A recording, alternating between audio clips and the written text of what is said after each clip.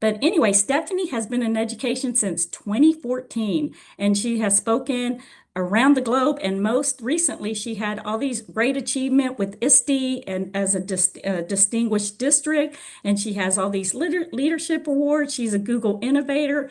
And I mean, she just has a plethora of things that I am so impressed with. So I'll let her kind of talk more about herself, but we are so happy to have you, Stephanie. And we're going to go ahead and let you get started with Control the Chaos with Executive Functioning Skills. And thank you all for being with us. Don't forget to put stuff in the chat. Yeah, awesome. Thank you, everyone. And thank you for joining me first thing in the morning. Good morning. Good morning. I would love to know in the chat, what do you teach? What grade level? What subject?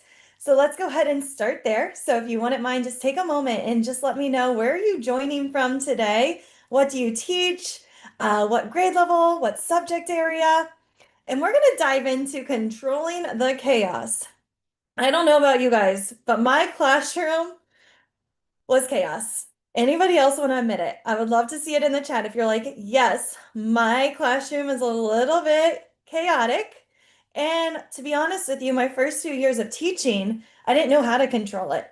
I didn't know how to support my students. And when I was teaching, I started off in intervention. So I supported a lot of different students. I see we have some also special education teachers here, which is great and amazing. And when I was working with my students, it was chaos, right? I had students that were all over their learning. I had some students that had background knowledge and other students that didn't. I had some students that needed a read aloud and some students that could independently read. I had some students, when working with groups, they were on task. But then other students, when working in groups, it was chaos, right? And so I was trying to figure out, how do I control the chaos? How do I control my classroom with executive functioning skills that a lot of my students didn't seem to have? And so I kind of thought about, how do I do this? And so after being an instructional or a special education teacher, I moved into an instructional coaching role. And I realized that a lot of teachers had chaos in their classroom. It wasn't just me, it wasn't just a few. There was a lot of skills with our students that were just lacking. And it came with executive functioning skills. So we're going to dive in today, and you're going to gain a lot of resources. I'm going to share all of the resources at the end. Jolie's going to share it in the chat at the end. And I would love for you to also reach out to me if you have any questions or need anything throughout. So let's begin. Think about one student. Okay, that one student, maybe last year, maybe it's your own child, but think about one student. And I want you to add a descriptor for that student. So for example, think about one student that you've taught, or maybe it's your own kids, or maybe it's your husband, or your spouse, or whoever. And I want you to think about one descriptor. Okay, so what's one descriptor that would describe that student, or that person, or that child? For me, I'm going to go with stubborn. Okay, I'm thinking of my 5-year-old son. He's about to go into kindergarten. Yeah, only one. Only one. I know. Christopher's like, only one? What? But think about that one student just for now. Okay, so for me, my one student, I'm going to use my child, my son, AJ. I'm going to give him stubborn. Okay, so again, just take a moment, put it in the chat if you feel comfortable. And these were words that I was hearing in the teaching when I would go to have lunch and I would sit with teachers, and they would use these words, right? Lazy, stubborn, messy, that student's disruptive, unmotivated, forgetful. I would hear all of these different words up here in conversation with teachers. These things drain our energy, or at least they drain my energy, right? When I'm teaching, I'm like, oh my gosh, that kid is so lazy, right? And I'm like, oh, it just drains my thoughts and my ideas. I also sometimes feel a little bit uneasy with maybe using these words to describe students, right? And so what I started to realize is that these words actually align with an executive functioning skill. Okay. So I see in the chat a lot of lazy, disruptive, let's see here, not motivated, mean, impulsive, right? I see a lot of these different things that we just deal with in our classroom.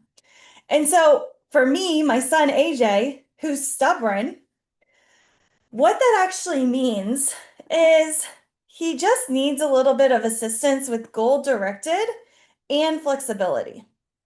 Okay.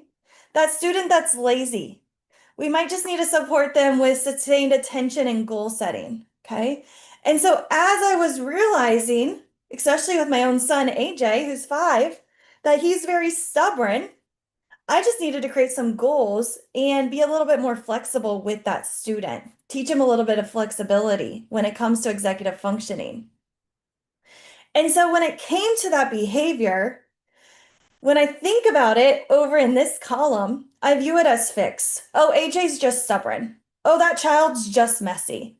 Oh, that child over there, he's just unmotivated. But when I look at these words in the executive functioning category, I'm able to say there's different pieces and systems and activities that I can put in place to support AJ. I can create some goal directed in support to help AJ. For example, AJ, go clean your room. Do you think he's going to go clean his room? I would love to hear in the chat, right? Do we think little 5-year-old AJ is going to go clean his room if I'm like, hey, AJ, let's go clean our room? Typically, the answer is no, right? He's stubborn, right? But when I put a system in place and I think of it as a goal, I can say, hey, AJ, here's a checklist. Okay. Hey, AJ, let's make this a game. Okay. You have 5 minutes and I need you to beat the timer by the end. So I can kind of use different thoughts and ideas to support those systems in place to help AJ and to help me get what the goal is of that learning, right? I'm able to say, okay, AJ, I need you to clean your room. You have 5 minutes to clean your room and help him that way. However, I might have another student that comes off as lazy, or my son Eli, who might seem a little bit lazy here and there. And when I tell Eli to go clean his room, I usually get no as well. Where Eli, I might need to break up the task and say, okay, Eli, go clean up the monster trucks first. Okay, now go put those pillows where they need to go. Okay, Eli, go and do this activity. And so I'm able to kind of use different systems and supports to support my student or even my child or my husband or my spouse with these executive functioning skills.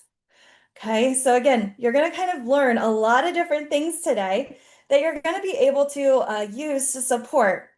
And what executive functioning skills do is they make our life just run a little bit smoothly.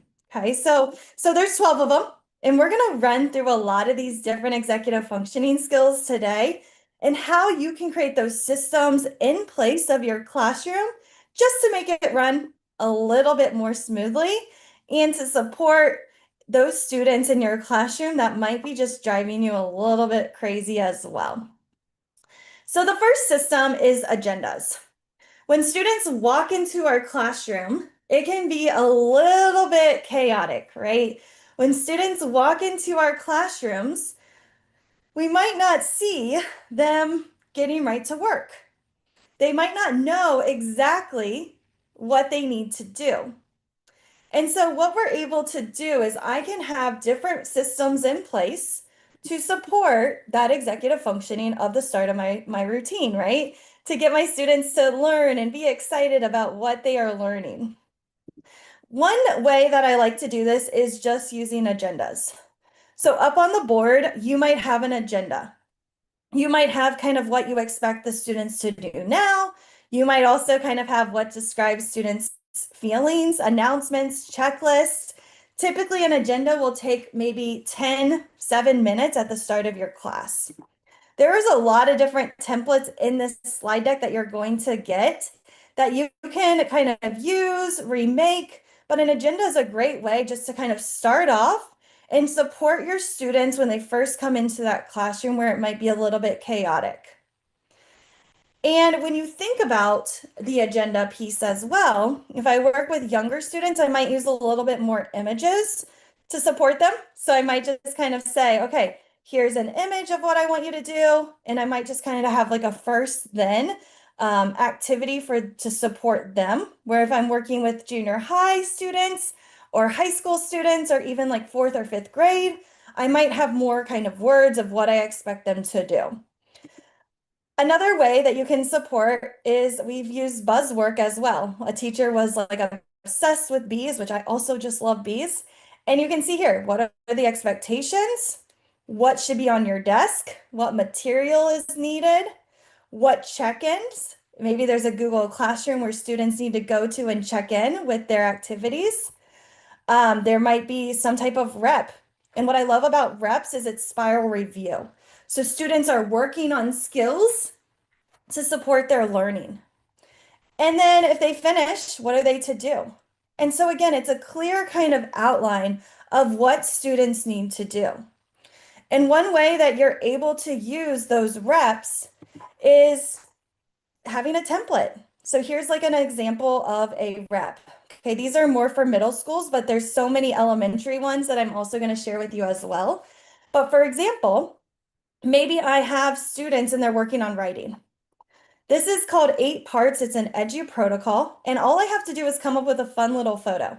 So all I need to do is every single morning find a photo. And if I have that photo, students are going to create verbs, adverbs, nouns, adjectives. It's going to take 7 minutes because every single morning they're going to do this activity over and over again until they get better at it. All right, I see that we have some kindergarten teachers as well. So I'm going to go to this website. It's called Math Reps. And with Math Reps, I can come in here and I can go to Math Reps templates on Jamboard. And what she's done is she's moved a lot of these to Google Slides so you can use them in Kami or somewhere else. But right here, you can see that it's organized by K2, 3, 5, 6, 8, and high school. So if you teach math, these are great. And what you can do is I can go into my first grade collection. Oh, let's see here. I can go into my collections and I can see different examples of how these might be used in the classroom. And so what I'm able to do with these math reps is I'm able to come in and support my students with spiral review. And spiral review can be a great way for students to support their learning. So here's an example. Maybe we're learning about time. And I can come in here and I can draw or put on the digital timer some type of time. So whatever skill my students are really, really struggling with, I put that into the math rep, and then my students fill out all the other boxes in that 7 to 10 minutes. This allows me to check in with students. This allows me to help any student that might need some help, take attendance, just take a breather, right, if I need to. And my students can get started right away. But it's setting up that routine at the start and being clear and consistent. And so again, you can kind of decide if you want a certain activity where maybe I'm always focusing on social studies. You're just changing maybe one of these boxes every single day. I can do vocabulary words. I could have it be question of the day with like a social studies activity, writing activity, math activities, or even SEL. And yeah, so for pre-K, I see there's some folks like, I teach pre-K. Yeah, think about what skill your student needs to use.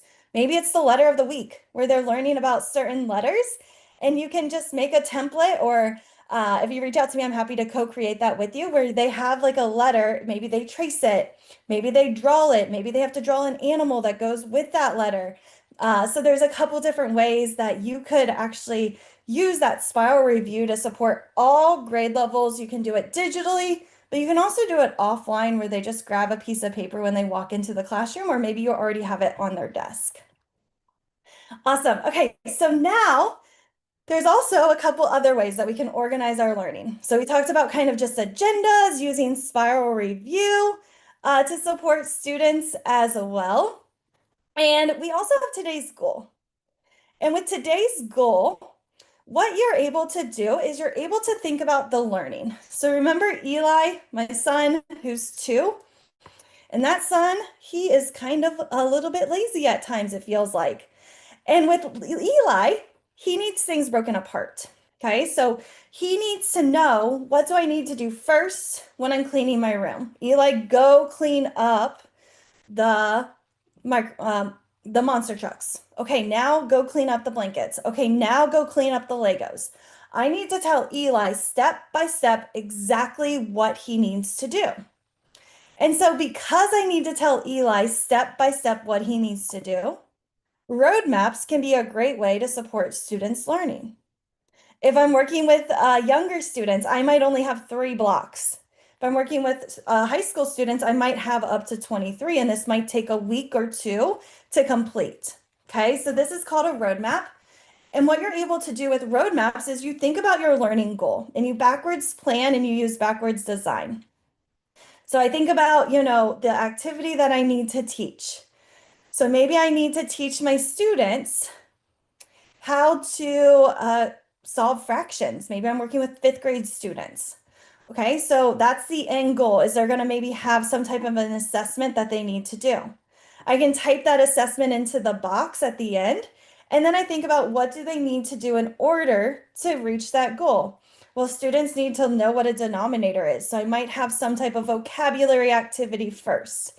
Then I might go in and think about what kind of activity after they know the vocabulary of denominator, numerator, what they're able to do is we might kind of think about common denominators. So I break up those skills. There could be different types of learning modalities to support learning, such as maybe offline activities, meet with a teacher. I might also have my students creating videos or infographics. I might also have my students watching videos. So many different learning activities can be added into a roadmap. Every box is kind of one activity, one skill. And what I love about roadmaps is that students can come in and they can use the shape tool, or you can have these on paper and they can color. I've seen elementary students, especially in kindergarten, they'll have their roadmap with like 5 boxes or 3 boxes, and they get to actually color them in. There's like a smiley face that they get to color in to show that they've completed it. For upper students, you might have them just come in here and add like a little circle onto their tracking piece. And they can either move this tracking piece along to show where they're at, or I have some students that like to add just their tracking piece to cross it off for each box. So you can kind of decide if you want to decide that, or you're going to leave that up to your students. But tracking can be one way that it really motivates us to complete our activities to get our work done. And what I do with today's goal is I have an on-pace goal. Today, your goal is to get to step 10. Maybe I'm teaching my students how to write. Writing's a hard skill. I can break that up by having my activity where I think about the topic. Then I come in and I think about different work and activities that they need to do in order to master writing. I add in that today's goal, I add in that step. I can have a mini lesson where we're going to start with restating, and I'm going to explain how my students do that. Then there's some can-do activities. If they get to step 10, I could have them work ahead because I already have the lesson planned out, or I could say, pause, you're going to work on these activities instead because I'm not ready for you to move ahead. And then I can also provide clarification as well. So maybe I'm like, hey, the group that got ahead, my students that are working ahead of pace, they had some issues on step 8. I made a new video for you, right? I have a new video that you're able to use to support you with that learning. And again, they can look however you want to have them look. Here's another example of that today's goal. But having that today's goal can really help your students set goals for the day, and they're excited to kind of meet those goals. I'm able to track my students' progress to see who's behind pace, who's on pace, and who's ahead of pace to really support my learning. And then we also have another way that could be the Wonder Wall. And so with the Wonder Wall, I really like this one because I'm able to come in and it's kind of like an agenda, but it's focused on John Hattie's kind of why we're learning what we're learning. I'm able to provide my students with the what. What are we learning? Why are we learning it? And when will you know that you have learned this material? Then I can break it up. I can either do the whole week and have Monday, Tuesday, Wednesday, Thursday, Friday, Or I had some teachers that preferred to do it for their class period. How we're going to learn this is by 5 minutes, we're going to do this. 10 minutes, we're going to do this. 15 minutes, we're going to do this. And then the last 15 minutes, we're going to do this. And so that can be another way that you can support your students with their learning. You can have it digitally, like in this Google slide, or you can also do it on a whiteboard, just like this example right here. Okay, so I'm going to take a pause, and I would love to know, which one are you kind of intrigued about? What one are you like, I want to use this in my classroom? Maybe it's starting to implement the today's goal or roadmaps. Maybe it's adding spiral review, where the students start off the class period for 7 minutes learning about spiral review. Maybe it's the agenda. Maybe it's using the Wonder Wall, where students are knowing the what, how, and why. So I would love to know in the chat, which one are you kind of like, oh, I kind of like that one. I like that idea. Math reps, yeah, the Wonder Wall. Today's goal, the agenda. Thank you guys so much for sharing. Awesome. Okay, so system number 2, I saw someone earlier. They were like, timers. Yes, timers are my way of life as well in the classroom, because if I don't set a timer, then I get really distracted. So there are so many ways that I like to use timers in my classroom.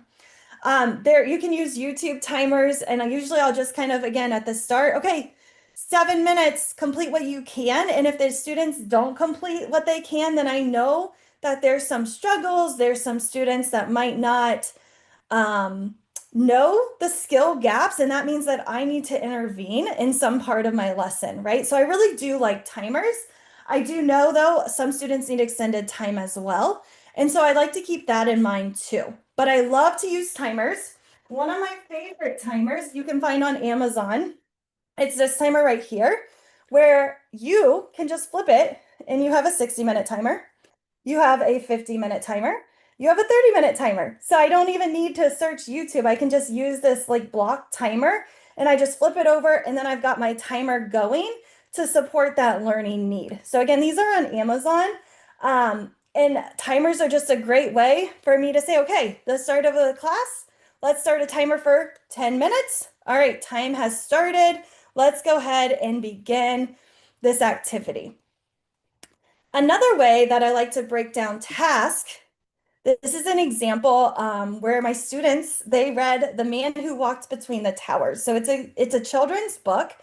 There's also this YouTube video that we listened to as well. So we read it first, and then they got to watch the YouTube video just to help them kind of have that multiple ways of taking in the information. And what we did here is there was multiple different tasks. So with this activity, there were different tasks that I took to break down the writing. Okay, so again, kind of those roadmap thoughts and ideas. How can we break down our students' learning to support what they actually need to learn? So again, I like to use that backwards design. What is it that my students need to learn, and how are they going to learn it by those steps? So in order for my students to write an essay, I use this with 6th graders, they had to come in and they had to highlight certain vocabulary words. So I was able to take that long task of them getting to write a multi-paragraph essay, and I was able to break it down into little pieces. So again, if I'm teaching elementary, maybe they need to learn the whole alphabet, right? How can I get them to break down that task to support that student that's in pre-K or in elementary? And so you'll see here that I was able to kind of take that, and I have them coming in. Okay, let's break down the prompt. That's step 1. Step 2 is we have to come up with a hook. So my students think through the hook that they have. I provide an example of what I'm looking for, so they're able to compare and contrast. Did I get this right, or did I get this wrong, right? So they're able to kind of compare as well, and we're able to have those conversations throughout the class period with their learning. They're also able to come in and think about background information and the thesis statement, right? And so I'm taking that task and I'm able to break down each of these parts. This allows me to give feedback to my students really easily. I'm able to come in and say, oh, they're really struggling with the conclusion. They did really well up into the conclusion. They're really struggling with that mic drop sentence where it reflects and brings it home and gets them really excited about their learning. So what I did is I noticed that, and I was able to provide maybe sentence starters to support my students with those misconceptions. So as I'm noticing where my students are struggling, where they're having success, I'm able to come in and provide some of that support to help with those misconceptions. For example, those sentence starters, okay? So again, when I'm coming in, I think about that end goal. You can use that roadmap that we talked about earlier, where students are traveling along maybe this roadmap. I can also come in and think about maybe I need to take that task. Like writing is such a hard task to break down for my students as well. Some other ways that you might do this too is maybe using a roadmap that looks like this. And with this roadmap, my students can travel between 5 different activities. Maybe there's an activity that they need to do now.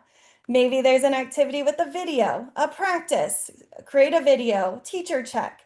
And so there's just another way that my students can complete this activity as well. So again, you could have it as long as you want, or you could just make it 5 different steps to support their learning, which might also kind of help them think out and think what they need to complete with their learning as well.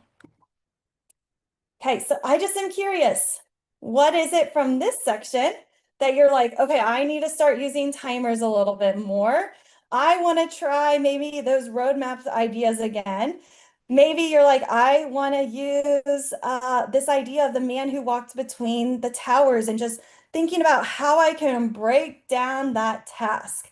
So again, in the chat, I would just like to know, what are you hoping to use out of system number 2? Is it those agendas? Is it those roadmaps again? Is it the man who walked between the towers? What idea are you like, okay, to support my students with task initiating, getting them started in a task?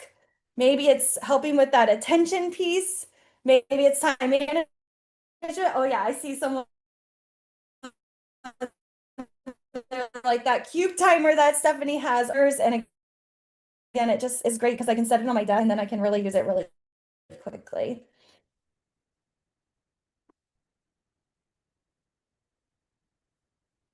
Awesome.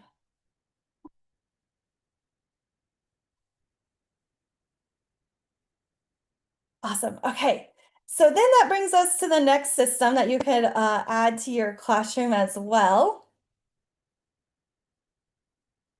I know, I love it. You're like, I use timers already and they work really well. Yeah, it's amazing how a timer can just help me stay on focus, but also support my students too.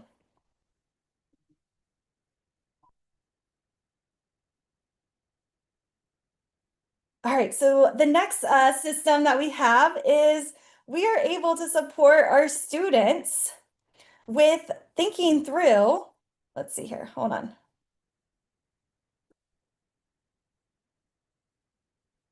Awesome. Yeah, choose your own adventure. That's even a fun one too. I love that idea, Allison, where students could come in and they get to choose, right? Maybe you have a choice board to support students learning. I love that idea.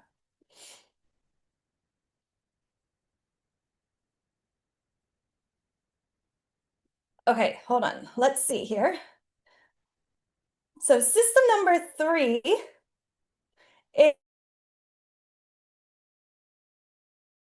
is we are able to support our students learn kind of their tracking, right? Tracking can be a great way to also motivate and support students learning. So when we were talking about the roadmaps and how we had trackers, we were able to support our students with those trackers because they could go in and they could check them off. Some of you were like, oh, my students will love to use the different shape tools, or maybe again, you'll print it off and they'll go in and they'll be able to kind of use their colors and they can color in those boxes. But tracking can be another great way that you can support students' learning. And again, there's multiple ways that you can track your students' learning. You can have your students use maybe a spreadsheet like this. And I can have my students come in and they can maybe use a spreadsheet where they come in and they use a drop down to let me know if they finished the activity or if they're still working. So maybe I have an activity number 1, it's their warm up. That's spiral review, that math rep. I can come in and see, oh, do my students know that information or are they really struggling with it? And if they're still working, oh, I can pull these 3 students for a quick small group instruction to support them with scaffolds, to support them with their learning, to help them with whatever they might need to help them kind of gather the information or the skill gaps that they might need as well. So that can be a great way to support my students' thinking and their learning. Another way is I could use a Google slide where my students move their name across the different tasks. So they can say, okay, task 1, task 2, task 3, task 4, and they're able to move across those different tasks as they finish their work. And again, it makes it really nice and easy for me to come in and pull anybody on task 1. Let's go work in a small group right now. Anybody at task 2, you're going to work with this partner. Anybody at task 3, I want you to watch this video. And I can support students with those different misconceptions to really, really help them with their learning. Also right here is a class, like a checklist. So again, having those checklists can be really helpful too. And what you're able to do is you will be able to come in and you're going to be able to use these check marks. And you can say, yep, I've done this. Yep, I've done this. Yep, I've done this. And then they're going to be able to get those checks off of those different lessons. And again, you're able to monitor those students' learning. Okay. So again, it can be on paper, it can be offline, but sometimes I need to track my students' grades, right? And so here's an example where I can come in and I can track how my students did on a pre-assessment, how they're doing on an exit ticket, and I can see quickly where I need to support my students in their learning. So tracking can be done multiple ways, but I highly recommend using some type of tracking system in your classroom. So maybe that is on paper where students are coloring in that smiley face, or they're coloring in that box on that roadmap, or they're crossing off a to-do list. Maybe it's using the Google slide where students are moving their piece across that Google slide. Maybe you have the Google slide up on your screen and students come up and they move their name or they check off the list, and that way you can use like a class tracker. So there's so many different ideas, and I again would just love to know in the chat, which system are you kind of looking forward to? Are you like, oh, I want to try a spreadsheet to track my students' learning. I want to try the Google slide idea. Maybe I want a checklist. Maybe I want a tracking sheet just for me that's similar to this math standard-based grading one. So think about what you're hoping to achieve when it comes to tracking, right? And I see that some of you are like, hey, I need access to the links in the slides. You will get access at the end, I promise, okay? I don't want you to get lost in all the tabs. There's so many links and resources in this presentation that I don't want you to get lost in all the tabs. So that is why I'm kind of waiting. Yeah, Mike's like, all of them. We've got checklists. Yeah. But tracking, again, can just be one way to support our executive functioning skills when it comes to goal-directed, that organization, and helping us get started with that task initiation. And again, there's no wrong way to do it. I'm showing you a ton of ways, and I want you to pick the way that's going to support you in your classroom, because the spreadsheet might not work for everybody. A Google slide might not work for everybody. Some of you are like, I just want to be able to do this on a piece of paper. That works too, right? But again, it's the piece and the thought of having that kind of tracking system in line to support your students' learning that's really going to make the difference. Awesome. Okay. System 4 is reflection. This one, I sometimes would miss out in my lessons because I'm like, oh, this takes up some time and I don't have the time, so I'm going to skip reflection. However, when we can reflect and make those connections, it really helps students with a lot of different things, okay? So it can help them make connections with their learning. But if my students are misbehaving, you'll notice that there's a refocus form. And with that refocus form, what that's able to do is I'm able to have a conversation with those students and we're able to reflect on their behavior. So I'm not just punishing them. I'm not just saying, hey, you need to do this. We're reflecting on it and we're making a plan to move forward. Okay. So that is why reflection is such a huge piece as well when it comes to student learning. And so there's a couple different ways that we can do this. I really like using Project Zero. It's a resource from Harvard, and they have a ton of different visible thinking routines that can really support your students' learning. And there's a ton of them. So again, that's Project Zero. You can just search it. And then once you search it, you'll notice that it says homepage, Project Zero. It's from Harvard. And once you're here, you're able to go into resources and I go to thinking routines toolbox. And there's a ton of them and it's organized into different categories to support you as well. And so this is one from Harvard's Project Zero and I just made it kind of cuter. And I can either have students use Post-it notes, I can post this into a Cami, I can have it up on a Google slide, however you want your students to respond, but it's a great way at the end of the lesson. What's 3 things that you learned today? What's 2 questions that you still have about this topic? What's 1 muddy point? So again, my students can go through these 3, 2, 1 reflections and they're able to think through 3 things that they learned, 2 questions that they have, and 1 muddy point. What this reflection is doing is it's helping students make those connections. It's adding that retrieval practice into the classroom to support our students' learning. There's also a way if I want to have my students do this activity where it's word, phrase, sentence, or you can go from sentence, phrase, word. Okay, so you can either go, but basically students take a sentence about what they learned. Yeah, it's like an exit ticket, exactly. They take what they're learning from that sentence, they make it into a phrase, and then they come up with 1 word to describe their learning. So again, they're taking it and they're kind of chunking it down.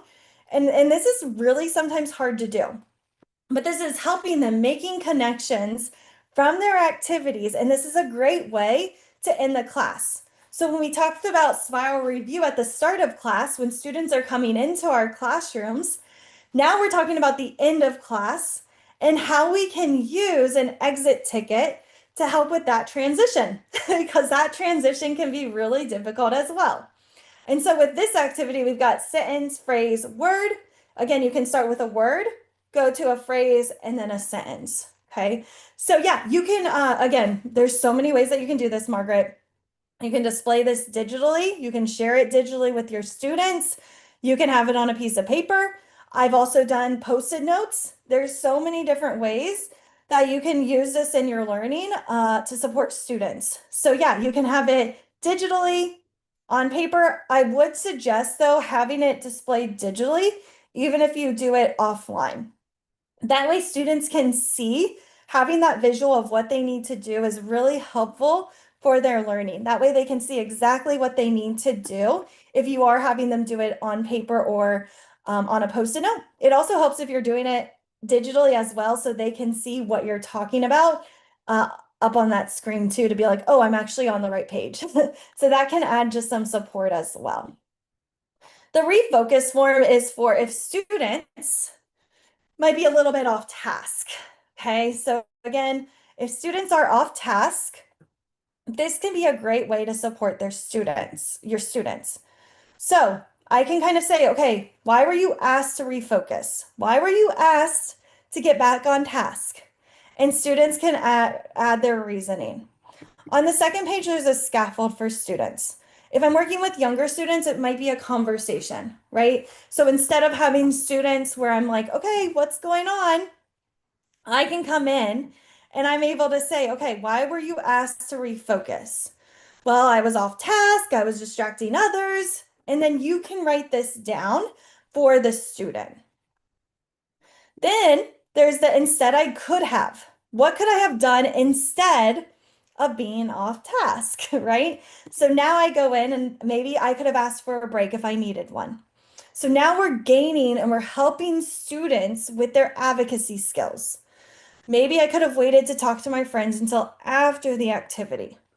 And again, you might, if they're younger, need to write this for them. You might need to brainstorm with them. And it's just a quick conversation, but I really like the guided discussions to support that refocus of my students' learning. What are they going to do in the future? Well, next time I'm going to ask for a break. Okay. Next time I'm going to apply a strategy myself to refocus. Next time I'm going to wait to talk. You have older students, they might be able to come in and write this down really quick. You might have like a piece of paper or some type of place where they go if they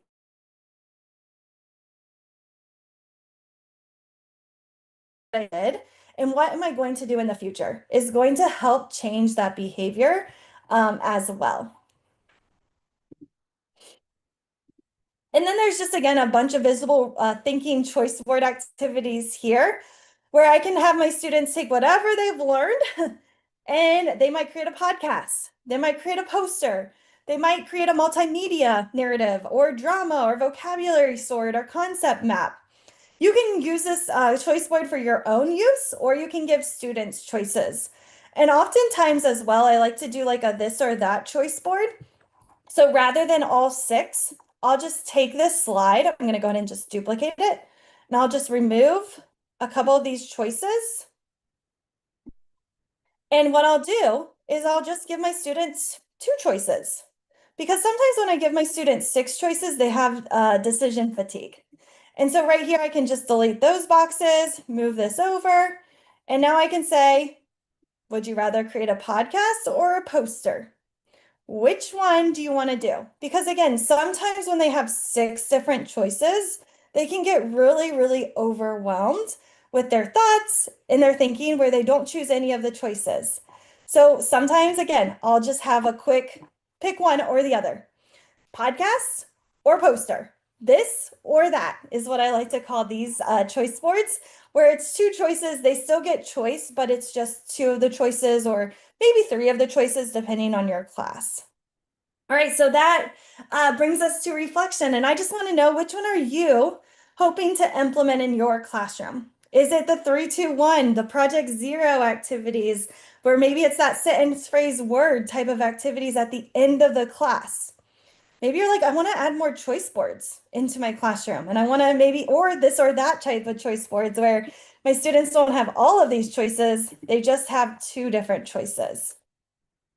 Maybe you're like, I need to try out this refocus form. Okay, so again, in the chat, let us know. Take a moment and pause. What are you hoping to try with your classroom when it comes to that reflection piece? Awesome. Refocus form is getting a lot of votes. Choice board as well. This or that. 3, 2, 1. Awesome. Thank you guys so much for sharing. You guys are active in the chat. I love it. And if I've missed any of your questions, please email me. I'll put my email in the chat just in case if I've missed any of your questions, because I want to make sure that I get to you if you do have a question. Okay. System 5 is those setting goals, right? We've talked about this a little bit in some other resources, but this can be a great way to support your classroom chaos as well. And so for this first activity, we have work and reset. I come up with 2 behavior goals, 2 things that are driving me crazy in my classroom. Not 10, not 20, 2. Okay, this can be hard. Even though 20 things are driving me insane, I come up with 2. So for this example, I had students that weren't raising their hand. They were just speaking out. That drove me crazy. So that was one of my goals is I said, okay, for 20 minutes, I'm going to set a timer. So again, I get my timers out. For 20 minutes, I'm going to set a timer. And you have 2 goals that you're going to work towards. I will raise my hand to speak, and I'm going to stay in my space because I had students just getting up and moving all around the room. So those are my two goals. You can make them whatever goals you want to make for your classroom. For 20 minutes, they need to respect these two goals.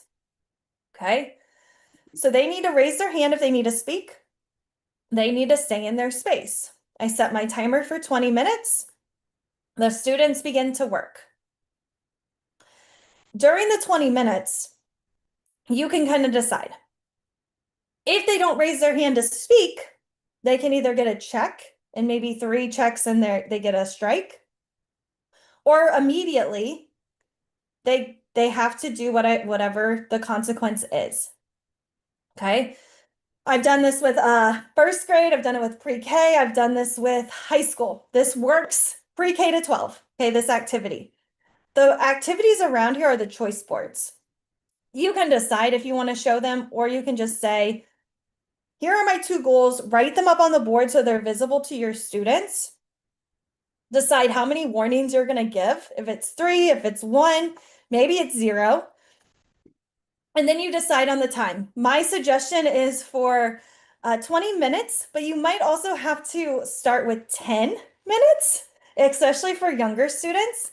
So when I do this with my boys, I usually do this for 10 minutes, and then we work up to 15, and then we work up to 20. Okay, so you can work up the time too, depending on your group of students.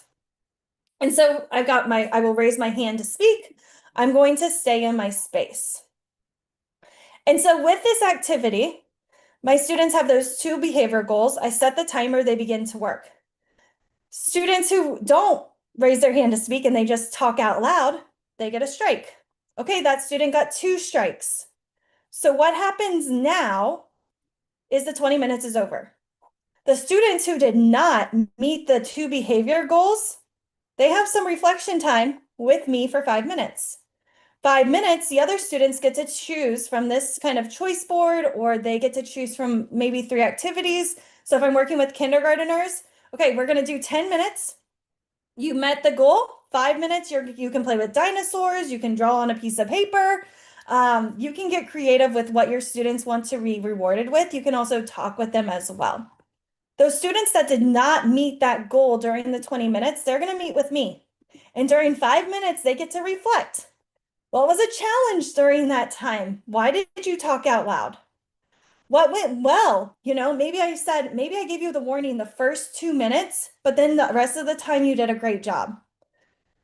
What would you change, and how can I help? How can I help you focus to meet that goal next time?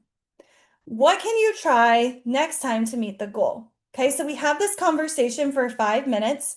The 5 minutes is up, and my students get back to their seat, they work on their activity, and they focus on those 2 goals again. So if you have a class period, let's say it's 90 minutes, I might do this activity for 20, 30 minutes, depending on your activity. How do I keep track of the stripes? I use just a piece of paper. I always have like a piece of paper on a clipboard, and I just write their name down, or maybe you have like a class list and I just add like a check. So that's how I keep track of how my students are doing. It's easy for me. I've also seen teachers have like a little whiteboard too, and they'll just write the student's name down. And I do tell the student. So as soon as I write their name down, I said, I just gave you a strike. That way they hopefully can get the reward and not need a second warning. But what I love about this activity, and what I love about it, is that my students, they're able to pause and think about that warning time, and usually they don't need a warning again. Okay, we're going to pause and the code's going to appear. So here comes the code.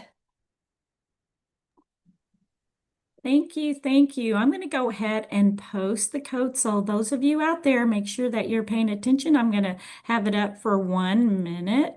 And then that way you'll be able to write down the code and turn it in at the end of the day. So it is posted. So go ahead and write that code down for your attendance. And by the end of this day 1, you will see it come up and you will be able to put your attendance in the form.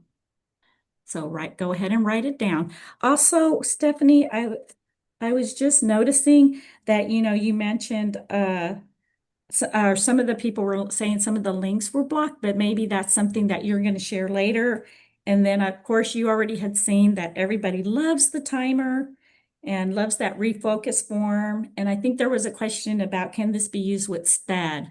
So I think if you want to address that just with the audio, that'll be great. Yeah, so for sure the timer is amazing. Yes, all the links will be shared. Again, I didn't want you to get tab happy because sometimes you and all the tabs. So those will be shared after this session.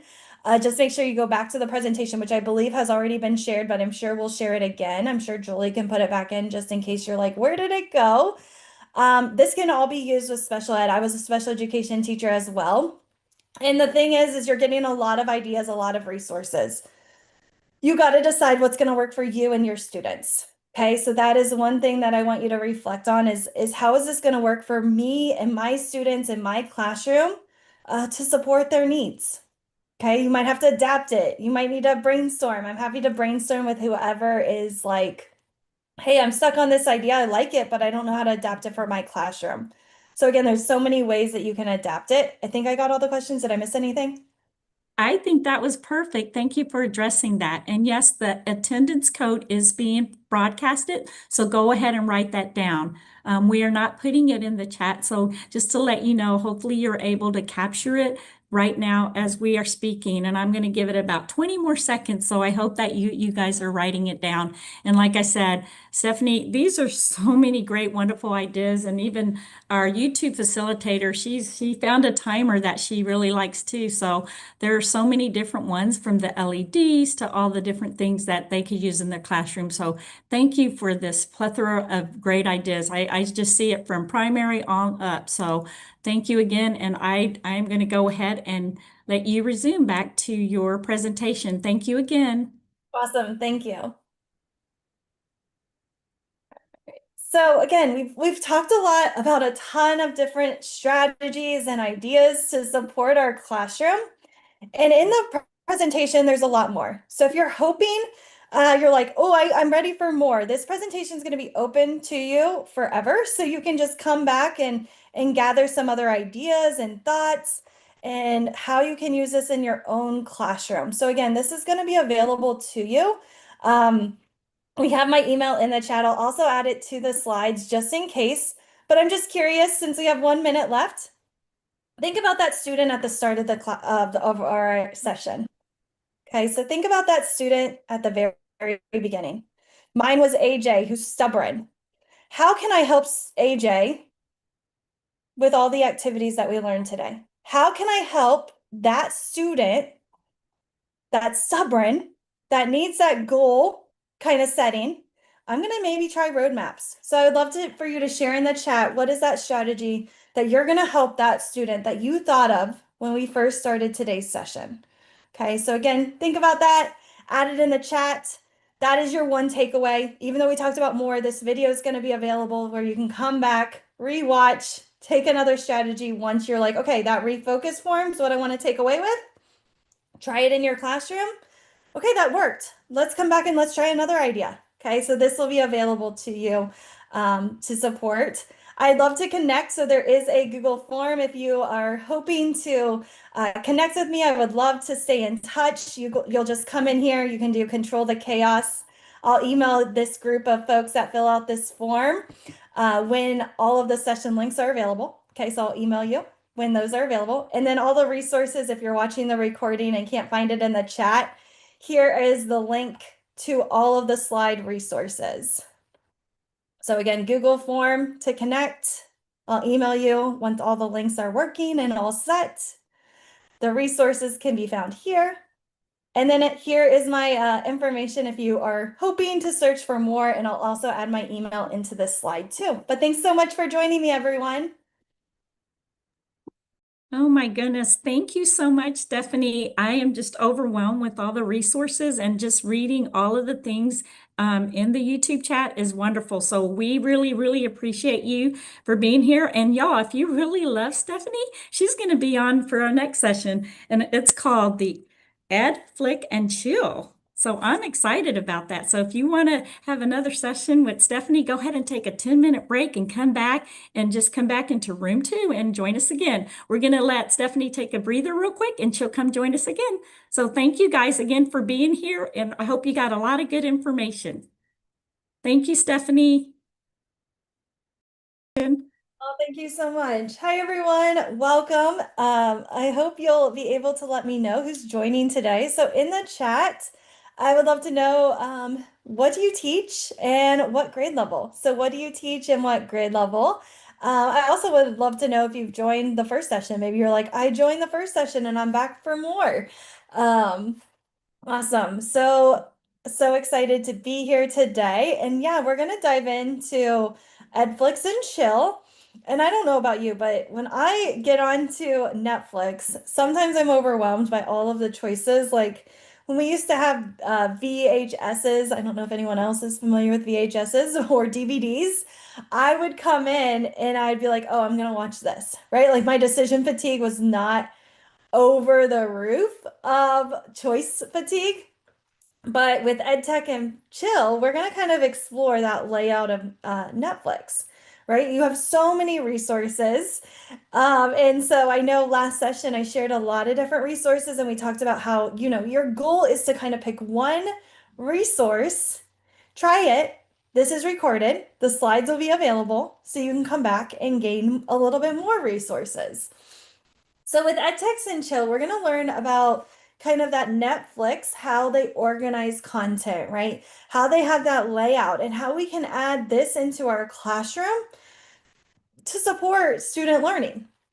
So again, welcome, welcome. If you're just joining us, let me know what do you teach and what's a grade level. So again, if you are an educator, I'd love to know where you're joining us from too. That's always helpful. If you joined the last session, I would love to know as well. Awesome.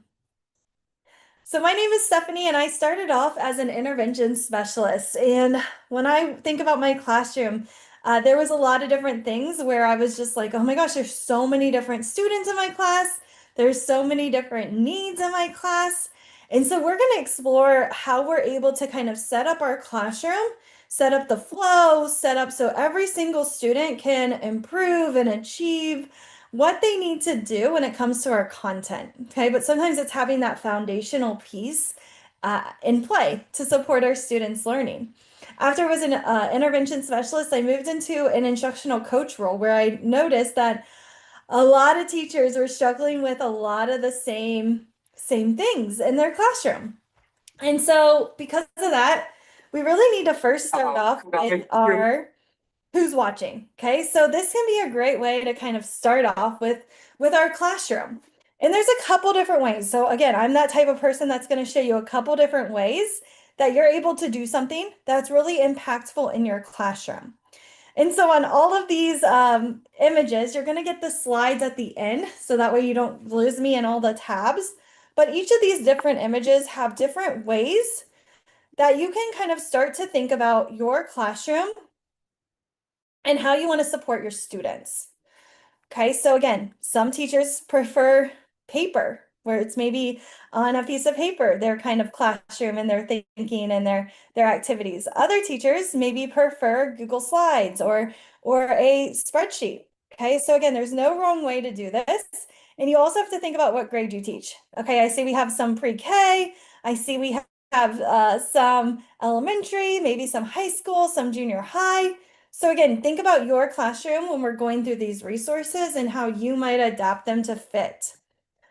So the first thing is that kind of who's watching, right? When I'm in Netflix, I get the who is watching and I have to choose who's watching.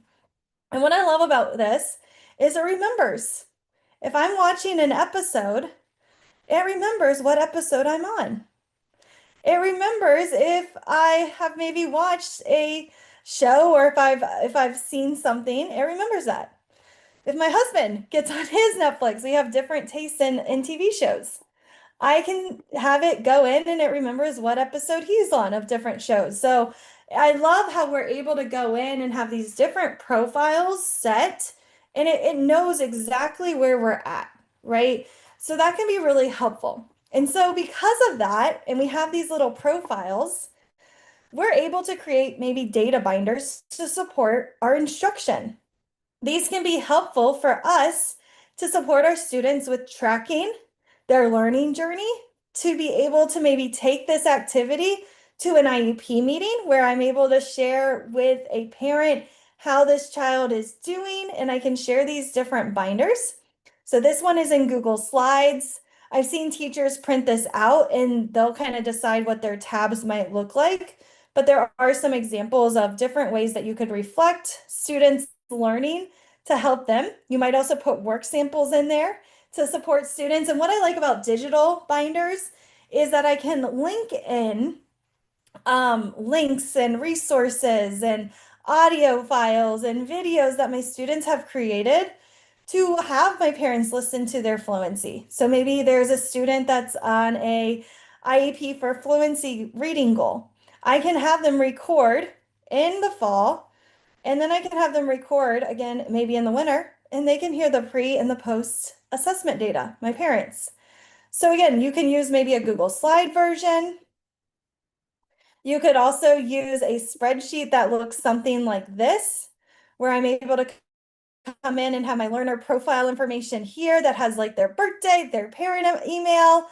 If you're a Google Slides or Google Sheet type person, you can also kind of have any goals that you have for the year. This one I would say is more for junior high, high school students, where they're able to come in and kind of use that to really support their learning and their thinking. I can also come in and maybe I have this on a piece of paper where students highlight how they're doing on their learning as well. So there's a multiple different ways for you to organize students' learning. Here's another one. It's in a Google sheet that I had a second grade teacher use that helped students map out their scores. And then they could see how they were improving over time. So again, it can be digital, like a binder. It could be in an actual physical binder. You might add that to your school supply list where students have that binder. It could be in a Google Sheet or even a printable document. But having students, who is it, right? Just like Netflix, who is watching, I can kind of take that information, use it to help me organize. Okay, where is this child at? When I'm at a parent-teacher conference, I have all of the information already there. My students are reflecting on their learning goals. They're thinking about, okay, what is it that I have mastered? What is it that I'm struggling with? What is it that we need to work towards? And the student is beginning to take ownership of it when we kind of go through our data binder. The data binder, I often will have my students use that at Fridays, where we'll kind of do like a data binder check. They can add in resources. We can have them reflect on their learning. So it's like a good Friday activity that I used to just have into my routine. The layout of our classroom, right? When we think about Netflix, how it's laid out, there's what's coming up, what are you watching, your current shows, right? And then it's also organized by certain places. And so when you think about your classroom layout, is it accessible for every single student to access material? If they need a pencil, how do they get a pencil, right? If they need to grab a tissue, is it accessible for them? Are they able to get up and go get that? So when I'm thinking about my classroom layout, you might just take a moment to kind of reflect and think about, are things organized and accessible for my students? Are things even marked? So maybe you'll have different labels to support where different things are in your classroom if they need markers. So it's just really important to think about that classroom layout and where things are laid out in your classroom and how your students will access those things. In the session before, and you'll be able to watch the recording if you're interested in it, we talked a lot about executive functioning, okay?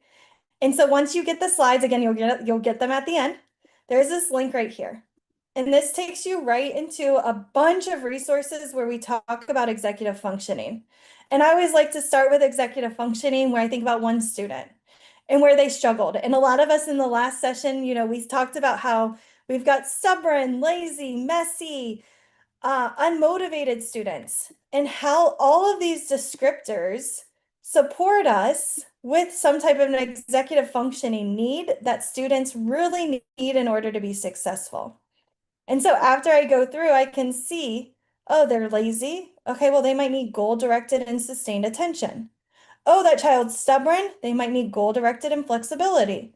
Oh, that child's messy. They might need some organizational help.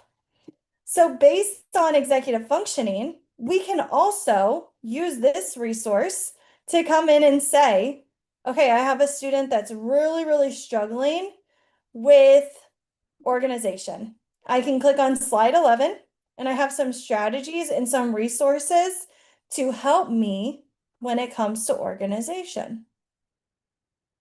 So again, this can just kind of be another way that you could organize your classroom and thinking about those executive functioning skills that we really need in order to support our students and how we might set up our classroom so that it is successful, so every student can find the material that they need.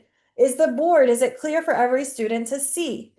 Sometimes at the start of the year, I'll have my students help me design my classroom. We'll do like a project-based learning activity where they will actually come up with the classroom design. And there's reasons behind the way that they chose things. And when I did this with a teacher, we found out that one of her students, there was no paperwork about it, but that they couldn't hear well. They were hard of hearing. And I just thought that was an interesting project and a way to get to know your students as well.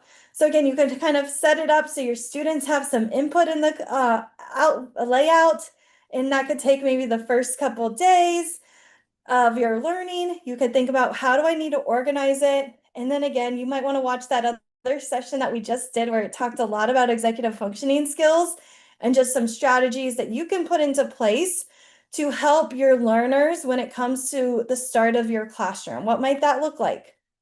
What might it look like if my students need some type of needs in that classroom? And so when we think about procedures, right, these are kind of those start of the year activities where we have a lot of different standard operating procedures. Okay, so again, there might be a lot of different needs. And so when I think about, again, Netflix, we've got like all of these videos, and then it just takes you to the next one, and you just continue to watch and watch and watch. And so with this activity, I just want you to take a moment and just reflect in your own classroom. In your own classroom, where would you say is a struggle? Do you think it's group work? Is it when students get stuck? Is it transitions? Start and end of the class? Maybe when they finish early, turning in work, or maybe it's directions. So I would love for you to share in the chat if you won't mind. When it comes again to that classroom, your classroom, and those procedures, what's hard for you? Which procedure is really, really hard for you? Okay, so right here, I've got my standard operating procedures. Is it the group work, the start of the class, when students get stuck, transitions, they finish early, turning in their work, directions? Just pick one that's like a really big struggle, even if there's like multiple. All right, so I see Heidi says the start of the class, right? Getting done early. Yeah, when students finish early, it's like, what do I do next, right? They might cause more behavior issues, or they might distract students that actually need to get their work done. And group work, yeah, that could be another struggle, right? Our students, when they're in group works, they're not on topic. They're talking about things that are completely off topic, turning in work, right? I have some students that won't even turn in their work, or they turn it in late. Or what about the absent students? How do they turn in their work? Transitions, yes, group work. Awesome. Thank you guys so much for sharing. Yeah, finishing early in kindergarten, right? And so what I like to do is I like to think about that pain point. In my classroom, what is the most difficult piece that drives me crazy and keeps me up at night, right? And so maybe for you, it is when your students get stuck. Maybe for you, it's when your students finish early, right? And so with this notebook, you can either click on the tab and it will take you to that piece of your standard operating procedure. But what it does is it's going to have you think about some questions first, okay? So let's go ahead and let's do one together. So for example, let's do if my students get stuck. There can be behavior issues, right? They don't know what to do. They're gonna maybe talk. They're gonna talk to others. They're not sure what else to do. So there's some questions that you can think about. Each of these have different questions that you can think about to support you to reflect and to help you kind of develop the classroom in the activities that you want in order to have those systems into place. Then there are different activities here that's going to support you. So again, it gets resource crazy where you can kind of pick and choose which one you would like to use for your classroom. So asking for help. If a student gets stuck, how do they ask for help? Well, there's a couple different things that you can do. I've had some teachers use a Google form where they will have their students complete a Google form whenever they need help in their classroom. Another might be you have your students raise your hand, right? But here they can say, I have a question. I need to use the restroom. I have a technology issue. Then they have to explain what they've tried, if it maybe is a technology issue, and then they type in their question right here. And so then the teacher, what they're able to do is they're able to use the spreadsheet while they're meeting with their small groups. So maybe I'm meeting with my small groups or I'm helping a student one-on-one with conferencing. I can use this spreadsheet and I'm able to kind of highlight as I meet with those students and answer their questions. If it's the restroom, I can say, hey, Terry, go ahead and go to the restroom, right? I can let them know, hey, go ahead and go. This is a great way to kind of track what questions are coming in and what misconceptions my students have. So this could be one way that your students might use kind of like a Google form. I've also had teachers that had a waiting room. So what they did here is you can either have like these like clips. You could also use popsicle sticks is another way. You just put numbers on them. And then what you do is you say, okay, whoever has number 1, I'm ready to answer your questions. Whoever has number 2, I'm ready to answer your questions. Number 3, number 4.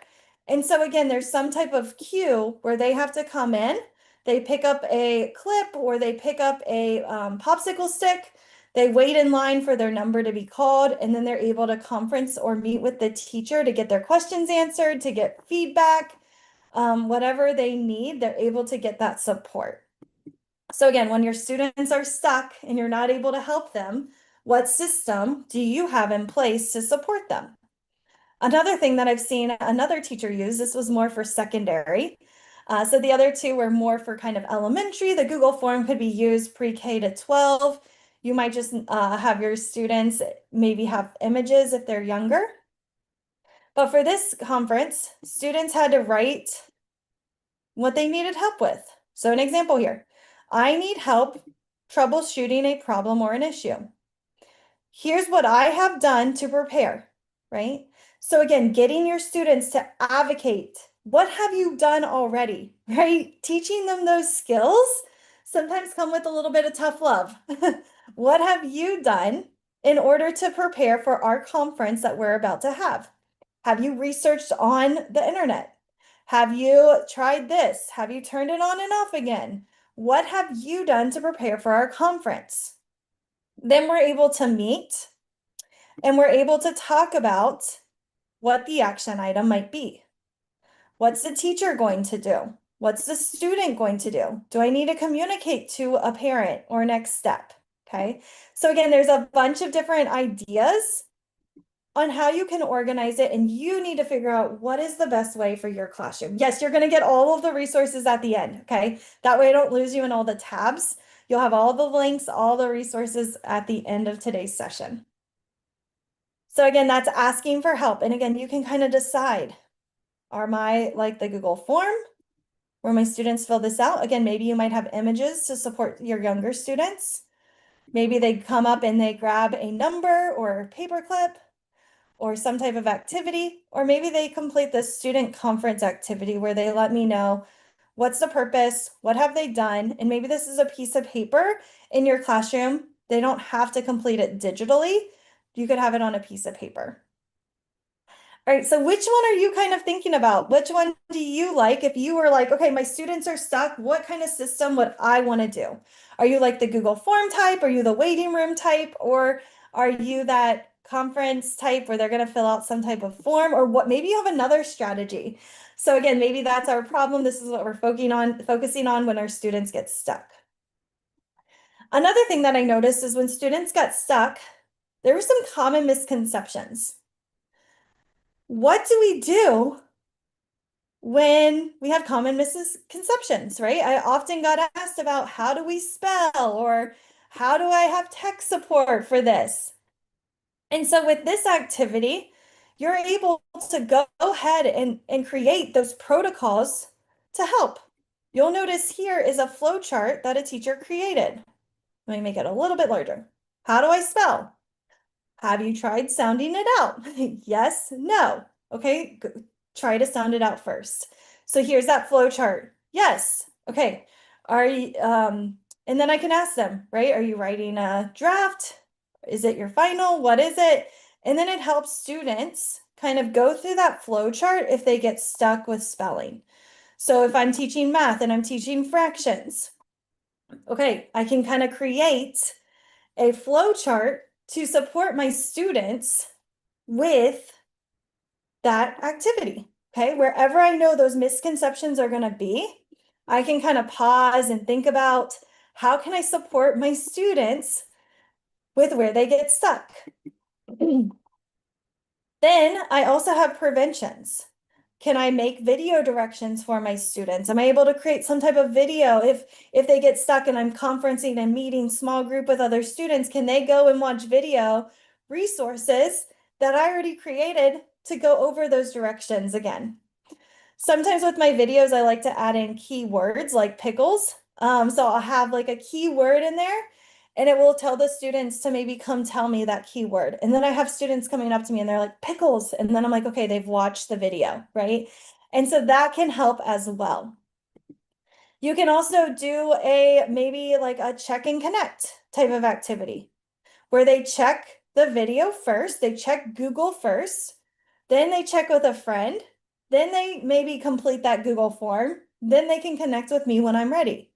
But again, having these different procedures in place will make it run a lot smoother when a student gets stuck instead of them just interrupting or talking or making a little bit more chaos. So again, there's a ton of different resources in this resource that you're going to get at the end that will support you in your learning, okay? That will support you with creating these procedures. And just like I kind of walked through that one example, you'll come in and you'll say, okay, I'm really struggling with group work. All right, think about the questions first, and then come into the resources. Okay, management. Do I have group rules? Could that really help if I have a group? And do I have different rules for my students that can support their learning, or do I not have those rules to support their learning? Maybe I need to set clear expectations for my students, and maybe I need to create like a poster or a graphic that's going to support them with knowing, okay, we need to get along with each other. We need to respect. We need to be on task. We need to use quiet voices, participate. Maybe I need to have appointment partners. So every time they need a partner, I can tell them, hey, go to your 2 o'clock appointment partner, go to your 1 o'clock appointment partner, go to your 4 o'clock appointment partner. And the students just know who they're already partnered up with. This might take some work at the beginning of the year, but then once it's created, I can use it for the entire year just to make those group work or those partner type of activities run a lot smoother. Okay, so again, you're going to see a lot of different resources in this slide.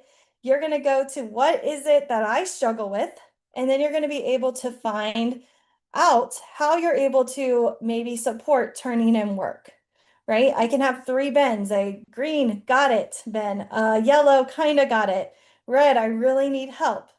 And then students can use that to kind of use that metacognition, reflect on their thinking when turning in work. So every kind of situation is a little bit different, but I just picked kind of the common ones that I saw teachers really struggle with or that they had pain points with. And then there's just, again, those resources, those questions, and then there's just some examples down at the bottom of how different teachers have created different activities to support when providing clear directions for turning in work, for finishing early, for that start and the end of class. Okay, so those transitions. So that is just one way that you might support your students is setting up different procedures to really, really help them think about their learning. Think about how do I create group work? How do I create seating charts so it's effective in every single classroom that I'm trying to lead and support. And so now we're ready to think about just some different strategies. So when it comes to student learning, maybe I'm trying to search for like motivation or activities that I can use to really help my students be excited. So sometimes in Netflix, we go and we search. So we might go in and we might search for different activities to support our students and what they're learning about. So this first activity is called the forced choice activity. And I want you to just put in the chat what motivates you. Okay, so what motivates you? Is it adult approval, independent rewards, consumables, competitive rewards, or peer approval? So the research has shown that there's 5 different things that motivate us. And so when we think about what has motivated us, there's a couple different things. Adult approval. Do you prefer your boss telling you that you've done a good job, the praise? Your parents, you remember being a child and your parents telling you, maybe you still appreciate your parents letting you know that you're doing a good job. Maybe it's an independent reward, like, okay, if I do this, I get some silent time or I get to go read a book. Maybe that's what motivates you to get something done. Maybe it's consumables where you're like, okay, if I do this, I'm going to go out to dinner tonight, right? Maybe it's competitive rewards where you're like, I just want to earn a badge. You know, having the code for today's session is going to make me excited. It's going to give me what I need, right? Maybe that motivates you. Maybe it's peer approval where you're like, I just want to call my best friend, right? Like after I finish this really hard task, I just want a 10-minute phone call with my best friend.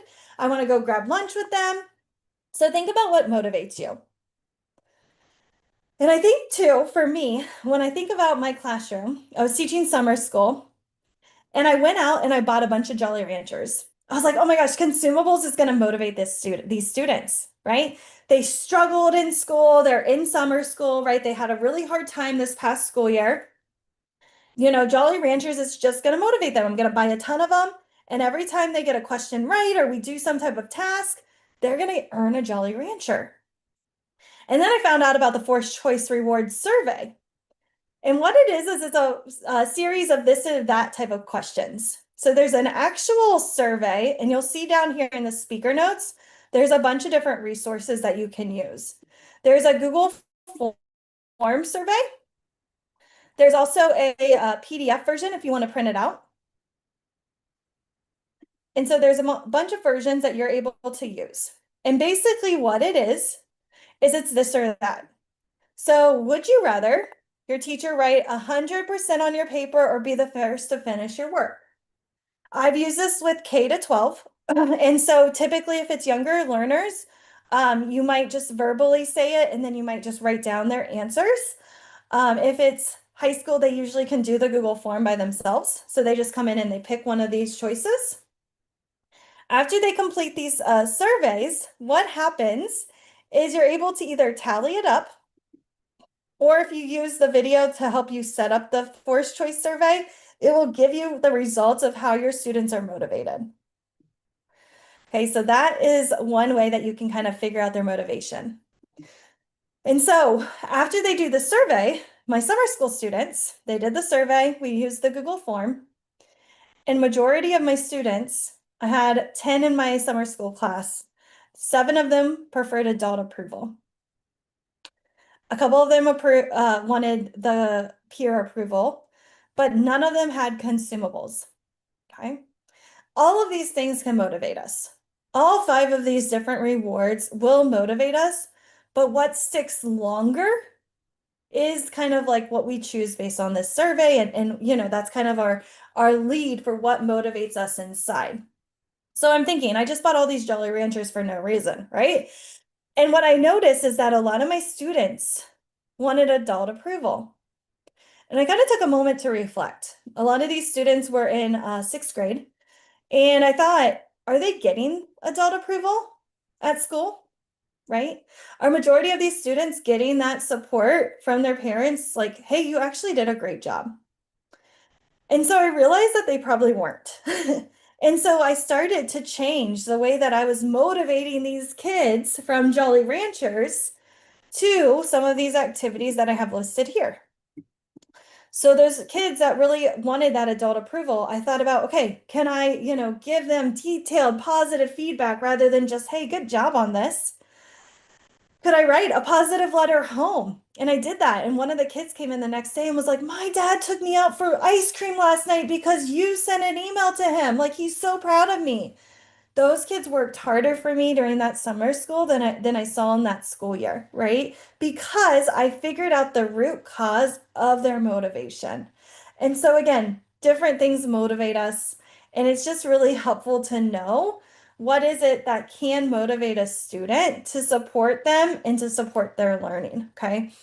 So again, I was that kind of person that was like, I'm just going to buy consumables. Like it was, I'm just going to go and get those Jolly Ranchers. But that wasn't the core of the motivation that a lot of my students in my summer school class had. It was that adult approval. And once I found that out, once I started to use that towards my advantage, I started to see those students perform at higher levels than I did when I was just giving them those Jolly Ranchers. There's also different ways that we can think about our instruction as well, right? And so when we think about our instruction, I like to use this ARC model for instructional design. And what we need to do is we need to think, how can I capture my students' attention? How can I gather what they're excited about, what they're excited to learn? How can I make it relevant for them? How can I add confidence and satisfaction into my students' learning? So this ARC's instructional design model can help our students learn and be excited and motivated about it as well. So what we're able to do is when we think about each of these different levels and activities, there's different ways that you can kind of see to support in this resource. So the first one is attention. So how can I get my students to be so excited about my learning? And so one of my favorite ways is maybe we're about to read a children's book, or maybe we're about to read a book that's Touching Spirit Bear or some other book. What I like to do is I first will find cliffhanger sentences. So this is where I go into the book and I can find a list. You'll see here, it's just in a Google Doc, but you can also use AI now. And I can come in and I can find all of these quotes that are from the book that my students are going to be reading about. Okay, so I come in, I get those quotes, I can add them into a Google document. And then what happens next is my students have this piece of paper. And it's printed, they use a pencil, and they come in and they write down their predictions. So what happens is they pop around the room and they go from different partners. So every student gets their own little quote. So maybe I have this one. Whatever you do to the animals, you do to yourself. Remember that. I talk with my first partner. Maybe their quote is this dance one. They read it to me. I have my quote, and we make a prediction. What are we about to learn about? Okay, maybe instead of quotes, you have images about the picture books that your students are about to read about. Maybe you have some type of math equations and they have to find the examples of what they're about to learn about as well. Prediction number 2, they pop to a new classmate, so they have their quote, and now they get this one about the whale. They make their second prediction with their new partner. Okay, they're gaining textual evidence to support their predictions. And then at the end of the time, they make their final prediction. So this can be a great way for your students to get excited and make predictions about what they're about to start learning about. I've also seen where teachers come in and maybe they have 3 steps to wonder type of activity, where they ask themselves, what do you notice? What do you notice about what we're going to learn about? What do you see? What do you think? What do you think about when it comes to this topic? And what do you maybe wonder? So maybe we're learning about some type of landforms in our 4th grade science class. What do you notice about these landforms? Right? I can use images, I can use a video, I can use some type of way to spark my students' interest and use that wonder to spark their interest and to help them motivate. So the first thing you want to do is grab their attention to get them excited about their learning. Then there's relevance, where students are able to come in and why is this important to them? So I love to use Project Zero. It's a resource from Harvard. I'm going to show it just so you can find that website. It's right here, Project Zero from Harvard. And there are a ton of resources on here if you go to Thinking Routines. So resources and then Thinking Routines toolbox is where you want to go. And then you'll see that there's tons of strategies here to support that relevance piece and to support deeper learning. And so this activity is called the 3 Whys from Project Zero, and it helps my students understand the relevance. Why might it matter to me? Why might it matter to the people around me? And why might it matter to the world? Okay, so why does it matter to me learning fractions? Why does it matter to the community if I learn fractions, right? Why does it matter to the world if we know fractions? And they're able to kind of take a step outside of themselves to understand these 3 whys and to make that relevance really click. There's also the C. We want to make sure our students feel confident about what they're learning. And so if we want them to feel confident about their learning, there's a couple different ways that we can do this. And one way that we might have our students build that confidence is by this bump it up activity. And what I love about this activity is I can kind of place these different numbers along my board and I can show my students, this is what a 0 looks like. This is what a 5 looks like. Here's what a 2 looks like. And I can show my students those examples of kind of, okay, here's how you get to a 5.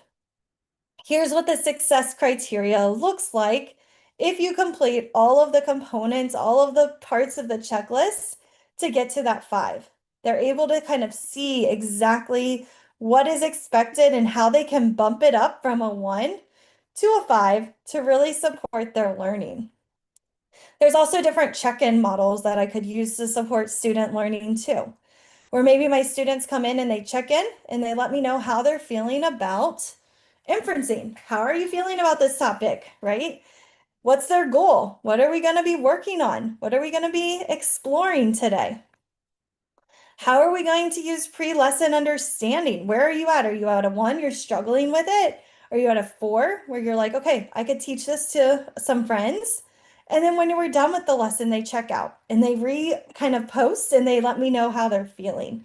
And so then I can compare how my students did on Monday and compare and show them how they did on Friday. Again, this can be on paper, it can be digital, but I'm really able to compare and contrast how my students did from Monday to Friday on their learning. I can also have that satisfaction, right? Where I'm able to come in and I'm able to work with my students, see how they're doing, and give them some positive outcomes, hopefully, of how they're doing. I can praise my students for the great work. I can give them feedback, but thinking about, okay, they've met their goal. What is it that we can do? So again, that's ARC's model of design, where you want to grab their attention. You want to focus on their relevance, build your students' confidence, and then that satisfaction piece with how can I really make sure that they feel good about what they've accomplished during our lesson. Okay, so I'm just curious, we talked about 2 different ways to kind of like motivate your students, multiple different ways to motivate them. Are you like, oh, I am so excited about the Forced Choice Awards. I'm excited about the Project Zero Harvard Thinking Routines activity. Or maybe you're like, I just want to start grabbing my students' attention. I have lost where I can help my students get curious about what we're learning about. Or maybe you're like, I need to make it more relevant to my students. How can I make it so that connections to the real world to support their learning? Or maybe you need to build their confidence. How can I break down a task to support them to see how they go from a 1 to a 5? Or maybe you're like the satisfaction, right? Where are you? Where are you like, okay, I want to try this idea, this strategy in my classroom. Okay, so again, you are hopefully having a ton of different ideas running through your head, but what's that one solid one that you're like, okay, I definitely want to try this in my classroom to support my students? Awesome. Yeah, I see the thinking routines. Yeah, that's a great way to have your students reflect. They're thinking to go a little bit more further. Yeah, forced choice is great to do at the start of the school year. 3 steps to wonderful. Yeah, I love that. 3 steps to wonder, bump it up. Awesome. Relevance, the forced choice, the ARCS model. Yeah, making sure every component is in place can be something that's challenging, but also can, again, just motivate your students to support them. Awesome. Okay. And so then there's just some other ways that we can support students as well. So I'm going to jump to this games, because I love playing games in my classroom. And so there's a lot of different ways that we can support student learning. All you need is questions, all you need is your content, and then you can add a layer of games to support your students with their learning. And so with games, we're able to think about how does this help, right? Why does games matter in our classroom? Games can help by problem solving, supporting that student learning. We're also able to add in engagement and motivation. We can support with feedback and practice. Teamwork as well can be a great way to incorporate games into our classroom. And so when it comes to games, a couple of my favorite games that I like to play with my students, for example, here is Landmine. And what my students do is they're able to answer questions. And so when I think about questions, my students will answer maybe on a whiteboard. They could answer their questions playing a digital game like quizzes, or they could use Kahoot, or just games from your curriculum. And after they answer those questions, you'll have this up on your board. Okay, so as they answer those questions, as they're getting feedback from you or from the computer, if they get it right, they get to come up to the board. And your students are able to come in. You can see here's Miss Ramsdale in her class playing. And with their board, they add little dots onto the coordinate. So you can see here they add a dot and then they add their little initials next to the dot. And so as they're playing the game, getting questions right, again, you're either checking, they could be working in a group, they could be working solo. They're going to put in their circle and their initials. And then what happens is as students answer those questions, they go up to the board and add in their dot in their initials. And with that, they are playing like a game on top of a game. Okay, so they're answering questions, they're getting that feedback, and then they're coming up to the board and adding a coordinate. What Miss Ramsdale does is after the students fill up the board, after the timer, then what happens is students are able to see who kind of wins. So she calls the teacher down the hallway. She does a random roll of the dice. She does whatever to pick the coordinates. So maybe, for example, the coordinates is 1, -1. Whoever's circle, whoever's initial is in this little box right here, they win a prize. Sometimes, though, Miss Ramsdale, she will tell her class, okay, go up there and add a star. Everybody's working super hard. Everyone's so motivated. Go up and add a star. Let's say the star goes right here on 2, -2. If that box wins, everybody gets extra recess. Everybody gets a Jolly Rancher. Everybody gets whatever prize was decided at the start. This is another great way to get your students answering those questions, practicing, learning about their content, and then getting them to add just another motivational feature by adding that game layer into their learning. So again, that's called Landmine. There's also another activity that we're going to talk about where students can maybe play Jeopardy, right? I really loved playing Jeopardy in my classroom. But the issue with Jeopardy is only one student would answer. And so then when it wasn't my other student's turn, they would lose focus. And so with this type of Jeopardy, everybody gets this card. You can do it digitally or on a piece of paper. And you'll notice that every single student answers the Jeopardy. So every single student comes in and they answer the questions. If they get it correct, they color it green. Incorrect is red. And then by the end, they have so much money. So rather than playing an individual round of Jeopardy, all of my students are playing and they're all getting that feedback. They're all practicing the content. They're all participating. So that's the importance of game, is making sure that every single student is participating. Every single student is active. And so I love playing Jeopardy in this way, because then I'm able to see, okay, how did my students do? And then at the end, we can see who won the most money at the end for some type of prize or activity. And again, this resource has a ton of different activities and ideas. I'm going to share one more game with you. And that is called Research on the Run. Research on the Run is another great activity for students to get active. Students work in groups of 3, and you have a scribe. This is the person that has like a poster paper or a notebook or something, and they're jotting down the ideas, the thoughts, and the activities. This activity usually is like an activity that you do at the start of the lesson to spark that student interest, to get them excited about their learning. So they scribe, they write down their thoughts, their ideas, and then you have this runner. So this runner, they are going to walk fast, not really run, but walk fast between the two. You also have a researcher. This person is on their computer.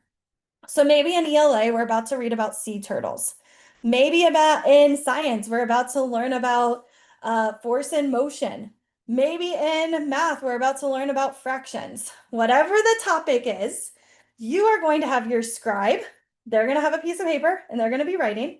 You're going to have your researcher with their computer looking up about sea turtles, looking up about fractions, looking up about whatever topic it is. And your runner's playing that telephone back and forth. So your runner is going back and forth, and they're going to share the information with the researcher to the scribe. You set a timer, and then at the end, you go over the information, and the most accurate facts wins that information, and then they win some type of points. We're going to give out the code. So we're going to take a quick break so you guys can get the code for today's session.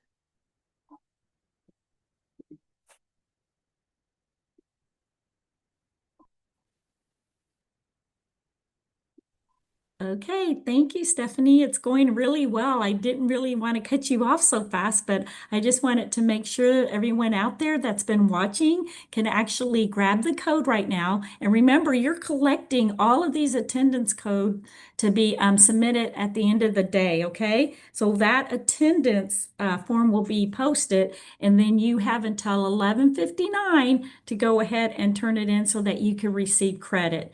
And there is an in-district and out-of-district one as well. So just remember, you're collecting these attendance codes now as you go through the sessions.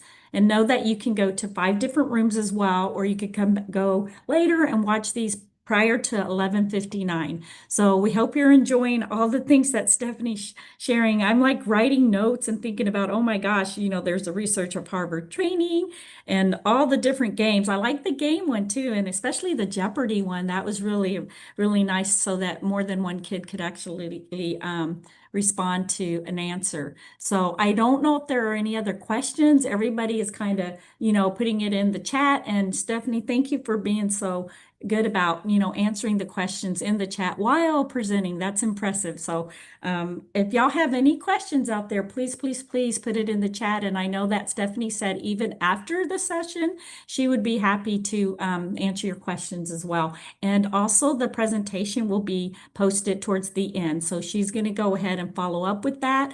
And I think, have I been about a minute, y'all? And I'm sorry that I'm talking. Stephanie, is there anything you want to say while I'm still showing the code for the participants? Yeah, no, I'm having fun. And it sounds like they really like the game pieces. And games can be just a great way to motivate your students. So for sure, that is something. And once you have the code, I would love to know in the chat, what is your favorite game that we talked about? Was it Jeopardy? Was it Landmine? Are you like, oh, I want to try Research on the Run? So which of those game ideas are you like, I want to try more of this? And there's a whole bunch of other games, and you can watch YouTube videos that I have as well if you're hoping to like gamify your classroom a little bit more to motivate your students. And then the last thing I just want to touch on before we give out the resources is tidying up your transitions, right? Transitions can be really hard. And so again, I like to gamify it. So when my students need to switch from station rotation, or if they need to come in and learn about a certain topic and the start of the class is just a little bit chaotic, I can come in and my students can, we can be timed. So I can say, okay, it took us 10 minutes today to get on Google Classroom, or it took us 10 minutes to get settled for the day. Day 2, though, it took us 7 minutes. Day 3, it took us 6 minutes. And what I love about this transitions activity is the students can see their transition time getting lower and lower, and they're trying to beat the time. So they're trying to beat that time from the day before. So this can be another great way to just support and motivate your students by tidying up those transitions, because that's going to be a really hard time to support your students. Right here is a link. So this is a link if you want me to email you. I can email you all of the session resources. So you'll just fill out this Google form if you're like, okay, I just want Stephanie to email me those resources. This is a great way to connect. So right here is that link. You can go to it and fill out this Google form. And then the last link I'm going to share with you is to the slides. This is to all of the resources. So this is the link that you will have to all of the resources in EdFlix and Chill. You might want to check out the links in the description. So the links in the description will take you to more links, and you'll be able to kind of see those resources. Yeah, if you wanted the resources from the 8 a.m. session, just fill out the Google form and just make sure you choose Control the Chaos. And then this one is EdFlix and Chill. So if you're like, oh, I wanted to get to the 8 o'clock session, but I went to another session instead, no worries, it's recorded, you can watch it. And you'll be able to have all of those resources too. And then if you want more, I'm happy to connect. Here's my information, and I'll add my email as well, just in case you want to connect via email. But thank you all so much for having me. I had so much fun learning with you today. I am excited to be here with y'all today. And hopefully you can see my screen. And we will, is it good? Yes, I know we have that Perfect. 30 seconds delayed, so I think that I could see it here. So I believe that they should be able to see it in a minute. So let's just Perfect. double check. Thank you, Lori. You're welcome. Okay, welcome everybody to Intro to Adobe Express. We're going to look at all of the wonderful things about Adobe Express and how you can start using it with your students immediately as soon as school starts, because there are tons of great things that we're going to share with you. So first thing I'm going to give you is a link to the resource, and they're going to drop this into the chat for you as well. And as we go through, let me know in the chat if you have any questions. I've got that open there over on the side, so I can answer some of those questions as we go. But the link is right here, fried.tech/DLC-intro. And we're going to dig into this site today, but the main point about this is that you're going to have it as a resource after we're done today. So lots of great videos embedded. So if you're like, man, Lori showed me how to do this, but I can't remember what she said, you can go back into this as a resource to check it out throughout the school year. So fried.tech/DLC hyphen intro, they're going to drop that into the chat for you as well. My name is Lori Roberts, and I am a lead learning guide with a company called Fried Tech. We're a professional development company based in the Houston, Texas area. So I am your friendly neighbor here. I'm located out in the Humble area. And I do have over 20 years of experience in the public education realm, like Jemay said. So, which sounds crazy to me, but I was a tech coach out in Goose Creek for 10 years. And before that, I was out in Dayton as a high school CTE teacher. And I taught all things Adobe then, and I wish that Adobe Express had existed when I was in the classroom. But guess what? It exists now for you while you are in the classroom. So we love to see it. So make sure that you get ready because you're going to be able to use this in all of the classes. Let me take a look because y'all are saying that it doesn't exist. D DLC 25 hyphen intro. Works for me. Make sure that you don't do a www on there. Just fried.tech/DLC hyphen intro. So no www needed for that. And if it's giving you a 404, just refresh it and try again later. The link is working, so I'm not really sure what is going on. I just checked it for you. So hopefully it'll be working by the end here. So fried.tech/, oh, I don't have the 25 up there. That's why we're getting a mess up. The link in the chat is correct. DLC 25 hyphen intro. So that doesn't work. Thank y'all for telling me. But the link in the chat is correct. Okay. So my information is here on the website. So if you want to connect after today, click on that little link and we can connect via social media or email. It's all there for you. And one of the other things that is on this site is something that's great that Adobe is doing for you is by attending this session, you are going to get a digital badge for your time and a certificate. All you got to do is check in. So check in here. This will also get you added to the Adobe mailing list as well, so that you can stay up to date on all of the new great things that come. And I can tell you that Adobe Express is constantly adding new information, new activities for students. So you make sure that you want to click on that check in here on the website so you stay up to date on all of the great things that Adobe has to offer. So today, what we are going to do is talk about Adobe Express a little bit. And let me know in the chat, like from a 1 to 3, 1 being complete beginner, 3 being you feel pretty confident with it. Where do you fall on the Adobe Express comfort level scale there from 1 to 3? Again, 1 being beginner, 3 being expert. Share that in the chat so I can kind of see who we're working with here today.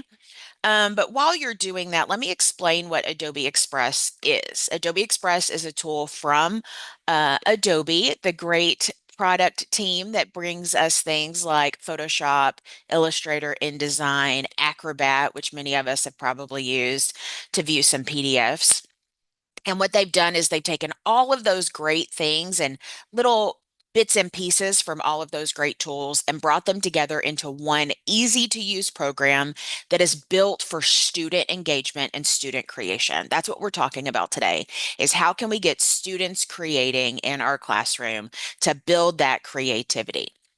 And with Adobe Express, and with our session today, we're going to talk about why creativity is important. We're going to take a little quick tour of Adobe Express so I can show you all of the great things and where to find everything, since I'm seeing lots of beginners in the chat, lots of ones. I even see that 1.5. That's okay to be a 0.5 as well.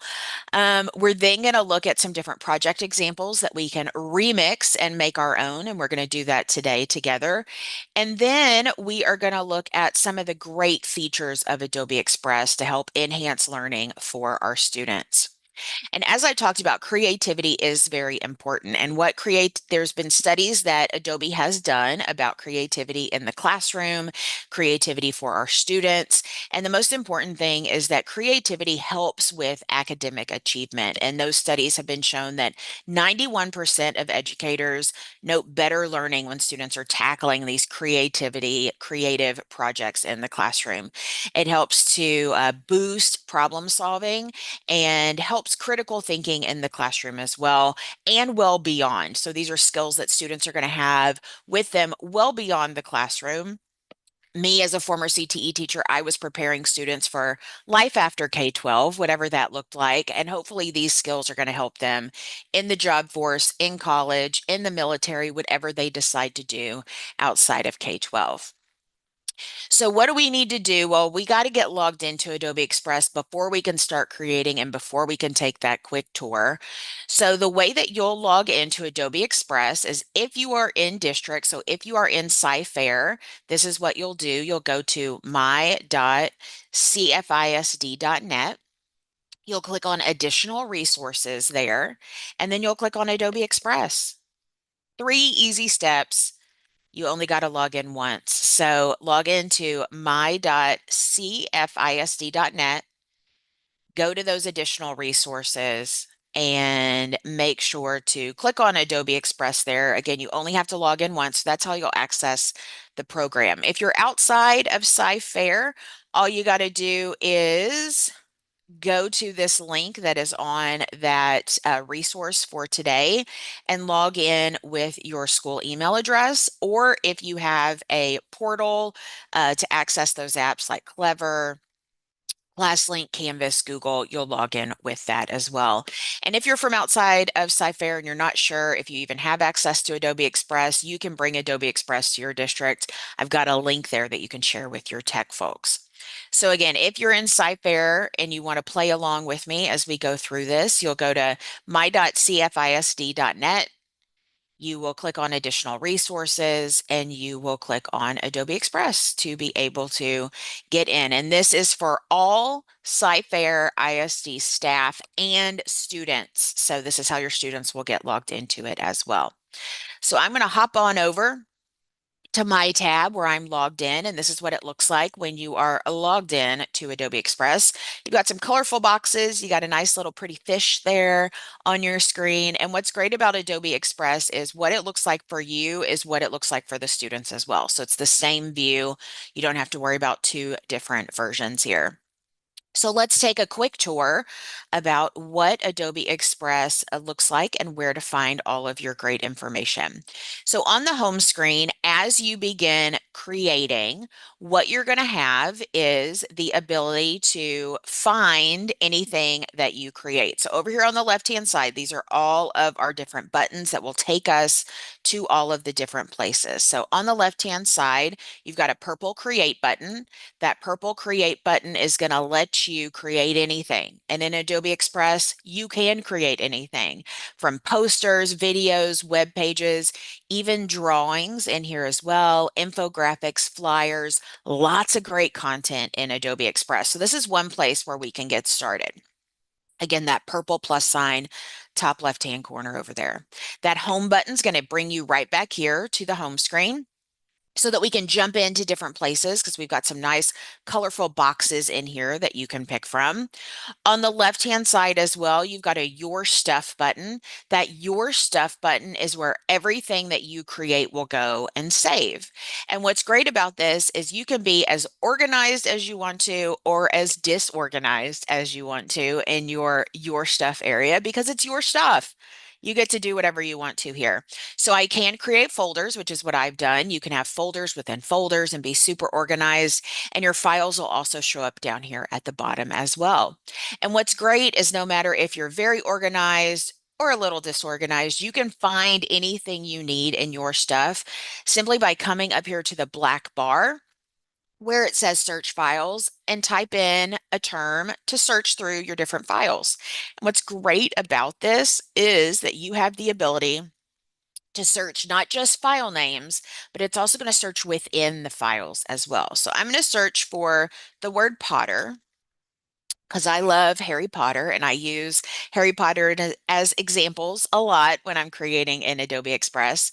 And you can see here I've got 8 results with the word Potter in them. A couple of them have Potter in the file name, but you can see right here, All About Me does not have the word Potter in the file name. Then the word Potter is text within the file. So Adobe Express is searching the file names and the text within the files to find what you need. Because we all know that a lot of times we're going to end up with a lot of untitled files or possibly files that have very similar names. So utilizing that search filter is going to allow you to find exactly what you need there. If I keep working over here on the left-hand side, the next place we're going to take a little pit stop is in classrooms. Classrooms is an area where you can create your own classes, and I'm going to open one of mine up so you can see what this looks like. And you can assign out content to your students all from within Adobe Express. And then what you're able to do is actually see students working in real time in the product. So I'm going to come over here to this Create a Generative AI Character. If I open that up, I can see which of my students have started the assignment, which haven't even opened the assignment to begin. I can see who has turned in their assignments. So I get a nice view here. I can also click within the student work. So I'm going to come in here to Melissa's assignment. And then as a teacher, I can give feedback on her work here. I can also see if she's in the file with me. I would be able to see her mouse moving around, editing different options within. And then I can easily navigate between my students to see their work. The other great thing that's available in here is you can also set up a gallery view for these assignments. So as students turn in their work, they can see each other's work and they can leave comments, give feedback. It's like a real life gallery walk that would exist in your classroom. It's a digital version of that. So that's classrooms within Adobe Express. It's really awesome. We're not going to create classes in this session because this one's all about mainly creating within the tool. But my resource site that I gave you the link for has videos on exactly how to set up classrooms. It's super easy. You just click the button and there's a little wizard that'll walk you right through it. And then what's really great is you can also assign out content to your students. So once we get into an actual file, I'm going to show you how to assign out as well. So that's classrooms. Over on the left-hand side, I'm going to keep working my way down. I'm going to go down to templates. Templates are full of easy to use templates for both you as a teacher, but also for students. And that's, I think, what sets Adobe Express apart from a lot of the other tools on the market is that most of these activities that are built into templates are built for students to be creating with it. So many, in fact, that over here on the left, there's even a filter for just student activities. So if I click on that little check mark, I'm only going to see activities that are made for students to be creating within them. And these are constantly being updated with new, exciting templates in here. A few of the other filters that I want to highlight over here on the left-hand side is we can filter by output. So if I want my students creating an infographic, they can come in here and they can filter by just infographics and find the one that they want to start creating with. I can also filter by subject area. So if I'm a science teacher, I can come in here and filter by science, specific templates that I can use in my classroom. And I can even filter by grade level as well. So lots of good filters you can dig into, but don't forget you can also search through the templates the same way we search through files. So up at the very top, you have a black bar where we can search for keywords. So once again, if I am wanting my students to create a Venn diagram, for example, in the classroom, maybe I don't want to give them one to start with. I want them to go find the one that they like and that they want to use. So I can come over here and search for Venn diagram. And you may not be able to see that number, but that's currently over 900 Venn diagrams. If I can't find a Venn diagram within 900, there's something wrong with me. There's not something wrong with Adobe Express because it's giving me plenty to work with. And all of these templates within the template area, they're 100% editable. You can edit the text, you can edit the colors, you can edit the images, everything 100% editable, all from within here. The other thing that you can do is you can favorite them. So notice when I hover on top of any of these templates, I get a little heart, so I can add it to my favorites. My favorites live in my stuff. So in your stuff is where you will find all of those great templates. The other thing that's really cool about this is, let's say I did want my students all to be using um that same Venn diagram to start with. So if I click on this one, compare and contrast with Venn diagrams, it'll open it up larger for me to get a preview of it. And then over here on the right-hand side, I can once again add it to my favorites, or I have the ability where I can copy the link. So I can grab the link directly from here and put it into my learning management system so my students can easily get to that specific template that I need. I can also assign this template out, which I'm going to show you how to do that in a little bit if you're utilizing that Classrooms feature. So those are templates. Next, on the left-hand side, we're going to keep working our way down and we're going to go down to Learn next.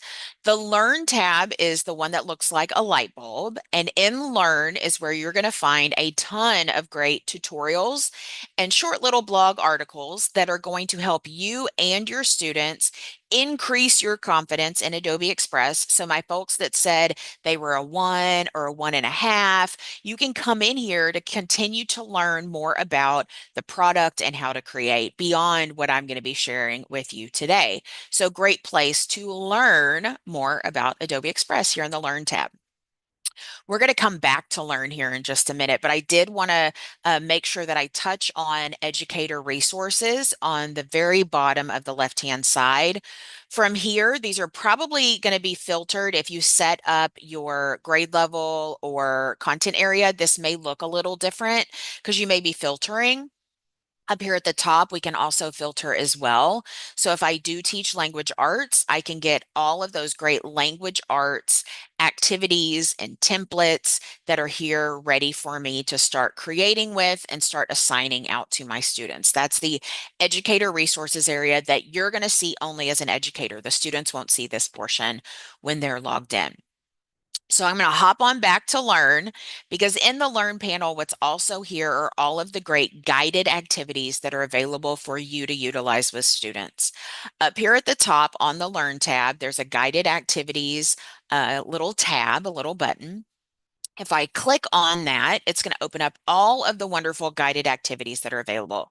And you're saying, Lori, you've been saying guided activities a lot, but I have no idea what that means, right? And that's okay. That is completely fine. So what we're going to do is we're going to pick one of these guided activities here in just a second. But before we do, I'm going to let Jamae share the code for today's session so that you've got that for your attendance. Thank you so much. I'm going to go ahead and share real quick. This is a perfect time for us to go ahead and share. So you guys out there, just be ready. Here we go. We're going to go ahead and share the attendance code for you.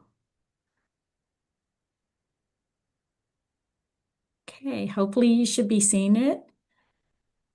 And we're going to go ahead and leave it up for a few minutes. Those of you who have questions, or there were a couple of things, and I'm sure you're going to address these because you're kind of going down the all the different tools that Adobe can do. But you mentioned that somebody mentioned, can we work in real time and have it synced? I wasn't quite sure what that question was, so maybe it's my misunderstanding. I think I see that question. Whatever you're doing in classrooms, it will show up on your Promethean screen. So if you are looking at it on the device that is, y'all have Promethean panels, is that correct? That's correct. So if you're looking at it on the panel, it's going to show up on the panel. Okay, so hopefully, and if it wasn't answered correctly, or if you want to reinstate that question, just let us know. Absolutely. And Absolutely. somebody also mentioned classes. How do you create them and to see the students working live?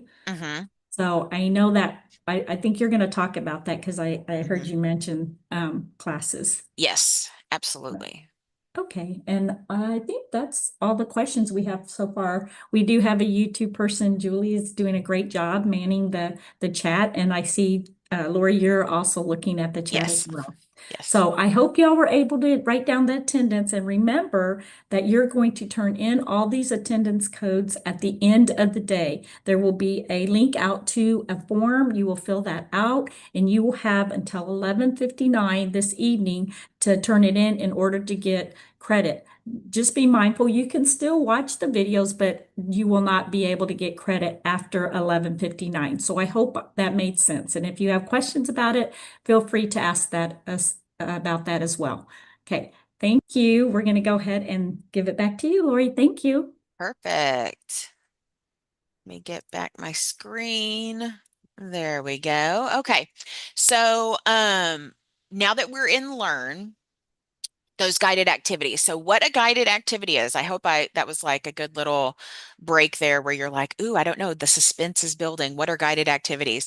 They are a template, like we looked at in the template section, and a tutorial, like we looked at from Learn, all built in together as one that I can use to help teach my students and have my students do these activities in the classroom. They're also a great way for you to learn more about Adobe Express as well, because that template is there and there's a tutorial where it builds them all together. And we're actually going to take a look at one of these, and I'm going to demo how to actually use Adobe Express by using one of these guided activities. So the one that I'm going to use, I'm going to scroll all the way down to the bottom. We got a long scroll now because they are constantly adding new guided activities in here. Today, when I logged in, I noticed there are two brand new ones up at the very top. So they're constantly adding new ones throughout the school year for all content areas for all grade levels. So all the way at the very bottom is one of the very first guided activities, and I still think it's a great one. So that's the way we're gonna use this one today. So it's the one called Design an All About Me graphic. It says math with a heart on it. It's got Adrian here on the screen. So we're gonna learn how to use Adobe Express together utilizing this tool. So I'm gonna click on this button here. And when I open it up, it opens up with the template on the left-hand side. On the right-hand side is that guided activity, okay? So let me talk about how this sets Adobe Express apart from a lot of other tools that are out there, and that's that it's got this built-in tutorial. So what I can do is I can, as a class, have us all complete this activity together. Or this is a great way for students to have some extra support as they're completing assignments. And who doesn't love a good assignment for a sub to do? And this would be a great assignment to do when you're out of the classroom because it's got that built-in information and tutorial there for the students. So this is what it looks like. I'm going to press play so you can get a quick little preview. In this class project, you will create a graphic to share your creative identity. You will learn how to edit photos, text, and icons. I'm going to mute her for a second. Let the video keep playing so you can see the video is going to keep going. I also have the ability to add in captions, so I can add in English or Spanish captions there. I can also turn those off as well, so if I don't want the captions, I don't need them. Next to that, I can also view this as a full screen. I can pop it out as a short little video screen that I can move around. I can rewind. I can Select the fast bars. forward if I need to, so I can move around to find those exact positions in the video I need to watch. And then if I scroll down, I have step-by-step text-based instructions as well, all built in. If I need to, I can hover on top of any of these pictures. It'll show it larger.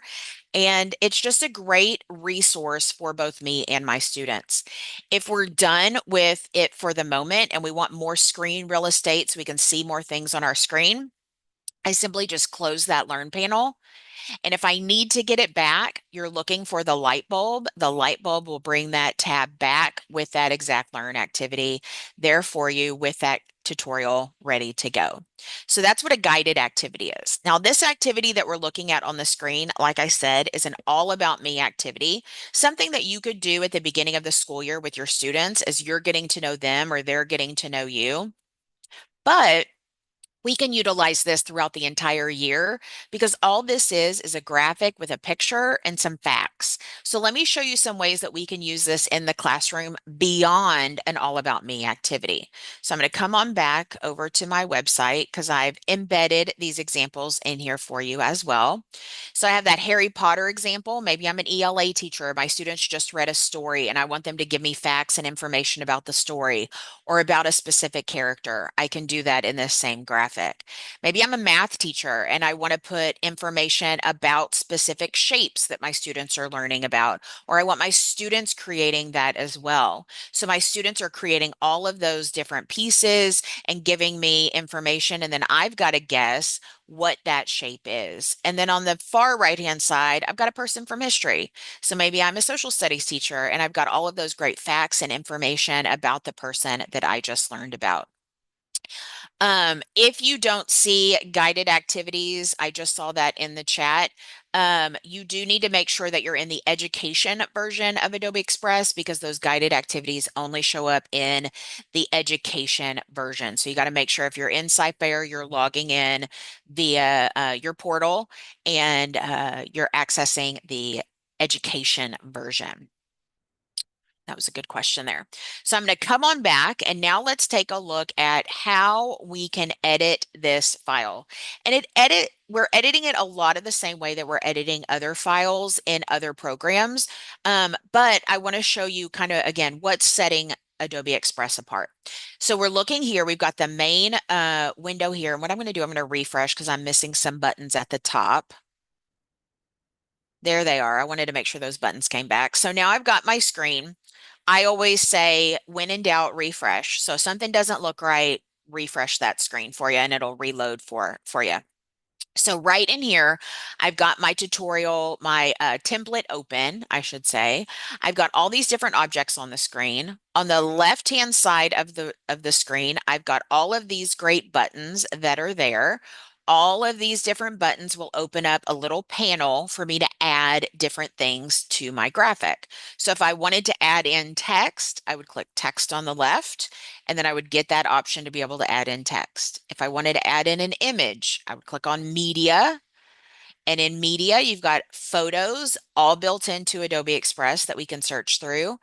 Elements also give you some different icons and shapes that we can add in as well. And you can see that secondary panel opens.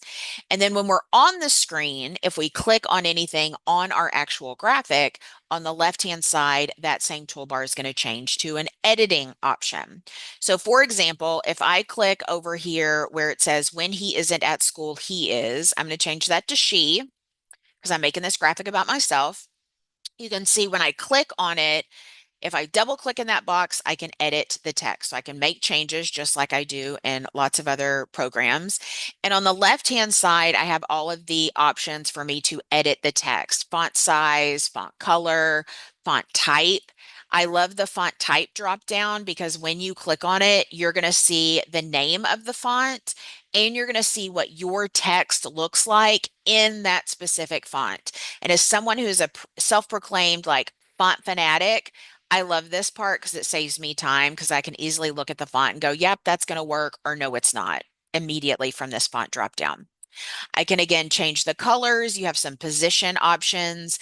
Up here at the top, you've got different effects that you can change as well. So I can add in drop shadows. I can add in a shape behind it.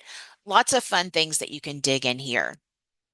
I can also resize it simply by dragging the corners to resize that box as well. So that's text editing, very similar to what we see in other tools. And I see in the chat lots of questions about how students are turning in work. I will get there, I promise you. We got to finish the work before we can turn it in, right?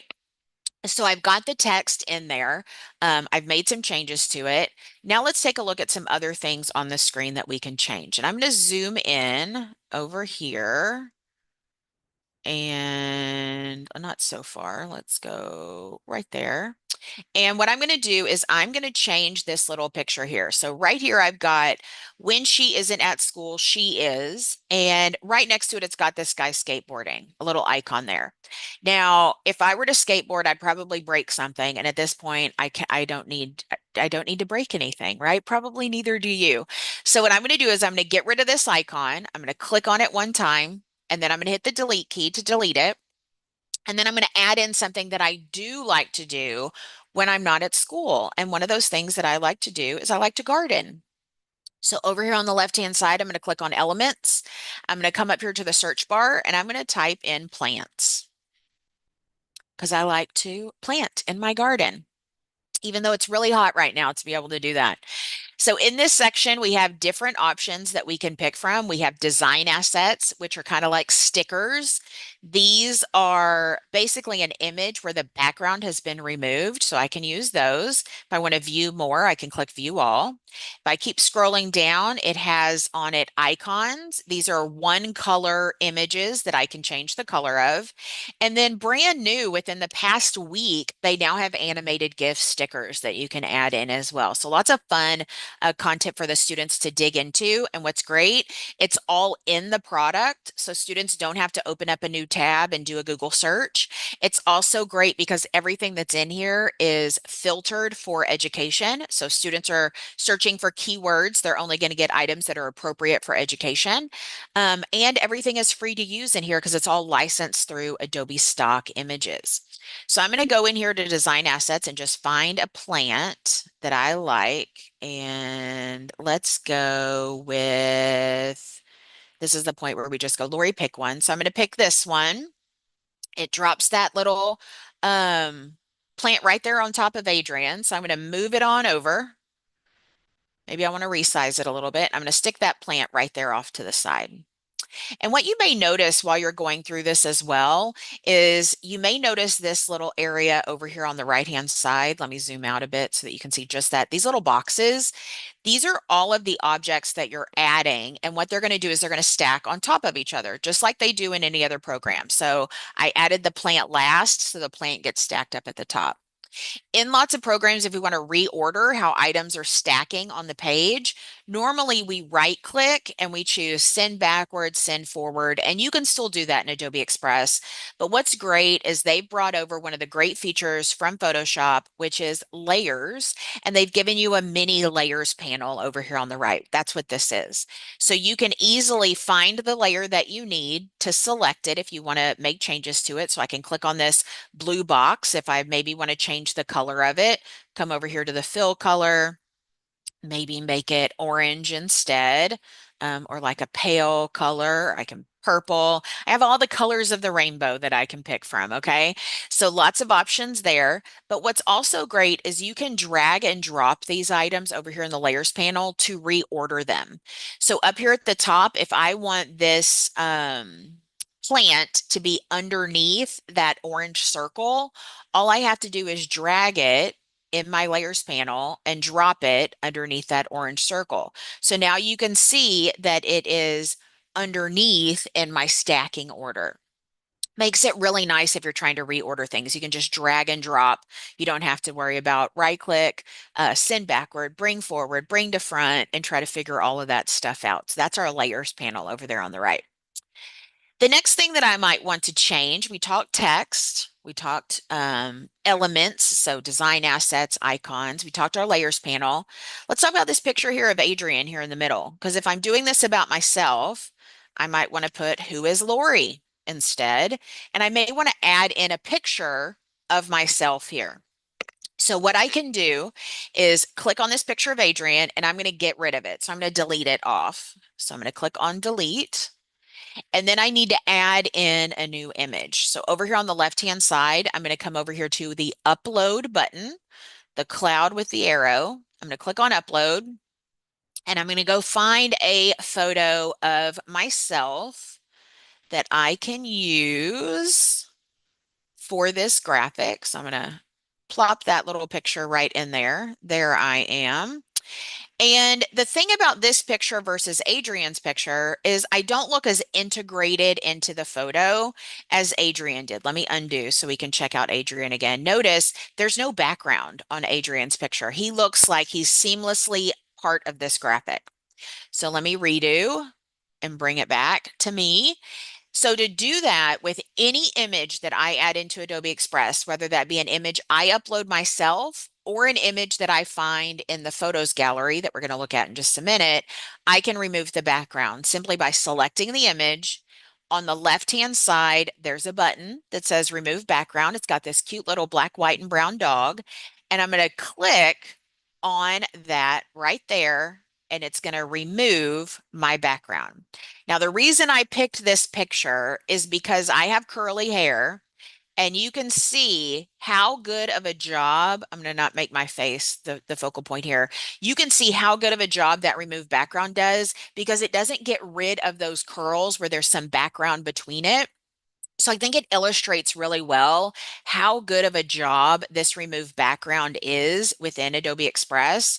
And then the other great thing about it is that if there were elements that it didn't erase or it erased too much, I can go and customize those myself, again, by clicking on my picture. And then on the left-hand side of the screen, there's a button called Erase that looks like some glasses. And if I click on that icon, it's going to change to the erase panel. And now I can come in and erase other options. So I'm just going to show you how it can erase more. Or I can have it, let me remove the background again. Let's try this again. Or I can restore images that I need to. So up here, I've got erase and restore. So I can add items back. So if I want to add back in the refrigerator back there, I can add that piece back in. And now when I click done, it adds that piece in. So if it doesn't get some of the things, you can always refine that there. Okay. That's remove background with your images. So I have my picture there. I need to probably move it down a couple of layers to be kind of like how Adrian's picture was. We'll do it like that. Got my graphic there. Now I want to add in a few more elements to, again, customize this to be all about me, things I like to do. So something else I like to do, I'm gonna change this favorite subject as math to another hobby of mine, which is bird watching. I'm the bird lady of Fried Tech. So let's do loves to bird watch. Okay. And then what I might want to do is add in some different birds here. So from here, what I can do, I just saw in the chat, remove background is you click on a picture, and I'm going to show it to you again. You click on the picture, and then that remove background shows up over on the left-hand side. So let me show it to you with an image from the photos gallery. So let me zoom in a little bit more and move over here to loves to birdwatch. And what I'm going to do is I'm going to come over here to media on the left-hand side, and I'm going to click on photos. When I click on photos from here, I can search through that whole Adobe stock library, good high quality images that I can use in my graphics. And I'm going to search for, let me do a blue jay, because I know there's a good blue jay picture in there. Yep, there we go. So there's a blue jay, and I can add this into my graphic. Okay, so I'm going to click on that button right there to add in that blue jay, and I'm going to resize him. And I want him to, again, integrate into my picture. So I'm going to remove the background. So I select my picture, left-hand side of the screen. I'm going to click on that remove background button. I don't have to hunt for it. I don't have to do 20 million clicks. I click on the picture, click remove background. It's that simple. So I'm going to click remove background. And I think it's going to get rid of the twig. I've used this picture before. And then now I can kind of resize my little bird there. And if I want to flip him, I can also do that over here on the left. I've got position, and I can flip him horizontally. Maybe I want to rotate him a little bit, put him right on top of that O. So now he looks like he's perched on top of that O because I love to bird watch.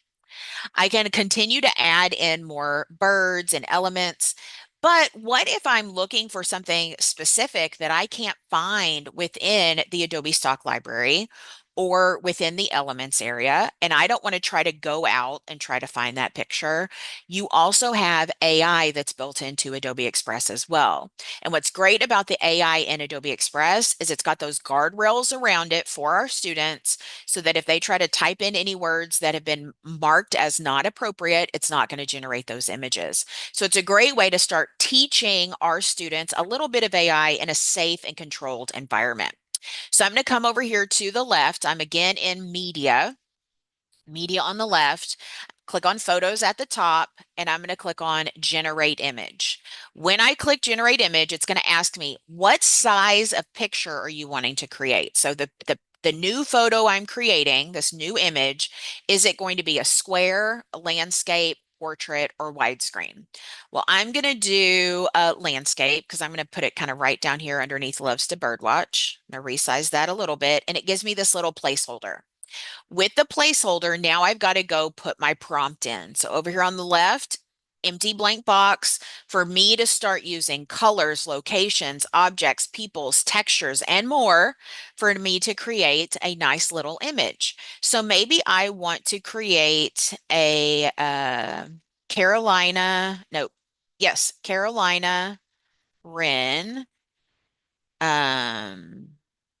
perched on a limb with a nest and baby Carolina wrens waiting for food. Type in my prompt. I'm going to scroll down to where it says generate, and I'm going to click generate. I can change some of these options. We'll look at those in just a minute, but I can immediately prompt generate, and it's going to generate for me 4 versions of my prompt. There we go. I like that it didn't put it actually in a nest and they're just kind of next to it because Carolina wren nest, fun bird fact, they'll build a nest in anything. So it wouldn't just be on the limb. I'm going to say AI knew that. It probably didn't. So we have a bunch of these options here. I like this one. So this one might be the one that I want to use. And once again, just like any other graphic, if I don't like what I have here of my choices, I can generate more, or I can scroll all the way back up to the top and I can revise and edit my prompt to be more specific, to give more details so that I could create that image that I'm looking for. Additionally, all of these different styles are the styles of the picture you're creating. By default, art is going to show up, but this drop-down box, if you pick photo from the drop-down, and mine is not wanting to stay up there. There we go. If I pick photo, photo is going to make it a photorealistic image. So it's going to look like real birds as opposed to drawn birds or graphic birds or whatever it is I'm creating. Underneath that, you also have styles. So you can pick from here. My art teachers are going to love this because I can come into materials and I can say, I want this picture to look like it's made of yarn. I want my picture to look like it's made of fabric, out of fur. Different techniques. I can do a watercolor style painting. So I can click watercolor, regenerate. And now my images that it's going to give me as choices are going to look like watercolor paintings. So again, I can be as specific as I want. Gives it lots of creativity for the students to kind of pick what they want. Love these. These look really cool.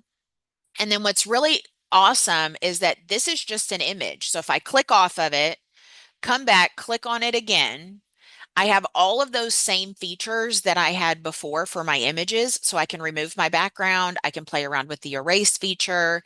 If I need to come back in and edit this prompt or edit anything about the graphic, I now have this little settings button that we at Fried like to call the kebabs because they look like shish kebabs out on the grill.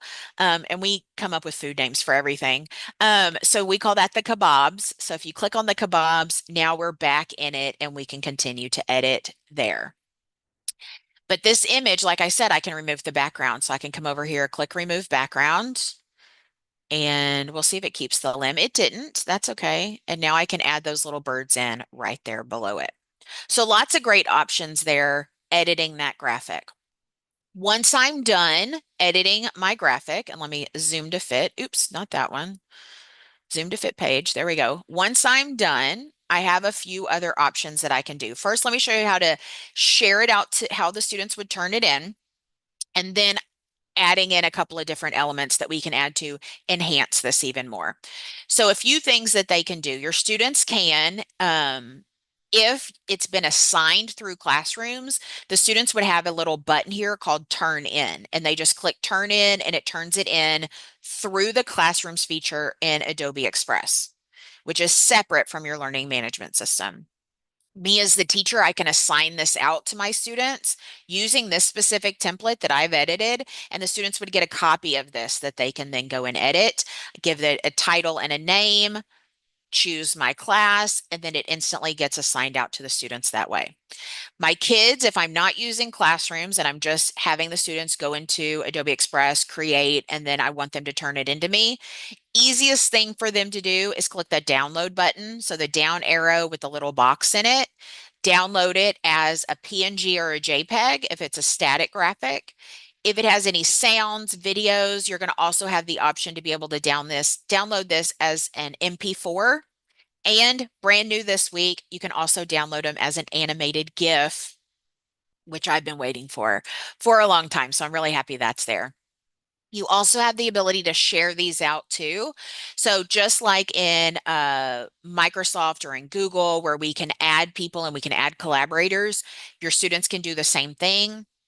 They just search by email address and they can add group members. So a bunch of kids can be working on the same product at the same time. They can also share with edit access or comment only access. So you have both of those two versions as well. And you can share it out with a view only link, which basically publishes it to the internet so that anybody with the link can view it. Okay. So those are our different ways that we can share it out. Download and then upload into that other product. I can assign out if I'm using the classroom feature, and then I can share it as well. Great question in the chat about the credits when we're talking about generative AI. So you may notice that it says uses 1 credit. Those credits only get used when you actually download the file. And if you're wondering how many credits you have, in the top right-hand corner, you have a little circle icon that is your account settings. If you click on that, it will tell you how many credits you have. And it resets every month. So every month you get those credits.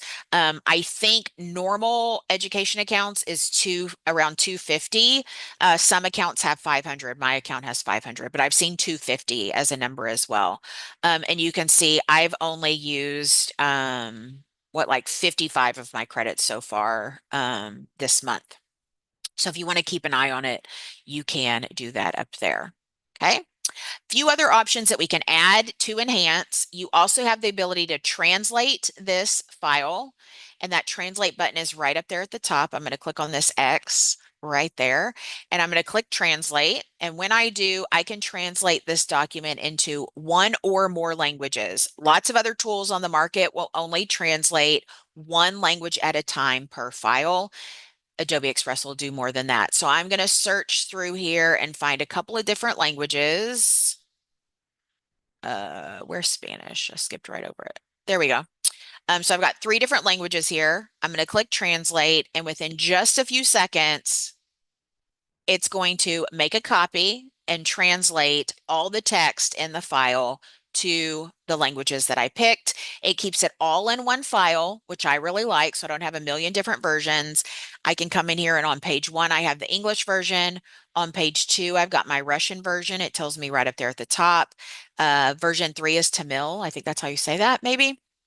And then version 4 is that Spanish version as well. So lots of great options that you have in there.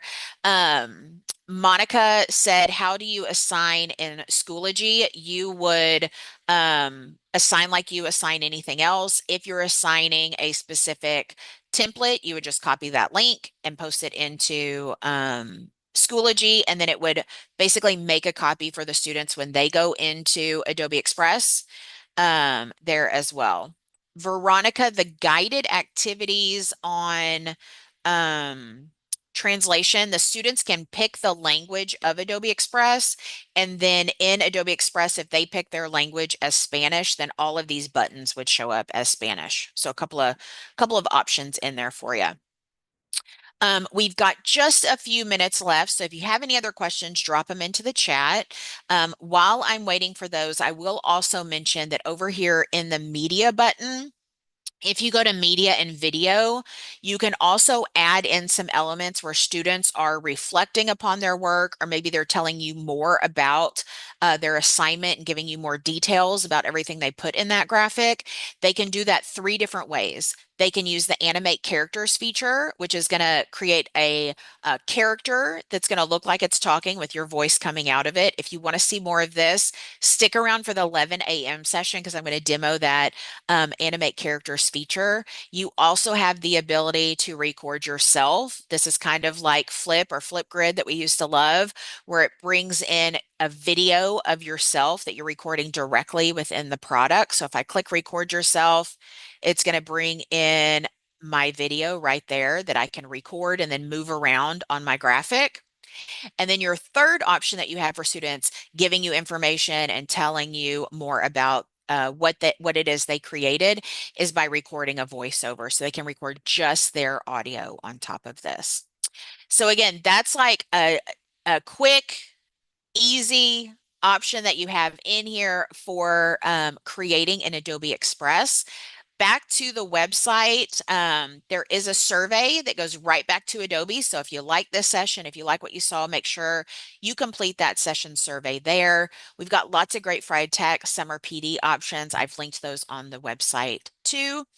And if you click on the link that says review today's training, that's where you can find all of those great videos and examples of everything that I showed you today that you can come back to as a resource. So right here, you've got the activity that we did, the activity without generative AI. There's a second one that's linked there as well. You've got those ways that we can add in audio into our video, and then that classrooms feature. If you want to dig in more to that classrooms feature, it's all there for you as well. Let me hit on over. Yes, Veronica, I believe that any text, even the guided activities, will change. Claudia, I'm not sure what you mean about can you disable it? I'm guessing the translation feature, and the translation feature cannot be disabled. But I would have students use it as like an extra test. Did I do it right? Is this translation correct? The translation is via AI, so it may not be correct, right? So how can we fix that? I think I got all of those questions answered. Again, I've got one more session next. Stick around. We're going to dig into even more. There's so much more to Adobe Express, I promise. Oh my gosh, this was excellent, Laurie. Thank you. And what a great presentation for the beginning and going through all of the different features. I really liked it. I learned something new. I like the GIF thing because I would create, but then I could only download it as a static image. So this was perfect. Yes, So, I saw that yesterday. I was training and I said, "Oh my gosh, we can download as a GIF." And I was like, "I got to take a picture so I don't lose it." Yeah.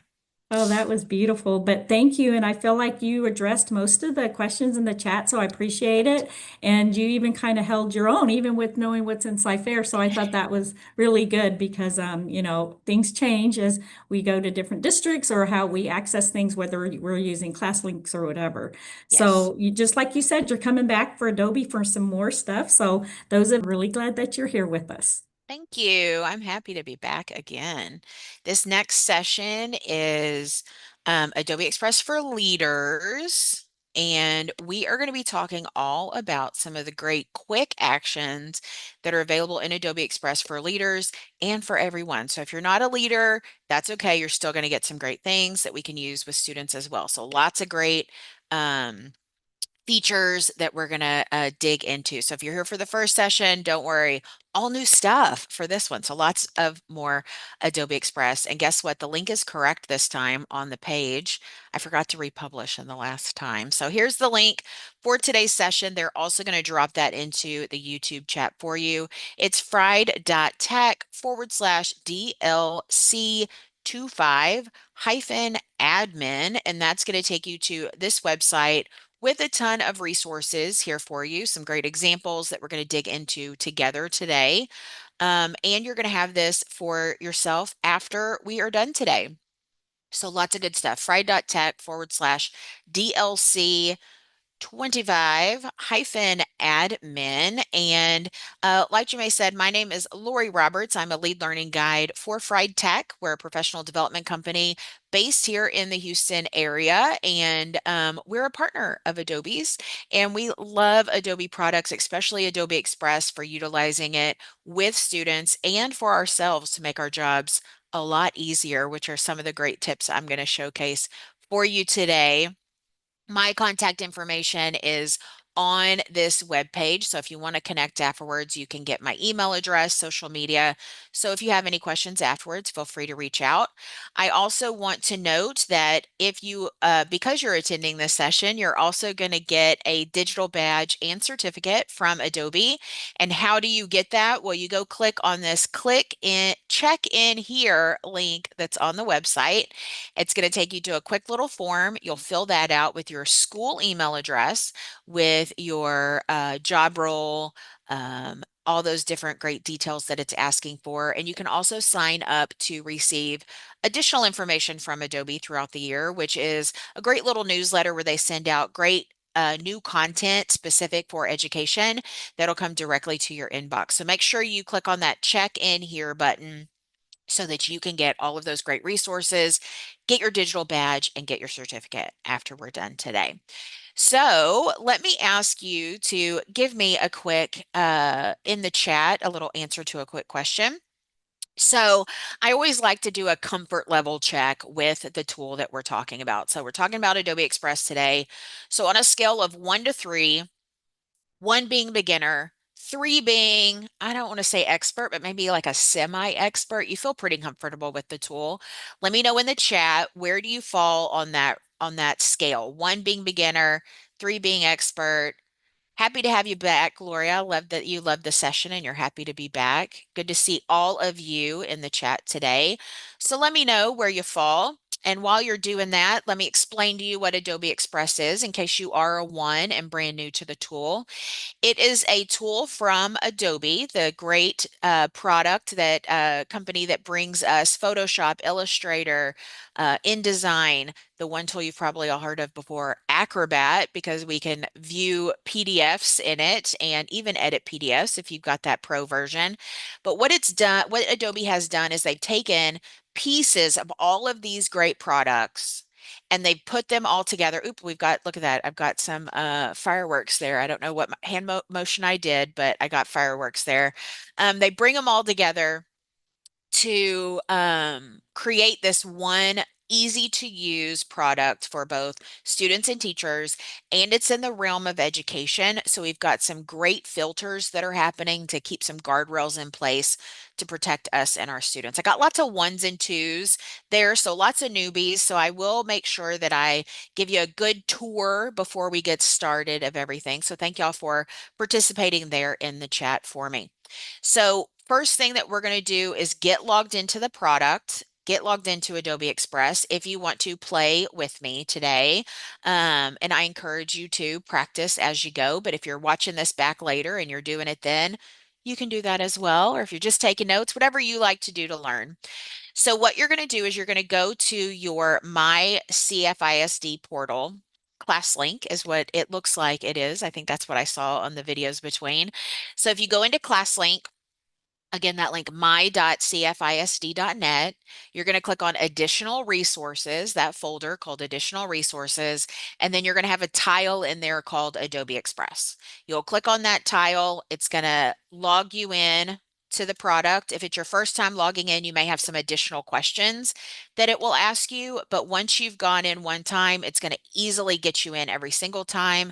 This is what you access as a staff member and a student. So students can access this as well, and it works for their Chromebooks, so they can access this Adobe Express for free for education. We want to make sure we're using that district account version, so we're in that EDU version. So once you get logged in, if you're outside of Sci-Fair and you're watching these, welcome as well. You can access Adobe Express through your portals within your own individual districts. So Clever, ClassLink, Canvas, Google, whatever those portals are. If any of those aren't working, there's a direct link on the site as well that you can log in with your school email address to get access to the EDU version. And if you don't have access to Adobe Express and you want to bring it to your district, I've got a deployment guide there for you as well, because Adobe Express for Education is free for students, staff, K-12 institutions. So we want to utilize that there. So what we're going to do after we get logged in, I'm going to jump on over, show you what the screen's going to look like. It's going to look a little bit like this, a couple of colorful boxes, a little nice little fish there for you. If you've used Adobe Express before, they just recently unveiled this new view, which I think is nice because it's a lot cleaner than it was before. Lets us find things a little bit easier, I think. So let's take a quick tour of the home screen, and then let's dig into quick actions, which is what this session is all about. So over on the left-hand side of the screen, you've got a couple of different buttons that are going to take you to some different parts of Adobe Express. The top button is that purple plus sign. That purple plus sign allows us to get started creating immediately, where I can start creating from scratch or browsing through different templates if I hover on top of any of these. So you or your students can create posters, videos, web pages, presentations, newsletters, lots of great resources in here that you can start creating from. The other thing that is here is this black button right up here at the top called Upload Media, and we can upload files directly into Adobe Express as well. We're going to look at that in just a minute, but this is the purple plus sign, quick and easy, enabling you to get started right away. Left-hand side of the screen, home button will bring you back here to home. On the left-hand side underneath that is your stuff. Your stuff is where everything is saved. You can create folders to save and organize your information within your stuff, or you can just leave it like the wild, wild west and have files everywhere. It's completely up to you on how you choose to do that, but you can create folders in here. You can also search through your files by using this black bar at the top where it says search files. So if I want to search for a specific word because I'm looking for a certain file, notice I searched for the word violet. And from there, none of these files have violet in the file name, but inside of each of these files, there's a text box that says the word violet. So that search is searching not just through the file names, but it's searching the content within the files. So it's going to make it really easy for you to find exactly what you're needing from the file section in your stuff. Keep working my way down. Classrooms over on the left-hand side. Brief mention of what this is. Classrooms allows you to assign out content from Adobe Express and allows you as the teacher to be able to see students working in real time on their assignments. If you have questions about this, I've got some videos linked on the resource site that'll show you all about classrooms and how you can create more there. I'll also show you another spot where there are more tutorials there as well. Left-hand side of the screen, you've got templates. So templates over on the left are a bunch of templates for you to create from. Again, as a teacher or as an administrator, as a leader, and also for students. So for example, if I was wanting to create a newsletter for my campus, up here at the top, I can search for newsletter. And I've got over 1,000 newsletter templates that I can start creating with. Some of them are one-pagers. You can see in the bottom left-hand corner, there's this little icon that looks like a square. That tells me there are multiple pages as part of this template. I can favorite templates to come back to. And if you're thinking, Lori, these are great, but they don't match my school colors, don't worry, these templates are 100% editable. You can change the colors, the text, the images, everything on them can be changed. It's just sometimes nice to start off with a file that's existing instead of a blank white screen where you're like, I have no idea where to start. When you click on any of these templates, it's going to open up a larger screen, and if it is multiple pages, you'll be able to see all of those pages there. Over on the right-hand side, you can favorite the templates from here as well. all of your favorites are going to live in your stuff. So all of those things, my favorites will live in my stuff. And if I want to start customizing it, I can immediately. And if I want to share this out with somebody, I can grab that link to then send out to whoever I need to send it to. I can assign it out in your learning management software, add it to a web page, put it in an email. It's right there for you. That's our templates area. Underneath that is Learn. Learn includes a lot of great video tutorials. So I talked about the classroom section.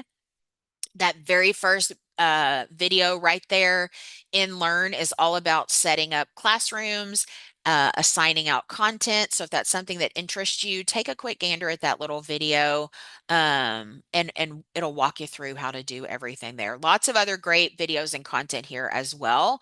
So you have lots of great options here in the Learn area. The other thing that's here are guided activities. Guided activities, I think, are like the shining star of Adobe Express. They are a template and a tutorial all built in one so that you can easily start learning how to create editing specific templates.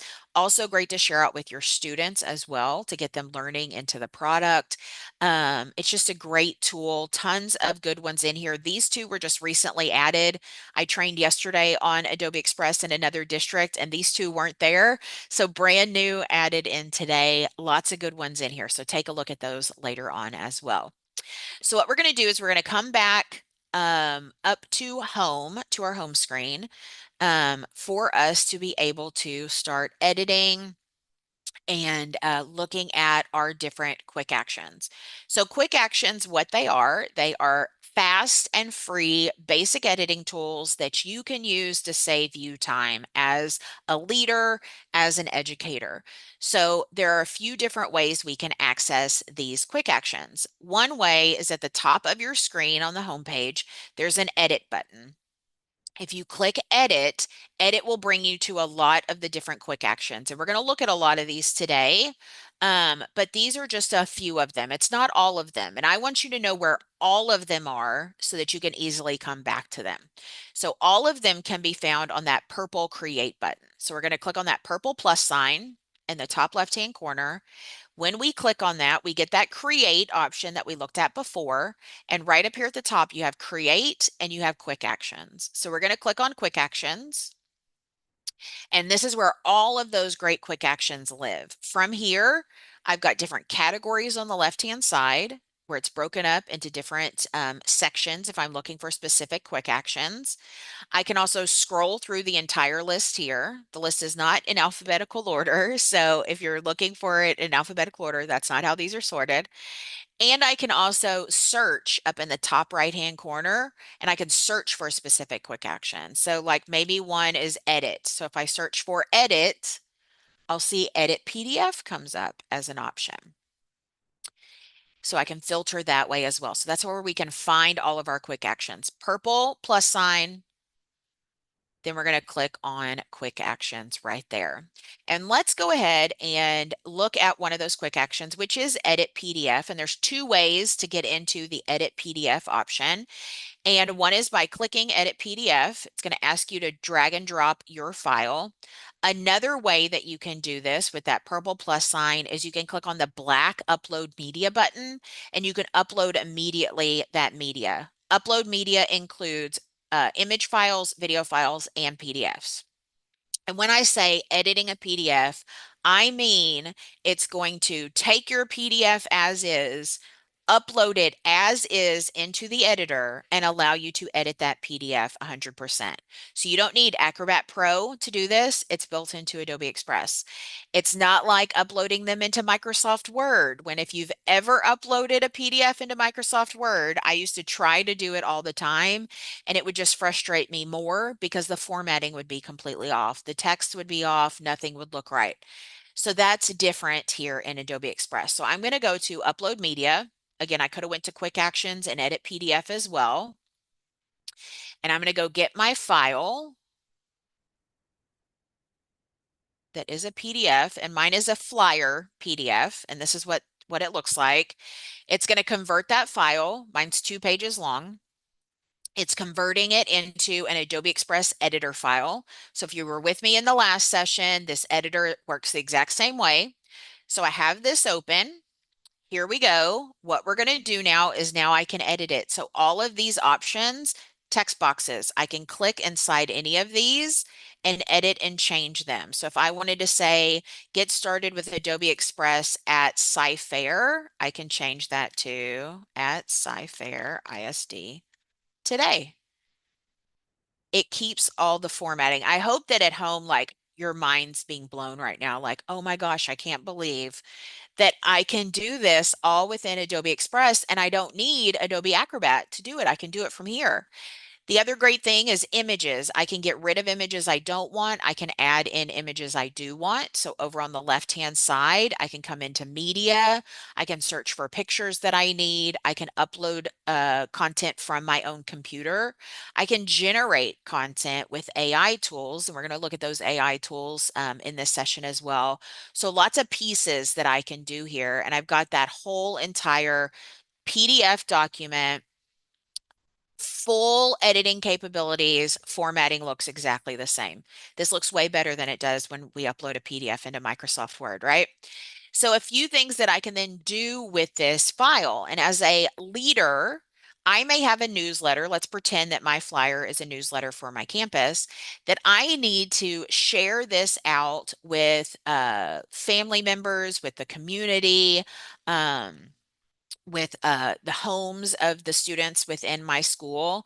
I can share this out a couple of different ways. And before I share it, I may have some folks that don't speak English and that need this in other languages because they are more comfortable in those other languages that are spoken at home. So what I can use is the translate feature. So up here at the top, there's a secondary bar right here. And what we can do is we can click on that translate button right up there at the top. And when I click translate, what it's going to allow me to do is translate one or all pages. And I can translate this into multiple languages at one time. There are a lot of other products out there that will allow you to translate PDFs into other languages, but usually it will do it one language at a time and it will save that file into multiple places. So you end up with 5 different newsletter files all in different languages. In Adobe Express, it's going to save all of those translated copies in the one file. So I'm going to come over here to the left to where it says translate to. I'm going to click on the drop down list. Lots of languages here. New languages are constantly being added. So I'm going to go find a couple of different ones. I'm going to do Chinese. I'll do French. We'll do, where's Spanish? There's Spanish. And we'll do Vietnamese. So I'm doing four at one time. I could keep going. And then I'm going to click translate. And within just a few seconds, it's going to make a copy of each of my pages, translating them into those different languages and keeping it all within the one file. So there we go. And apparently one word is violating some terms of use. That's okay. We're going to keep on rolling with it. And here we go. So page 1 is, there we go. Page 1 is English. Page 2 is still my English version. I'm on page 3. This was one of my Chinese versions, I believe. Then I've got French and Spanish. It looks like one of the pages may have accidentally not come all the way over. That's the first time I've ever seen it doing that, but that's okay. Here's my Spanish version. I'm going to zoom in a little bit so you can see it a little bit better. And it's translating text. So where it finds text, it will translate. So up at the very top, you'll see this isn't translated. That's because this got brought over as an image file. And if I go to page 2, this graphic here, also an image file. So it's not translating the text in images. It's only translating the text that is a text box on the screen. And if you lock your layers, if you lock any of your text layers, it's not going to translate anything that's locked.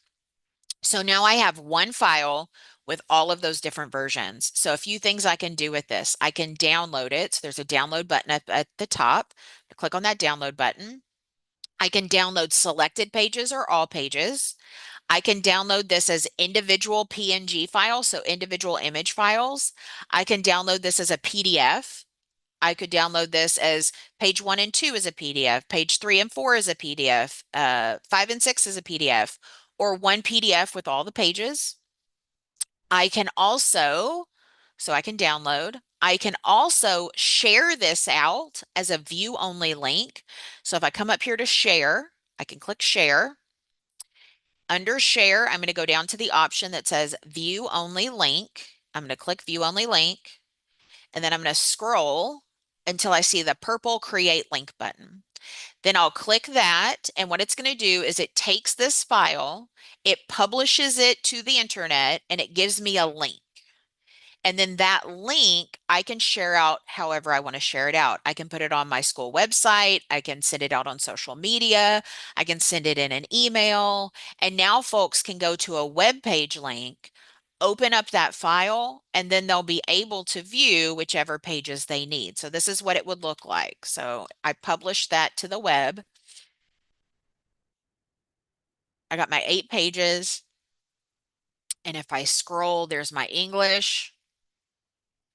And then there start those translated pages. So then my folks at home can go and find the language that they need that's going to help them understand the content that I'm trying to share out with them. So really great way to share school information. If you already have it in other files and PDFs, you can easily upload that PDF to edit it and then to have it published out to the web that you can share out wherever you want to. Classroom newsletters, school newsletters work great for this, but this also works great for other social media content that as a school leader, you might be sharing to families and your community that's out there. So if you need testing information for folks, you can have one graphic where the first one's English and then they swipe and they can see all those other languages that they need. So I'm glad that people's minds are being blown by that. That's one of my favorite features about this. And again, I'm going to come back home and walk you through that one more time because this is the most, to me, this is like the biggest piece that's out there. So purple plus sign, I can click either upload media to upload that PDF or go to quick actions and then edit PDF to upload that PDF in there. Now, there are a few other things that we can do with documents. So over here on the left-hand side, if I click on document, I have a couple of other quick actions that are built in. Again, most of these coming from Acrobat, from Adobe Acrobat, that normally you have to have an Acrobat Pro subscription to be able to do any of these things. So we've got Edit PDF in there. We can also convert to and from PDF. So if I have a PDF and I want to convert it into a Microsoft PowerPoint file, I can do that here.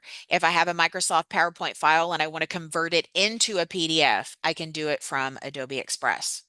You can also use this to combine files. So if I have 2 PDFs that I want to merge into one, that's what combined files will do. And then I can also use organized pages to delete out specific pages I need or reorder pages within a PDF. Again, all of these things, normally you have to have Acrobat Pro to be able to do. So to have these within Adobe Express, I think is huge for teachers and for leaders. So great pieces there as well. Jemay, do you want to do our attendance code now before I jump on to our other quick actions? That would be perfect. I'll go ahead Okay. and I'll share my screen and we will go ahead and share the attendance code. So Perfect. those of you out there, make sure that you are capturing our attendance code so that you can have it for the end of the day. Just remember you are writing this down and doing that. And I think you've been answering most of the questions. This is great. The Very one good. that I really like is that you can bring in a document, a PDF, and it won't change on my formatting. That it forever used to just bother me. So Exactly. I'm excited about that. So thank you for sharing that one for sure. You're welcome. That's the biggest one. I think that once people see that, they're like, "Oh my God, this is amazing," you know? Yeah, thank you. And all the new features, you're like, oh, this was just put in here yesterday. And I'm Yeah, like, oh my gosh, I'm just like so many things. And I really, really like the recording one where you can kind of do like flip, and you could either have something in the background, they're describing what they're doing. I don't know if I'm talking about the first one or the second one, but either way, I really like the animated part and the recording part of Adobe Express. They really Yes, up their game on that one for sure. absolutely, absolutely. And they're constantly, I find, listening to educators, what educators want, what they're asking for, to implement it into the product. So the whole education team, most of them are all former educators. So it's great that they're really making the tool great for us. Absolutely. That's perfect. I'll give it about 10 more seconds. I want to make sure that, we keep it up long enough for them. So I hope those of you who are in this room, you're going ahead and you're grabbing the attendance code that you can get credit for. And just remember that it's going to be at the end of the day, a form will be released, and you will put in all the codes of all the sessions you've attended, and then just have it in before 11:59. I don't think I'm going to be awake then because I have another day tomorrow, but I'm sure that y'all are going to be excited to come back tomorrow as well. All right, I'm going to stop sharing. Perfect. Thank you. You're welcome. Okay, let me get back this one. There we go. So now let's take a look at some of those other categories that are built in. So I'm going to hop on over here on the left. So we did documents. Now let's take a look at photos. This is another one. I would always say come in here and look, because they're constantly adding new ones, and you'll see the little beta sign next to them. So you can know, like, those are some new ones that you might want to check out. But the important one here that we're looking at is this remove background. And remove background is built into the editor. So you can do it with any picture that you're already editing, but you can also do it with any image. And why I like this is because the safety features that are built into Adobe Express, I know that if I upload my image to remove a background using Adobe Express, my image isn't going to be used anywhere else. It is only for me to use within this product. Whereas some of us may have other websites that we use to remove backgrounds of images, and there's no telling what those people are doing with those images. So we need to be especially careful as leaders on campus, especially if we're doing anything with pictures of students, with that identifiable information, that we're not just randomly uploading pictures of students to random third-party websites that we don't know what they're doing with those images. Adobe Express is going to be that safe version. So we can get rid of all those extra websites that we have to remove backgrounds. All we've got to do is click on this button. And let me show you an example of this. I'm going to come over here to my quick actions examples. And this is embedded in your website too, so you'll be able to have access to it. So what it does is it takes a picture, like this picture right here of Mary Jackson, and then with one click, it's going to remove that entire background. And now I can put this picture anywhere I want to. So you can also do this with pictures of students, with staff, etc. So I'm going to browse for my picture. And I'm going to go get my picture of Mary. There she is. And within 2 seconds, background is gone. I can then take this and upload my own background, where I can have Mary in the background and standing in front of whatever background I pick. I can choose a background from the list. So I can have her standing out there. Maybe she's on a ship in the ocean doing her mathematics out there. I can have a transparent background. So then I can download this and put this picture anywhere I want to. I can do a custom color. So if I have my school colors, I could put that in there as well. Lots of fun backgrounds in here. And then I can also then do two things. So right now my picture is not saved anywhere. All I've done is taken my picture that I had saved from my computer, uploaded into Adobe Express, it removed the background, I customized it, and then I have to do one of two things with it. If I click on this X in the top right-hand corner, the image is gone and it's not saved. I either have to download this, and when I click download, it'll save to my downloads as a PNG, or I can click open in editor, and then now I'm in the Adobe Express editor. This file is now saved into my Adobe Express account, and it's located in your stuff, so I can come back and find it. If I just download it to the computer, then that computer is the only place where it now lives. If it's in the editor, I can continue to make edits to it. I can add in text and images. to then create this maybe social media graphic or graphic for my web page, or graphic that I want to share out with my staff or with my students as well. So that's remove background. Oops, and I completely just closed Adobe Express completely. So that was the remove background quick action. So again, purple plus sign, quick actions, photo, and that's where that remove background lives. Okay. Another one that exists here within quick actions, another one that's going to help you get rid of extra websites that you don't need anymore, because now we can do it all in Adobe Express, is listed underneath marketing. And underneath marketing, you have the option to generate a QR code. And you might be like, Lori, I love my QR code website that I use all the time. That's great. I'm going to show you another option that you may like more because one, it's built into Adobe Express. Two, we can customize it. So you can customize with different colors in here. I can change my style from the traditional square format of a QR code to like circles and rounded rectangles. You got lots of options in here. All I have to do is paste my URL in. So I'm going to put in maybe just google.com as my URL. It's going to process my QR code for me. I can then add that QR code to a bunch of templates. It gives me some templates in there.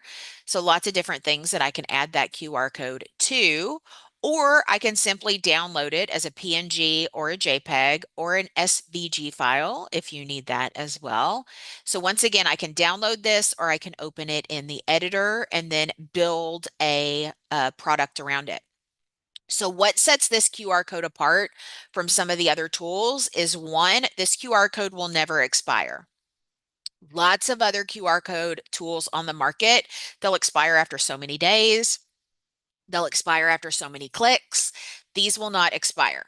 Okay, so if you need to print it on anything, you don't have to worry about that QR code becoming null and void, which has happened to me before. We printed a QR code on some signage and then it became no longer usable. So then now all that money I spent on the sign, my QR code is unusable. The other thing is no ads. So when you click on this QR code and scan it and go to wherever it's going to, there are no ads associated with it.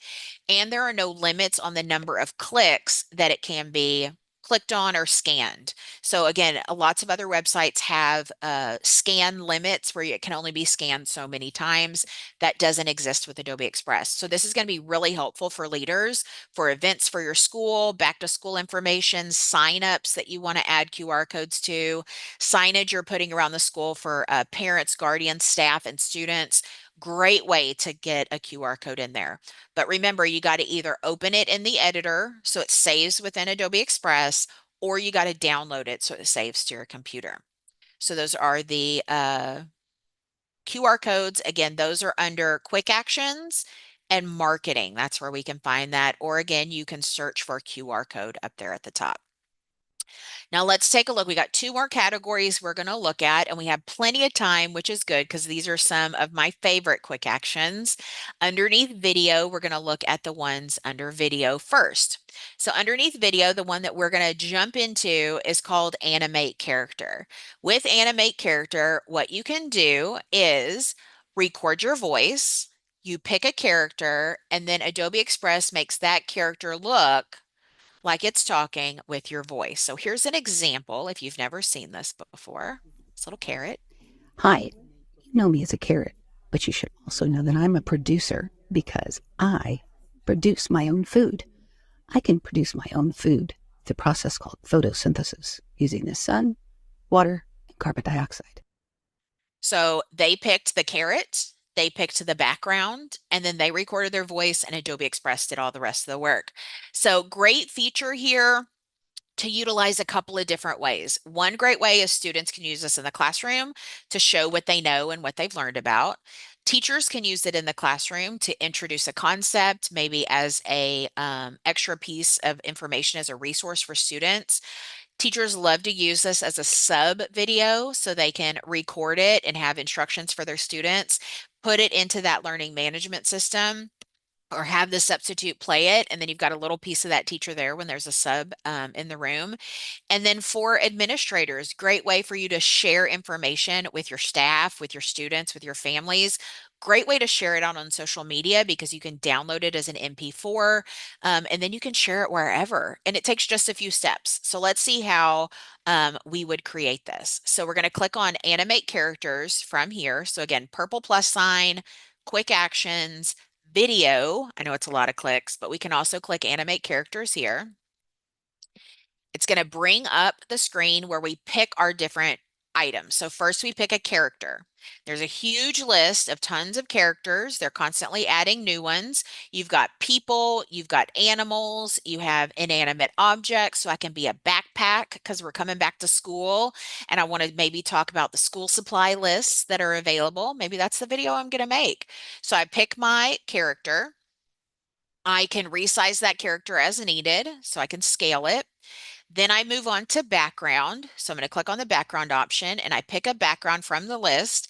I can upload my own picture. So if I wanted to, I could upload a picture of my school, you know, the front of the building there, and that be my background for me to talk about my school supplies. I can pick a custom color. So once again, I can pick a color from my school colors. I can make it transparent and then I can end up putting that backpack wherever I want to. Or I can pick one of the options from the list. So let me go try to find one that's like a school. There we go, school exterior, perfect. And then I can move my character wherever I want to, but he's gonna stay where he is, okay? So he's right there. Then what I'm going to do over here on size, I then pick the dimensions of the video that I'm creating. So if you are going to be sharing this out on social media, pay attention to the dimensions. If it's going on Instagram, you probably want to pick one of these like IGTV options or story reels. If it's going out like on Twitter, landscape usually works best there. If it's going on YouTube, landscape usually works best there. So you have some options in here. There's also a drop down where you can pick as well, depending on where you're going to be sharing it. So if I'm sharing it to TikTok, standard is what I would use for there. So it's got lots of options here. I usually like the landscape ones because it shows more of the background, but it's a complete preference up to you. So once you pick your character, your background, and your size, we're going to move over to the left-hand side. It tells me I can record for 2 minutes or I can upload an audio file that I already have, and that audio file can't be more than a gigabyte. To record, I hit the record button, but before I do, I want to click on this enhanced speech. And what enhanced speech does is it helps drown out background noise that could be happening in the room you're recording in. This works really great if you have a classroom full of students and they're all recording audio. It's going to drown out that background noise and really focus in on the microphone that is closest that it's recording from. So I'm going to click record. Hi, students. We can't wait to see you back. We've got school supply lists ready for you to go, so make sure you come by and pick them up. So I can hit pause, catch my breath, and maybe start recording again.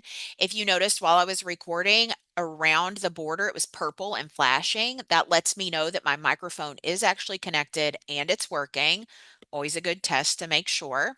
And then I'm going to click done. And when I click done, it's going to start working through that process to start taking the backpack, matching his mouth moving to my voice coming out of it. One question that I see in the chat is, can you search those quick actions by name? Yes, you can. So I'm going to open up a new tab while that is working. And I'm going to come back to Adobe Express, purple plus sign, quick actions, and then I can search for them up here. So if I was looking for animate character, I can start typing in character. If I'm looking for QR code, I can search for QR code. If I'm looking for any of the PDF options, I can search PDF, so you can filter it that way too. Good questions. So question answering took up just enough time that it completed that little process there, and then now I can watch it back to preview it, make sure I'm good to go. Hi, students. We can't wait to see you back. We've got school supply lists ready for you to go, so make sure you come by and pick them up.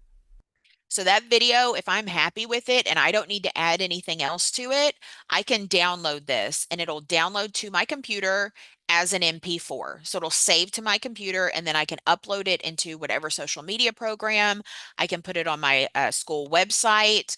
I could send it out via email if I wanted to attach it. I probably wouldn't do that because it's a little bit big. But other things that I can do with it is I can also open it in the editor. So if I click open in editor,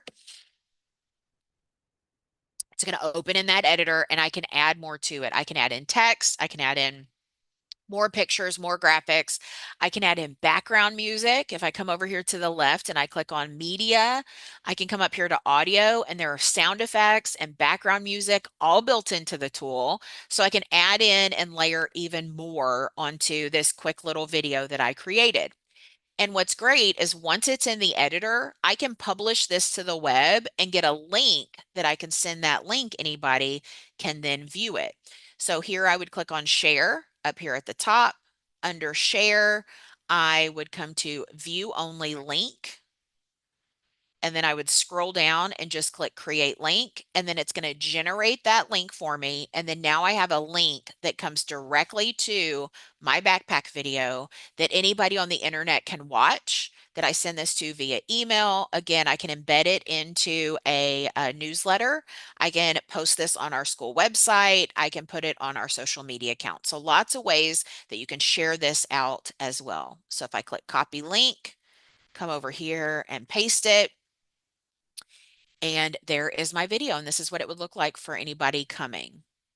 And I think I have the volume turned down. That's why it's not. School supply list ready for you to go. So make sure And now it's published to the web. So few different options that you have, but you do either have to download it or open it in the editor. Okay. Now that I have that, some of you might be thinking, okay, that's great. That's really cool. Can I add captions to that video? And the answer is yes. Yes, you can, with another quick action. So I'm going to come back home over here. And in home, what I'm going to do, again, come back to quick action. So purple plus sign, quick actions. This one exists again under video, and it's called caption video is the name of this one. It's right here. Again, if you just search caption, you'd be able to find it that way as well. I'm going to click on it to open it. First thing that I'm going to do before I upload anything is I'm going to look over here on the right-hand side. On the right-hand side, it says language spoken in video. So it's going to generate the captions based off of what I am saying in the video. If I'm speaking English, this needs to be English. If I'm speaking Spanish, I need to come from the drop down and pick Spanish. They are constantly adding new languages in here. Again, these are the languages being spoken in the video. This has nothing to do with translation. This is just taking what I am saying and it is putting it as the caption for me automatically. Okay. So I'm speaking English US, so I'm going to leave it there. I'm going to browse for my video and I'm going to use the video that I just did, my zipper video with my little backpack guy here. Somebody asked, how did you find the backpack? I clicked on the drop down list for characters and put all, and then I just scrolled to find him in there, the little backpack. I can't remember what category he's in. But while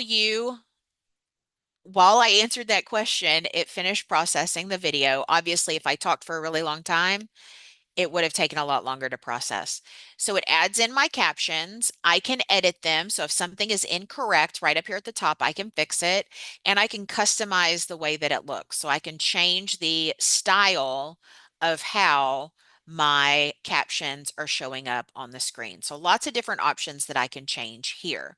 So I'm going to press play and double check and make sure all of my captions are correct. Hi, students. We can't wait to see you back. We've got school supply lists ready for you to go. So make sure you come by and pick them up. It got it all correct. That doesn't always happen with my slight East Texas twang and the fact that sometimes I talk too fast. Sometimes I have to edit those captions. So if I needed to, I could have come in here and clicked and made any changes that I needed to. Once again, I can download this immediately. So I can download this. It saves it as an MP4. The captions are embedded in the video. So nobody's going to need to click captions because they'll be there automatically for you. Download, saves to the computer. Or once again, I can open it in the editor. And when I open it in the editor, it's saving to my Adobe Express account and I can make some changes to it. And guess what I can do with these captions? Because captions are what? They're just text. So do you know what I can do with them? If you're at home saying, translate, Lori, we can translate them. You are correct. So I have this video here, and what I can do is click translate up at the top, just like we did for the PDF. So I'm going to click translate. It selects all of the text that's on my screen. Over here on the left, I can pick again one or more languages to translate this into. So let's say I know that I have families that are Danish, that are Filipino, that are Korean, that are Spanish. 4 different versions. I'm going to click translate. It's going to make a copy of my video and it's going to make a copy of those captions and it's going to translate the captions. I will still be speaking in English, but the captions will be in the other language. So slide 1 is my original. I'm going to come to the Danish version and I'm going to make it a little bit larger for us so we can see it. And I'm going to press play. Hi, students. We can't wait to see you back. We've got school supply lists ready for you to go, so make sure you come by and pick them up. So I have now a version where I'm speaking English, my captions are in Danish. So again, if I have families that speak that language at home within my community, they are going to be able to understand what it is I'm sharing even in the video. Great resource for leaders, for educators, for sharing out resources on social media, on school websites. Great way to communicate with your community there. And then our last piece that we're going to look at underneath quick actions are using some of the AI tools that are built into Adobe Express to generate images, to generate text effects. So here's 2 examples on the screen. This one right here, we've got an idiom, don't cry over spilled milk, that I was able to create using generative AI tools. I can also use the text effects feature to make it look like that text is made out of something. In this case, perimeter is made out of rulers. So a great way to teach vocabulary using generate text effects. So how do we do this? We're going to come back to purple plus sign, quick actions, and on the left-hand side, we're going down to generative AI. The first one we're going to look at is generate image. So I'm going to click on generate image here. It's going to open up the editor for me and I can immediately start creating my prompt. And what's great is you can create some really fun images. And as a school leader, you can do this with your mascot. So the school I graduated from, my high school, our mascot was the Broncos. So I could create an image where the Bronco is doing something, right? So I can say a Bronco wearing a purple jersey is standing in front of a large school building with students coming in. It's a sunny day with a few clouds in the sky. Again, as detailed as I want to be. Underneath it, I can pick the content type. I can choose photo. So photo would be photorealistic. It's going to look like a real Bronco and real people. Maybe I want it to look more cartoony. So I'm going to pick art. I can pick from styles underneath here. One of my favorite styles to use is under materials and choosing clay because then I get like a claymation Pixar type of effect. So I'm going to click generate and it's going to give me 4 options for me to pick from. So if I can't find an image that I need to use for like my back to school website, again, social media, newsletters, things that I'm using, I can now use generate character to generate that for me. So I've got 4 different Broncos, some looking more like Broncos than others. And I can go back to the beginning of my prompt. I can revise and edit that prompt. I can generate more to have it give me more options. And I'm in my editor, so I can add some text, maybe welcome back Broncos, with the school start date on there and other information for my students. So a great way to kind of generate your own images there. And underneath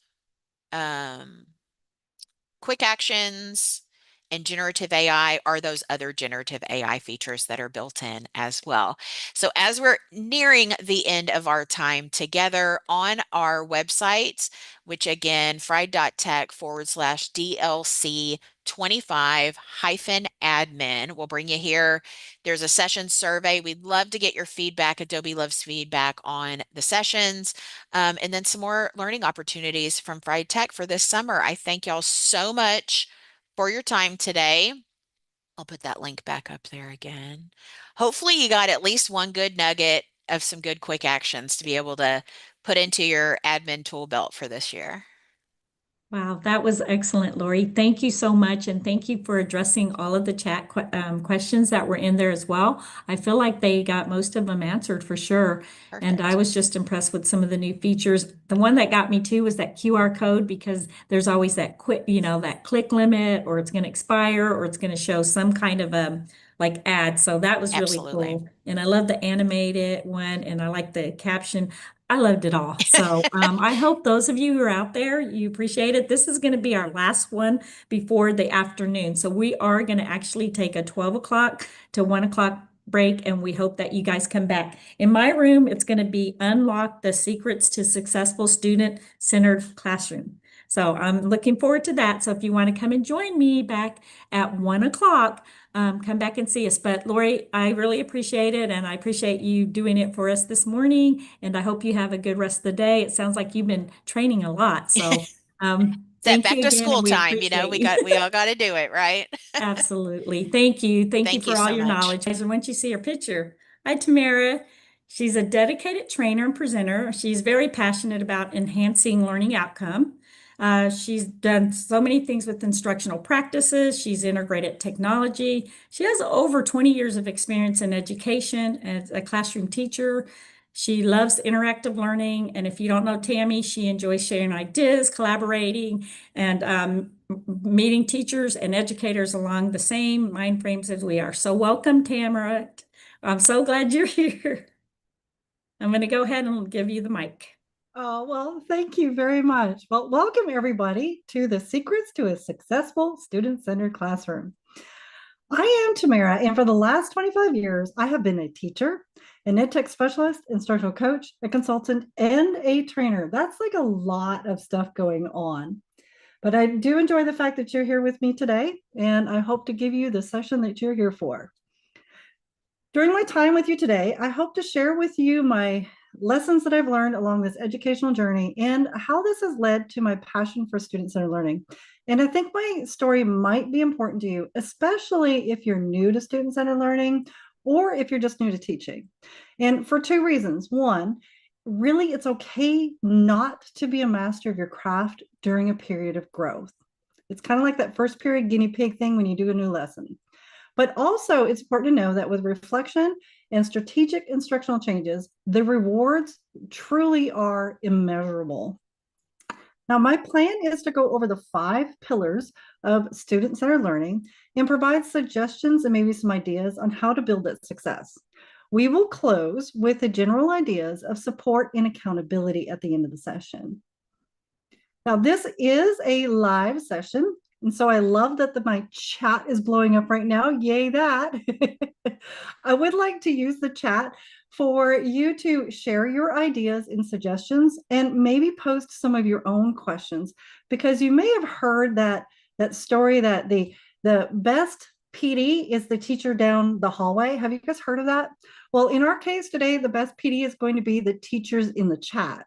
So please, if you are familiar with student-centered learning, or you've had years of success as a classroom teacher, please share your wisdom. We are better together, and that is the only way that we're going to keep our educational industry the way that it's been for so long, where we are a community. So I want to promote that in our session today.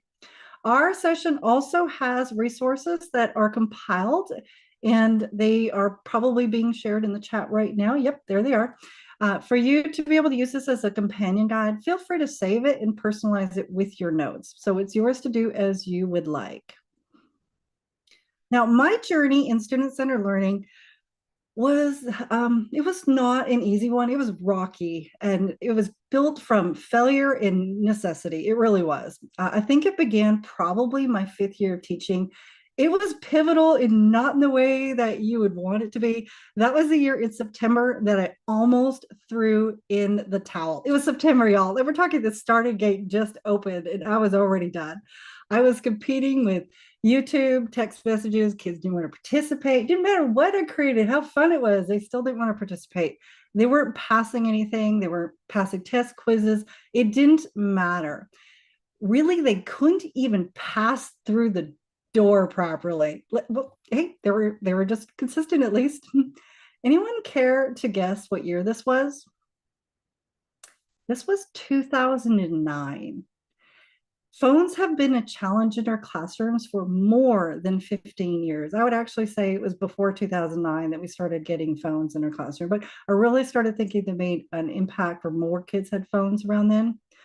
But really, teachers have been contending with distractions to the point of interfering with the learning since the dawn of the first classroom.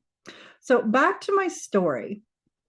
It seemed like that year I was trying something different every single week. I knew that I had to get on top of behavior. I knew the learning had to continue. I also knew I wasn't doing either of those things. Well, that September, I went to a conference with a specific purpose of looking for something that could help me. I ended up discovering Adobe Captivate and creating interactive learning documents. And what allowed for me to happen during that time was learning was able to continue. So I could now focus on managing classroom behavior. And I remember that December, we had a fire drill that December. I hated fire drills, especially during 4th period. Oh my gosh, the bell would ring and all the kids would topple out into the hallway, running and screaming. And I was like, oh my gosh, we're supposed to be lions. They're going to be fired. Well, that wasn't my kids. So literally I would wait for the hallway to clear. And this is not how you're supposed to evacuate during a fire drill, but I would wait for the hallway to clear and then my kids could go out because it would be less embarrassing that way.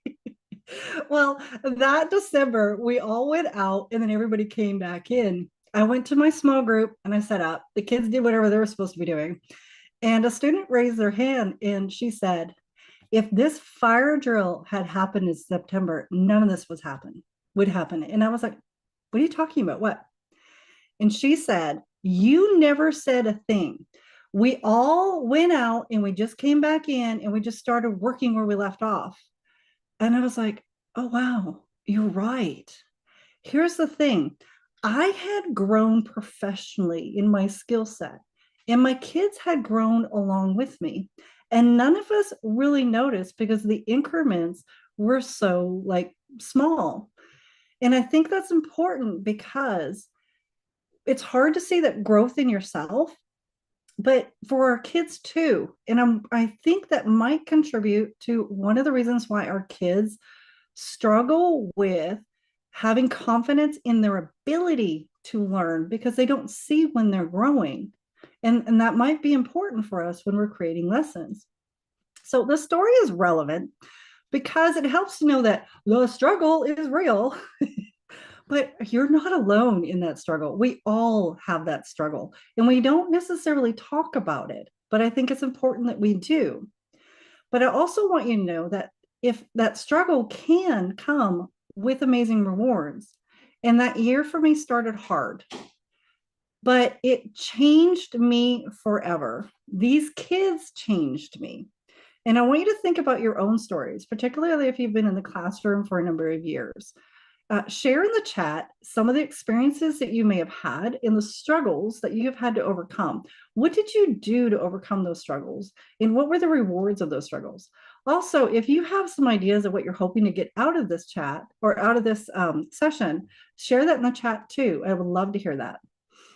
I know it's going to take a minute for you to be able to reflect and put those answers in the chat. So I'm going to go ahead and move on to the next thing, which is what is student-centered learning? And then we'll come back to your responses in the chat. Now, there are many interpretations of student-centered learning. It feels like we don't all have the same definition of what it is.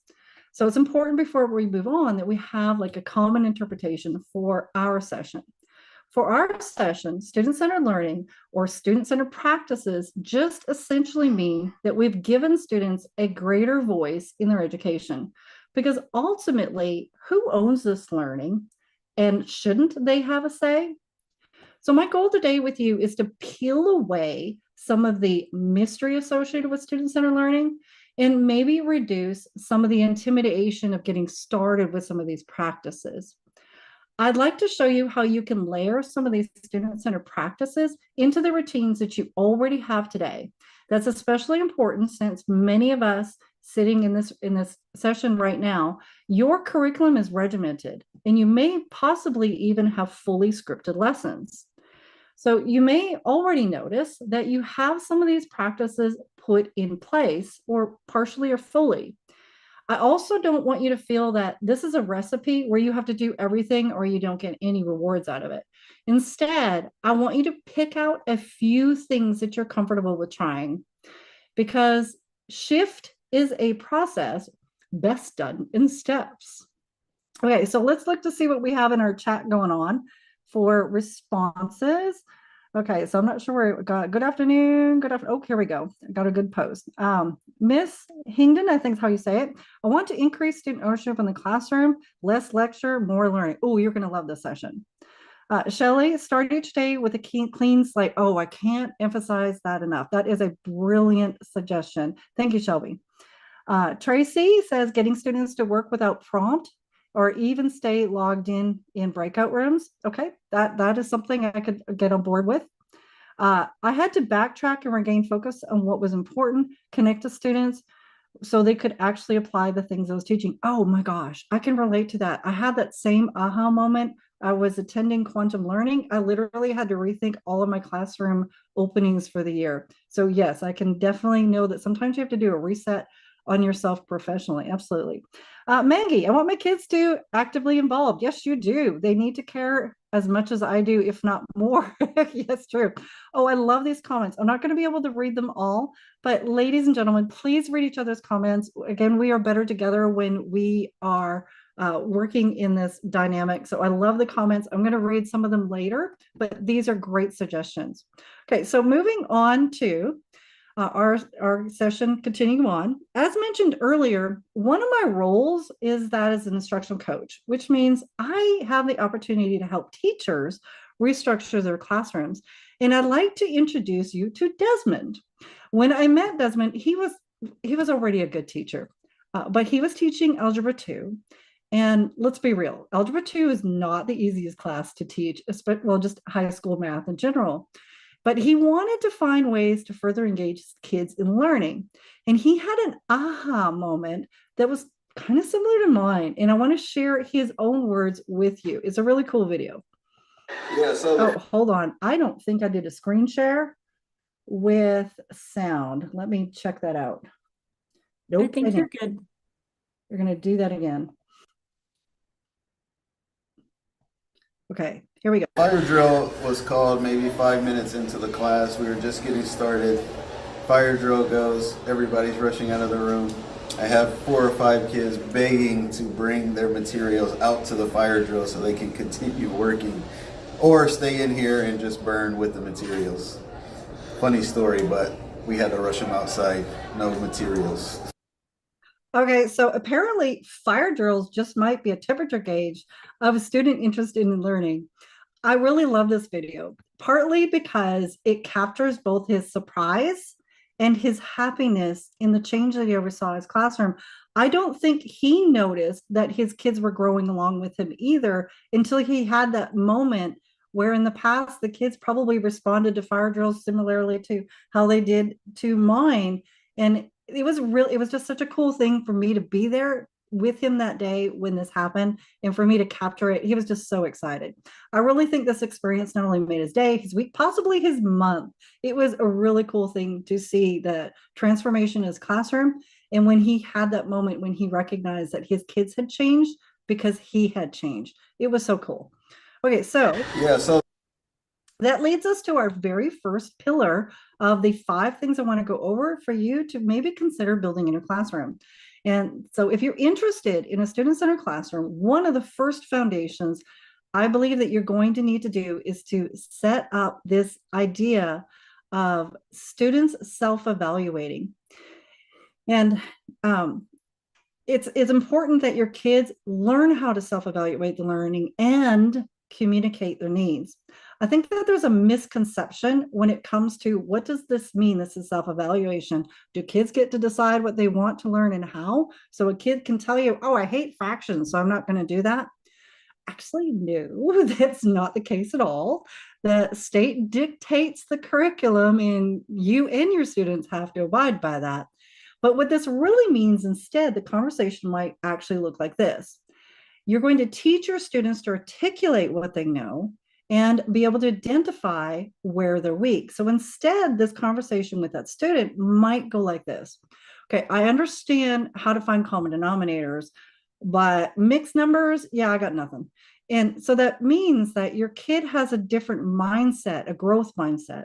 And then in an English class, it might look like this. Oh, I'm just terrible at writing. So instead of saying that, they're going to say, oh, you know what? I can do sentence structure, but I can't incorporate the supporting detail that you keep telling me that I'm missing. I just don't know how to make that happen. In both of these scenarios, the students have a better understanding of where learning ends, and so do teachers. So that tells your teachers and the students where learning needs to start as well. That's an important conversation, because then you're not floundering. What do these kids know? What do I know? What do I know about them? And that really helps. So therefore, building these reflective practices in our students is crucial. So I know as an audience, I know that I have seasoned teachers in my audience. How do you facilitate self-evaluation in your classroom? What kinds of things do you promote so your kids can think about their learning and communicate their learning both to themselves and possibly to you? Now, for our teachers who have not considered building student self-reflection into their learning process, here are some ideas for you. You can include these questions in your practice worksheets. If you have student notebooks, you can have them reflect there. You can even have students articulate this verbally with a partner. There's no reason why you have to record these observations. Ultimately, what you're trying to teach your students is to reflect in this way prior to asking for assistance. That makes your conversations more meaningful. Okay, so I have lots of things popping up in our chat. I have talk with purpose and have students in the classroom jobs. Yes, definitely. Wendy says, I desire to provide opportunities for students to grow and mature, because that way they feel ownership and pride. Yes, you've got that. Absolutely. Getting ECSE pre-K's attention in the beginning of school. Okay, pre-K, my hat goes off to you. That's like keeping puppies in a box. Okay, so lots of good ideas on here. I'm not going to be able to go through all of them. For those of you following along, have a look. These are great ideas. I love the chat conversations going on here. Thank you. Okay, so moving on to our second pillar, partnering with your students. Well, that kind of goes hand in hand with your first pillar, getting kids to build self-reflective practices. Well, teachers can now use data to help formalize this practice of self-evaluation and turn it into this productive relationship between students and teachers. Let me explain before you're like, oh, scratch your head. Let me explain what that means. And I have an example, and I want to thank Maggie Deal for sharing this with me. And I think she's in here with me today. I saw her name earlier, but she shared the spreadsheet. She uses the spreadsheet with her students. She doesn't fill in their spreadsheet. She has her students do this. So how this is done is she takes this spreadsheet and she shares it with her students as an assignment. And it never gets turned in, so both the students and the teachers can access this. Now, up at the top, you can see that she uses test scores to be able to identify what those needs are. Over to the left, you can see that the units and the learning objectives are lined up. Now, Maggie was very kind enough to be able to share this with you, so the links in the companion guide. So if you teach Algebra 1, score, you're ready to go. If you don't teach Algebra 1, feel free to replace this with your own data. But here's how this works. It's truly amazing. Let's say in my first test, there's 20 questions in there. And of those 20 questions, 7 of them, and I got 3 out of 7 of them correct. That means I'm struggling here. The second learning objective, okay, I did a little better on that one. There was 4 questions and I had 3 out of 4 questions correct. So clearly I'm going to have to take that second test and see if I can do a little better. Well, I did a little better. This time on this test, there was 6 questions related to the first learning objective, and I had 4 out of 6 correct. And you'll notice that my number hasn't actually, you know what, let me make that 5 out of 6 so I can make the number jump. You'll notice that the numbers are adapting, and so is the color coding associated with it. And so this one, I'm going to change this to 4 out of 4 for this. And we can see that at a glance, I can see based on my color coding as a student where my weak areas are. So when I go into tutoring and the teacher says to me, what do you need help with? I can say, well, I can see on this grid that I'm really struggling on this first learning objective. Can you help me with that? So that we don't have to figure out in that few minutes that we have during tutoring what I need help with. As a teacher, I can at a glance go, okay, I can take all these kids that are struggling with this, group them together so I can filter in this learning objective, even if I'm not on this learning objective anymore, but I can still be building those skills so that when we do reassess later, they will be stronger at that skill. So this is an ongoing example. Let me show you an example of something that is from a single activity. This comes from a Google form. I'm going to show you that later. But in this example, I have my first set of questions. If my students do not answer it correctly, they have an opportunity to answer it again later after they do remediation. Now, it doesn't have to be the same question. In this case, it's not the same question. It's a mirror question so that I'm not pulling on residual impacts from the first question. In this case, this student has it correct, so they're going to move on to question number 2. If my student answered it correctly the first time, notice that this is blank. They didn't have to answer this question. I propelled them along. So they didn't have to keep answering questions that I know that they knew. Notice I have color coding here in the orange.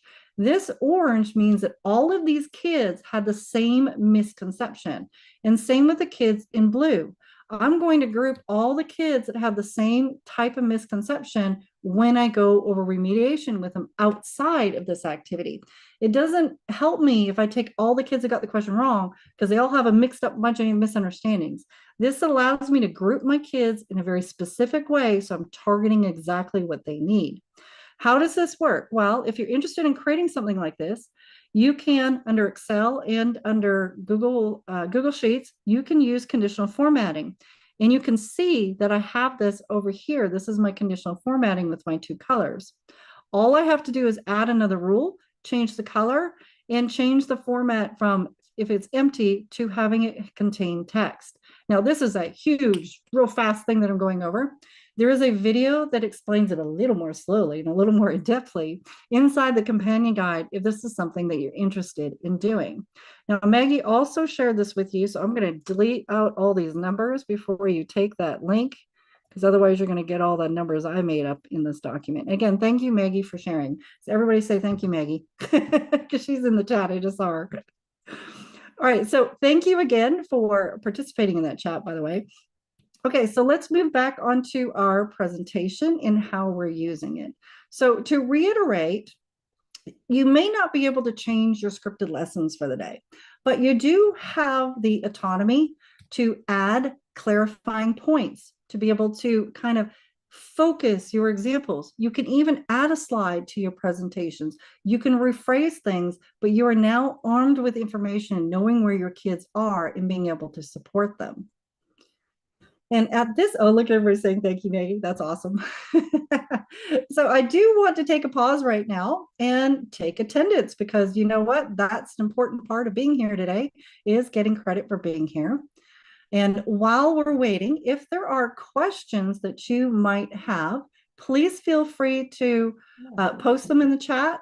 And otherwise, I'm going to give you a question.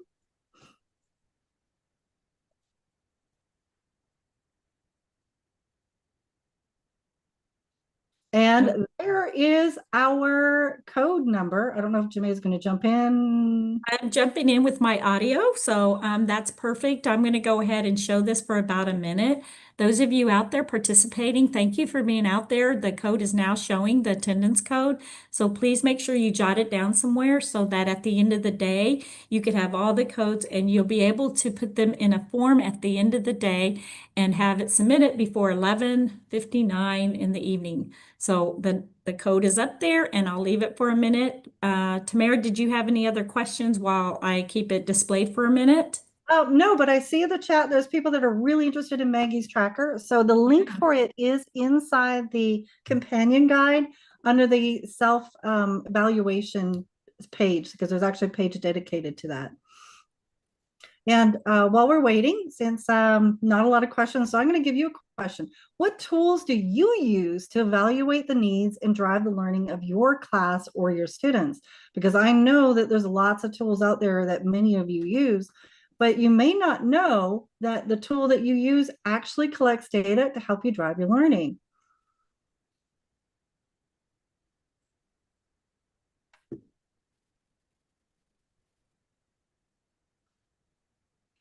Okay, I think they're probably jotting things down. I think that I have kept it up long enough, so I'm going to go ahead and give it back to you. Thank you, Well, Tamara. thank Appreciate you. it.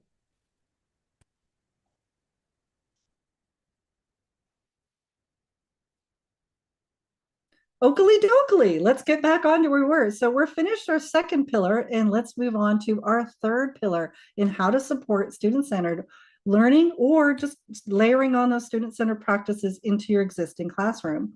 The next one is looking at multiple sources of learning. You as a teacher are one source, and you are still the most important source of learning in your classroom. You drive the atmosphere, you drive the learning, you drive the information, and that doesn't change in a student-centered learning classroom. I often hear the opposite when people talk about student-centered learning. They say teachers should only be a guide. They really shouldn't be driving the learning. Kids should be driving their own learning. I actually disagree with that sentiment to a certain extent. Let me explain. You are a movie director, and on your movie set, you have this amazing actor who's been acting longer than you have been directing. This person knows intuitively how to interact with other actors and just make an amazing movie. I don't know what goes into directing, but let's just go with the flow here. Okay, but also, so you're not gonna really micromanage this person. You're just going to guide them where you see it. But on that same cast, you have a brand new to acting actor.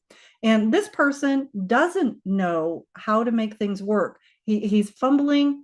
You are going to be more purposeful, more direct in the way you direct this person until they are ready to be independent. Well, that's really the role of the teacher. So yes, they need to be a guide, but they also need to be a director, because the director knows when to step back and when to intervene. But it is important that you may be a director, but not a dictator, because remember, we want to know that our kids want to learn. They want to own our own learning, and that's important for us to remember that when we're interacting with students. And I know sometimes our students don't always come to us with that mindset. At least it doesn't appear to be their mindset. They're computational. They don't show up with their materials. Their computer's not charged. They don't do anything in class. It's hard to see that in some of those individual students. And for some of those students, you may never peel away that core in them that shows that they want to learn. But as professionals, we have to have that mindset, because if we don't have that mindset, we're never going to build that in our kids. So I want to encourage you to always remember, students want to learn, and we want to facilitate that in the practices that we have. So with this in mind, how can learning unfold in your classroom? Well, as you can see, I got lots of little arrows. That means there's lots of sources of learning in your classroom. And I want to start out with whole group instruction. That still has a place in a student-centered classroom. Every classroom has information where every student needs to hear it. It's still the most efficient way to ensure everybody gets that message. This could be directions at the beginning of the class. It could be an introduction to a topic or a concept that they haven't had before. It could be reviewing a topic that the majority or all students need. Now, it's important to know that any sustained instruction after 7 minutes to 15 minutes, depending on the topic and the age of your kids and the resilience of your kids have stopped listening to you after 7 to 15 minutes. So if your kids aren't listening to you, regardless of whether you're a student-centered classroom or a teacher-centered classroom, you're going to have to create opportunities for learning using other formats. That's just a given. If you want learning to continue, you can't talk for more than 7 to 15 minutes. So if there's no other reason to consider other formats, your classroom is longer than 15 minutes. So let's look at some other options for you. And you may have already realized this, but some of them you may not have realized that they are a source of learning. Now, I don't have time to go over every one of these, but in your companion guide, I have shared with you some information with some tidbits for you to consider when you're thinking about all these different formats of learning in your classroom. Now, it is important in some of these, if you're making them more student-centered, your students still need, especially initially, they still need scaffolding. They still need modeling on how to use this format.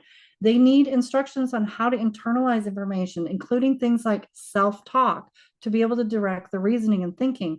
Your kids are not going to come to you with these in place. They're not going to know how to explore something to build their learning. They're not going to know how to use their friends and their classmates to help them focus on how and why something happens. Instead, they're just going to ask them what the answer is, because that's how they know how to interact with each other. So we have to build that capacity in our students.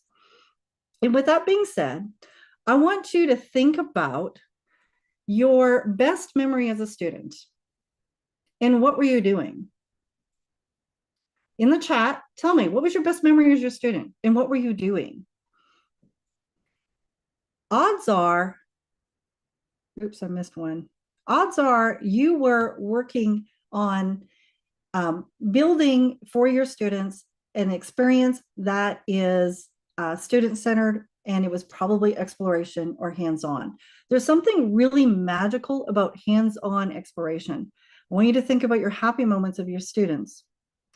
The happy moment when you were a student, odds are that wasn't when you were taking a test.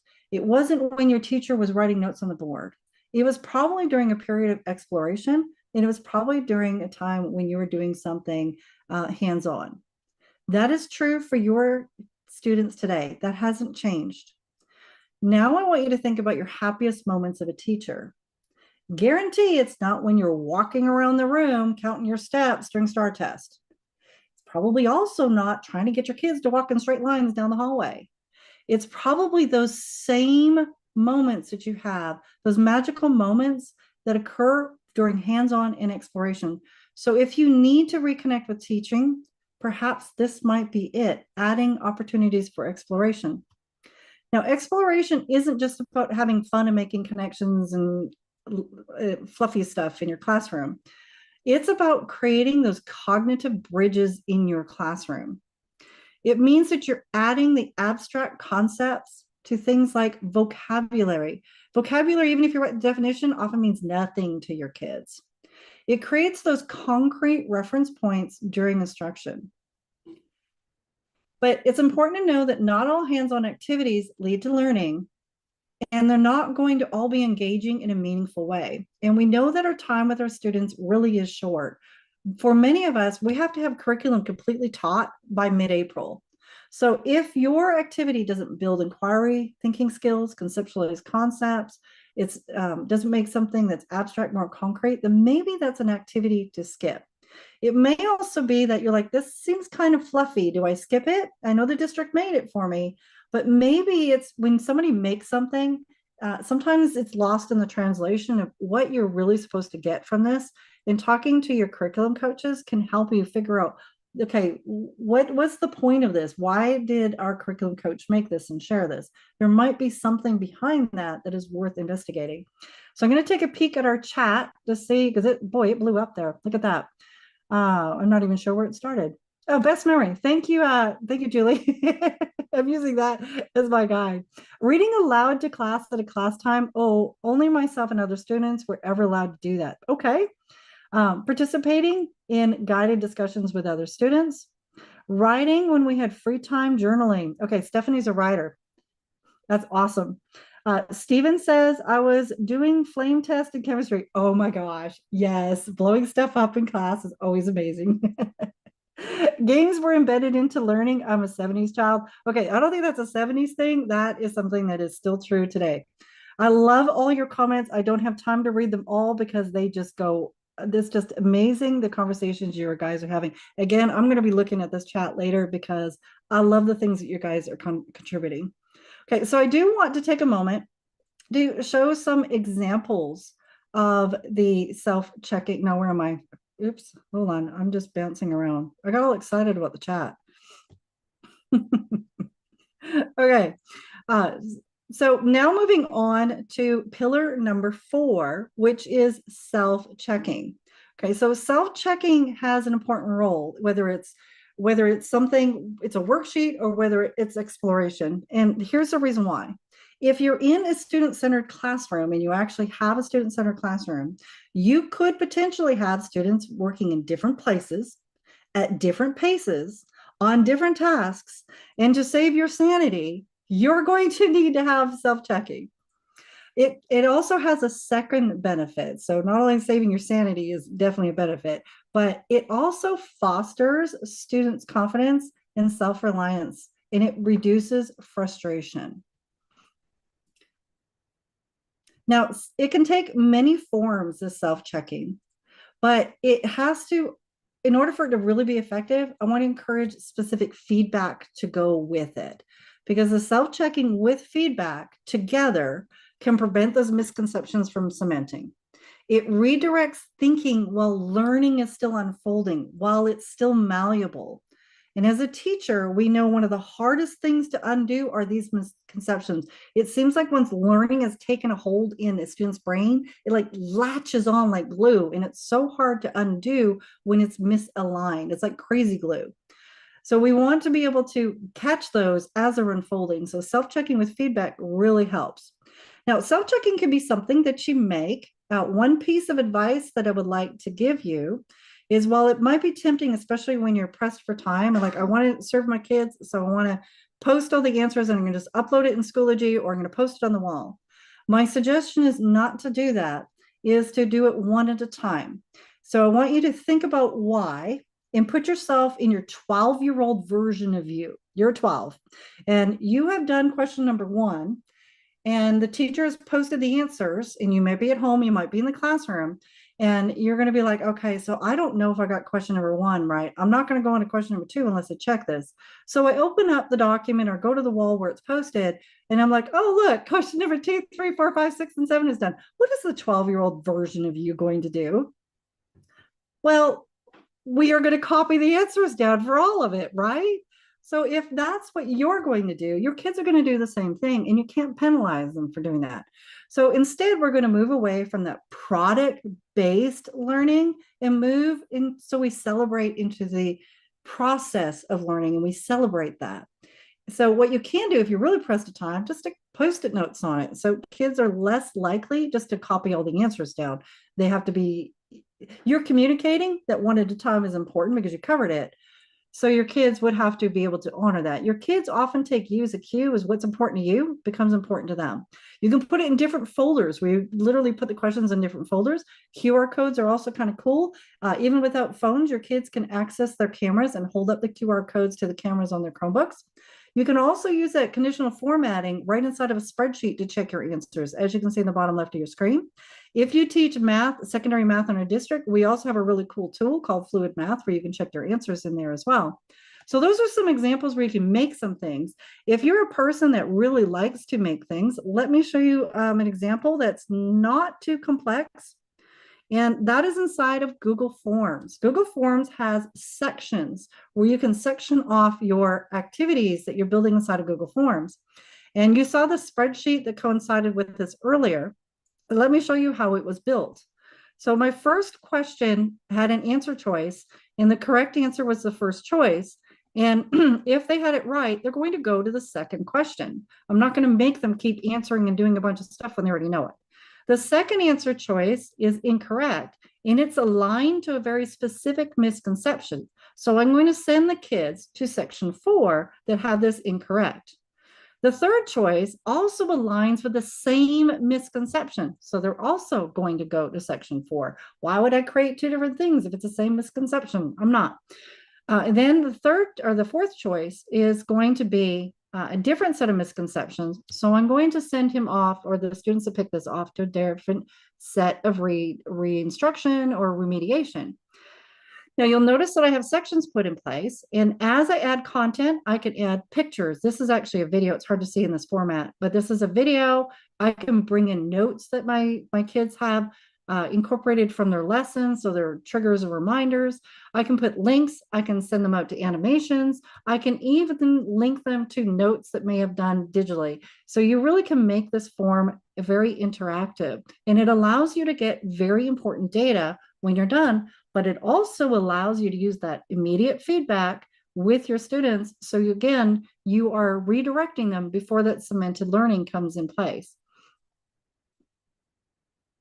So jumping back over to my presentation, we already saw that. Okay, so not all of us have all the time in the world to create stuff. Fortunately, we have technology that can help us. Artificial intelligence is here, y'all. Curious to know how many of you have kind of checked out artificial intelligence. I know in our district Sci-Fair, it's been very conservative in rolling it out. There's not a lot, actually, there's really no standalone tools that you can use that's approved by the district as of yet. That's because they're being purposeful in looking at two things, and I want you to consider the same two things. One is safety, and the other one is how the tool is being used to drive learning, because not everything is going to be designed in that way.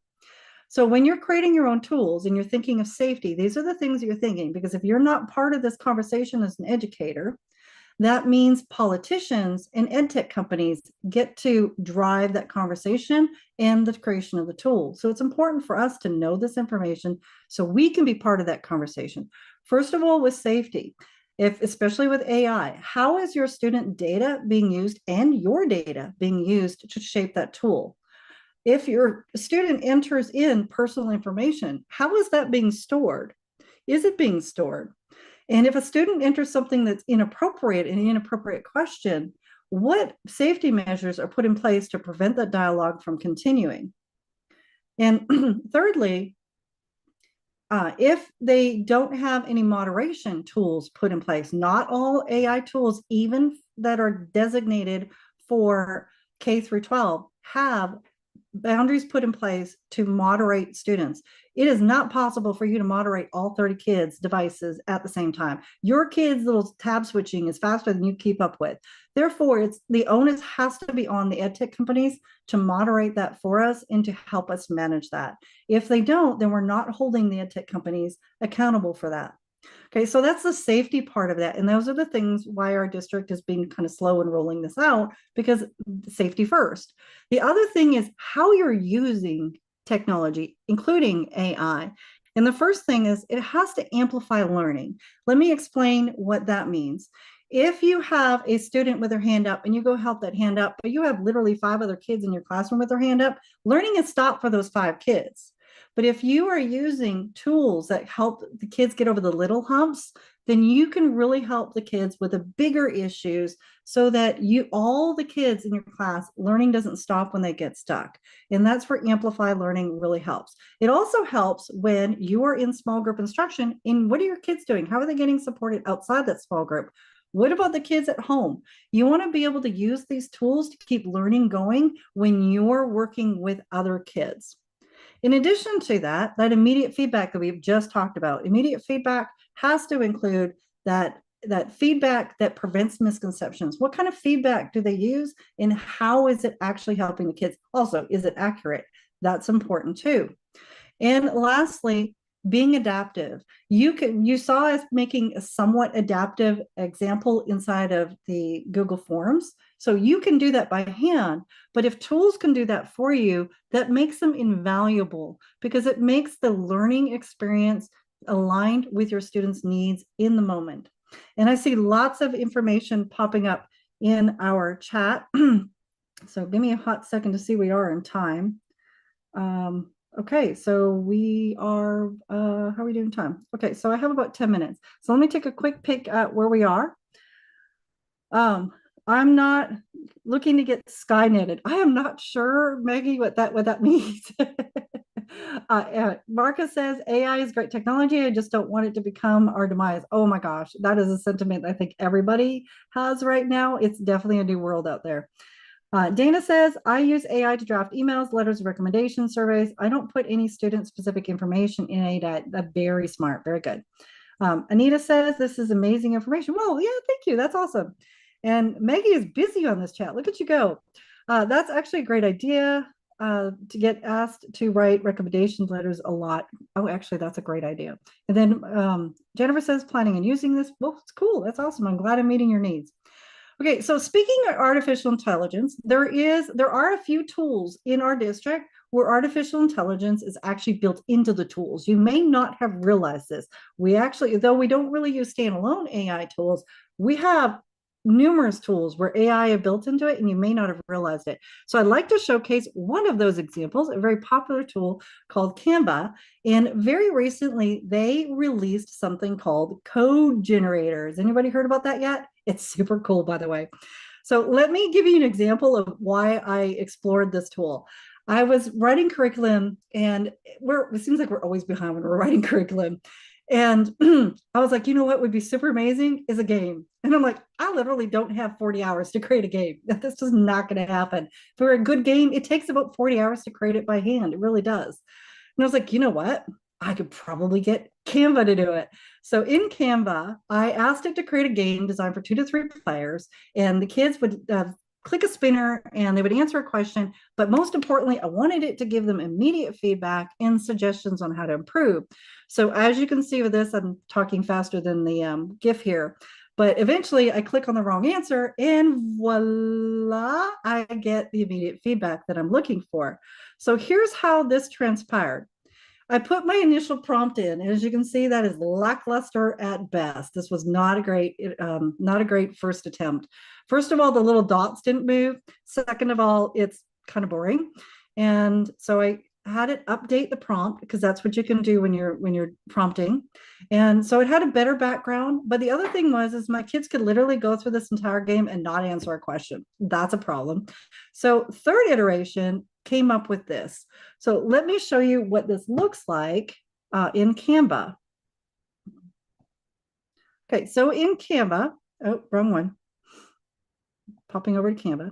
In Canva, you have this prompt in here, and you can prompt it with Canva AI by clicking that. And in AI, you have some options, but I'm going to choose code for me. And as it happens, I was trying to come up with something really simple that you could see it in real time.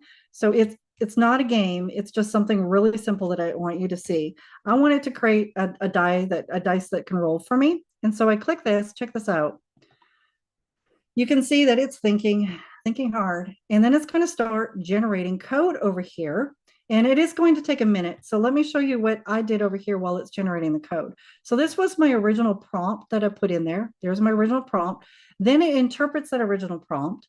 And then I iterated again, creating a new update. And then thirdly, this is the third update.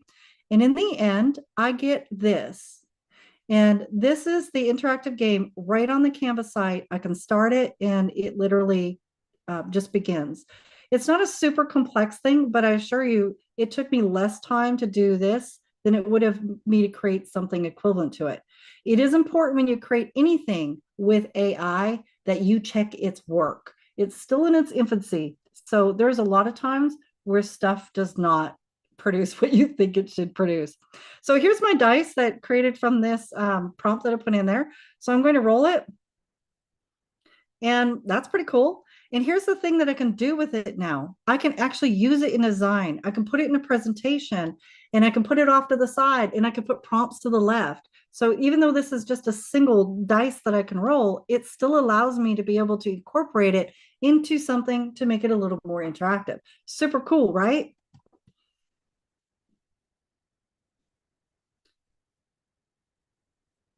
Okay, taking us back to our presentation. I have way too many windows open, so that should be pretty standard for those of you that know me. And this leads me to my last pillar, giving students agency. You don't have a student-centered classroom unless you have choice. Now, if you're building student-centered practices and choice is something you're less comfortable, because I understand it's probably the most challenging thing to implement, you can start in small increments. Choice boards are a perfect place. You don't have to jump in the deep end and go project-based learning, but choice boards can provide that structure, giving students agency. And if you have the other pillars put in place, this actually isn't the biggest hill for you to get over because you've already walked up the hill by incorporating the other pillars. Let me give you some examples of student choice and where you can find them. In here, where are we? Student choice. There it is. Different tab. Close that one out. Okay, so inside of Slides Mania, anybody heard of Slides Mania? They were really popular a few years ago. But inside your companion guide, I already put this link in there so you can jump straight to this. But look at all the templates that they have. There are tons of templates. And I know a lot of you are Canva fans. There's tons of templates in there as well for choice boards. All you have to do is literally type in choice board in the search and click enter. Cami is another source of choice boards where you can create your templates. And what's really cool about the choice boards is that they're digital, so they're engaging, they're interactive, but you don't have to have all your activities be digital. You can have one of your choices go get the purple tub and complete the directions in there, and you're going to create a model of blah, blah, blah. You can make this offline. You can also do a hybrid. Engage with this interactive, and then I want you to create a model of this in another way. And you can build a model physically with other components. So you can use this in the unlimited fashion of your brain that can come up with all the creative ideas. There are lots of creative ideas out there. Okay. Now, the last thing that I would like to close on is the support and accountability. There are lots of you out there that are seasoned teachers, and you know as much as I do, and possibly more than I do, on how to build student-centered classrooms where you facilitate the student ownership and advocacy and independence in your students. How are some ways that you build that in your kids? Now, I do have some suggestions. I have 8 suggestions, but I know that you guys can come up with different suggestions. One, and the most important thing that I really want to encourage is that your own mindset. If you have the mindset that students want to learn, it changes your conversation with kids. It changes how you view teaching. It changes how you view when you have students that are misbehaving in your classes. It really does change the whole dynamics of your classroom if you have that mindset. The second one that I really want to highlight is digital media. I didn't really emphasize this because of our time, but having them short and aligned with controls. We know that sometimes our students need to hear things more slowly, but did you know that you have students that process information faster than that video? And those students are going to look for ways to not watch that video in the same way that your other students will if it goes too fast. So therefore, we have to honor, if we remember our students want to learn, we can honor our students with their abilities to self-advocate what rate of speed that video needs to play. And of course, building routines.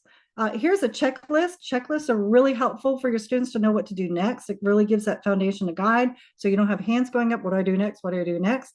I also have some other examples on the board, especially progression boards. Those are really helpful. And building student reflective practices. We have to build that support in our students, and it could include things like, I've seen these on posters of people's walls, and I totally stole this off somebody's wall. I don't remember where it came from. It was one of the high schools and classes. I apologize. I can't give the person credit, but I didn't make this. But they had this posted on the wall, and I was like, that is super cool. I think it might have been Size Springs, but don't quote me on that. This one I actually got from Canva. They have templates on there that you can look for yourself. And I thought these were really cool. And I actually edited it, and I sent a copy in our companion guide with ones that were more specific to math. So I would like us to really think about, what are we doing in our classrooms? We are building leadership and confidence for our students to be successful when they leave us as educators. Are they independent? Are they self-thinkers? Can they learn on their own? Because if they don't, we don't have an adult population that can think for themselves. And these are the things that allow us to do that. Things like collaboration. using creative ideas for problem solving, and most importantly, managing their time. So I want to thank each of you for joining me today. It was a pleasure being here, and thank you all for participating in the chat. That chat is probably, for those of you that couldn't keep up with the chat, is probably worth your time to look through that again, because your responses were phenomenal. Thank you for joining me. Wow. Hi, Tammy. Tamara. Oh my goodness. How are you? I just wanted to say that was wonderful. Did you notice that you did have a student, a former student in there? They just No, was I really didn't. surprised. I think it was Megan. I was kind of trying to jot it down, but I just wanted to let you know that was really good, great resources. You should have, you're going to need to go back and read all the It chat is. and all The that, the chat was feedback. wild. I love it. Yeah, so we really enjoyed it, and I'm sure that they're going to get a lot of mastery through guided learning. And we have three wonderful presenters, and we have Tamara Ferguson. She's a dedicated trainer and a presenter, and she's definitely passionate about learning and all the different outcomes through different strategies. Alongside, we have Dr. Donald Carney, and he is a co-founder and a CEO of Fluidity Software. And we have Miss Maggie Dill, and you're an algebra teacher at Truett, right? I'm going to Yes. let y'all kind of talk, say a little bit more about yourselves, but we are so excited that y'all are here. And remember, the attendance code will be shown randomly, so we'll make sure you're ready to take that down. And we really, really appreciate all of you guys out there that's been participating in all these sessions. And I really, really appreciate all the presenters taking their time out to give you guys some great resources for this upcoming school year. So I'm going to leave it with them, but good luck, guys. Thank you. I'm just putting a bunch of hearts in the YouTube right now. All right, so thank you everyone for joining us today and joining our session on guided learning. I know that each of us are committed to the learning needs of all of our students. And in doing so, we have strategies designed to capture the focused attention of our students. We work with them one-on-one, often sitting right next to them. Hold on, I'm screen sharing. Give me a second.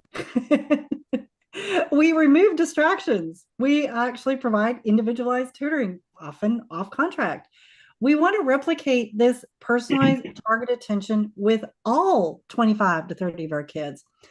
But you can't bring every kid to the board. It's just not possible. It would be chaotic, and that's probably not going to end well. But you can, with the technology we have available, bring that lesson from the board to the fingertips of every student in your class. And you can be instantly responsive to provide that essential support. And our goal today is to show you how technology can provide that individualized instruction, reduce the distance between the lesson on the board and your students interacting with that lesson by immersing them in conceptually developed guided learning lessons. I am Tamara Ferguson, a math curriculum coach. Joining me is Maggie, the stellar math coach. Hi, I'm Maggie. I teach algebra at Truett Middle School. And I'm Don Carney with Fluidity Software. We make fluid math. And some of you may actually know Don. He has been an important partnership with Sci-Fair, where Fluid Math has been designing a tool for teaching and learning math. For the next 45 minutes, I would like to share with you, or the three of us are going to share with you, an introduction to guided learning and how you can support guided learning experience and the power behind it by offering an active learning experience. And then we're going to show you how you can create this experience with your students from start to finish. And we want you to be able to continue your journey of learning on guided learning. So we have some resources to share with you as well. To begin with, I'd like to begin by having Maggie tell you about her experience with fluid math in her classroom with her students. Hi, I have been using fluid math in my classroom for 2 years very consistently.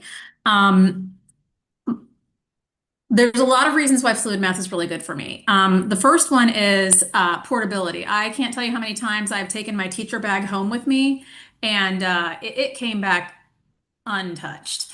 So I'm just basically toting a bag of papers back and forth home with me. Well, I can just take my computer home now because everything I need is in Fluid Math. It's on my computer. I can get to all of their work. I can see what they've done. I can see where they're at. I can see where they're stuck. Also, most of the stuff I do in Fluid Math is self-grading. So I'm not saying I never grade anything, but it allows me to focus on areas of misconception rather than looking at everybody's thing and going, okay, everybody got this, everybody got this, everybody got this. All I need to look for, I really can focus on the things that they didn't get and try to see if there's misconceptions I can clear up. Because there's no paper, I don't really get any arguments about printing copies. Nobody's like, why are you printing so much? I don't print anything. So when I do need to print something, I don't get a lot of push.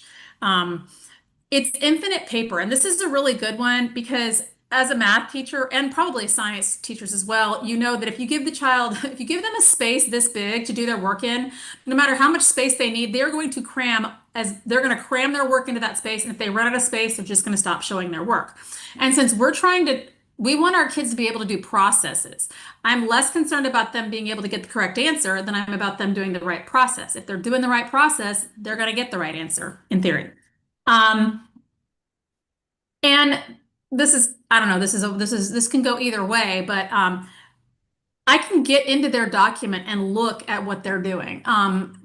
My kids are always like, Miss Deal, why are you in my document? Because they can see my little initial pops up in their document. I can use that to see if they're doing okay. I can use that to see if they're doing anything. I can use that to see what I need to focus on. If I go in, I see a whole lot of people having a problem with question 2, well then I can go say, hey guys, let's talk about question 2. So that's what's in it for me. I also go ahead. I was going to ask you, what do your kids love most about Fluid Math? Well, they like that they can get help with their document. So they like that I can pop into their document and answer questions. They like that I can. Okay, sorry about that. I don't know why I just muted myself. They like that I can see their work wherever they are.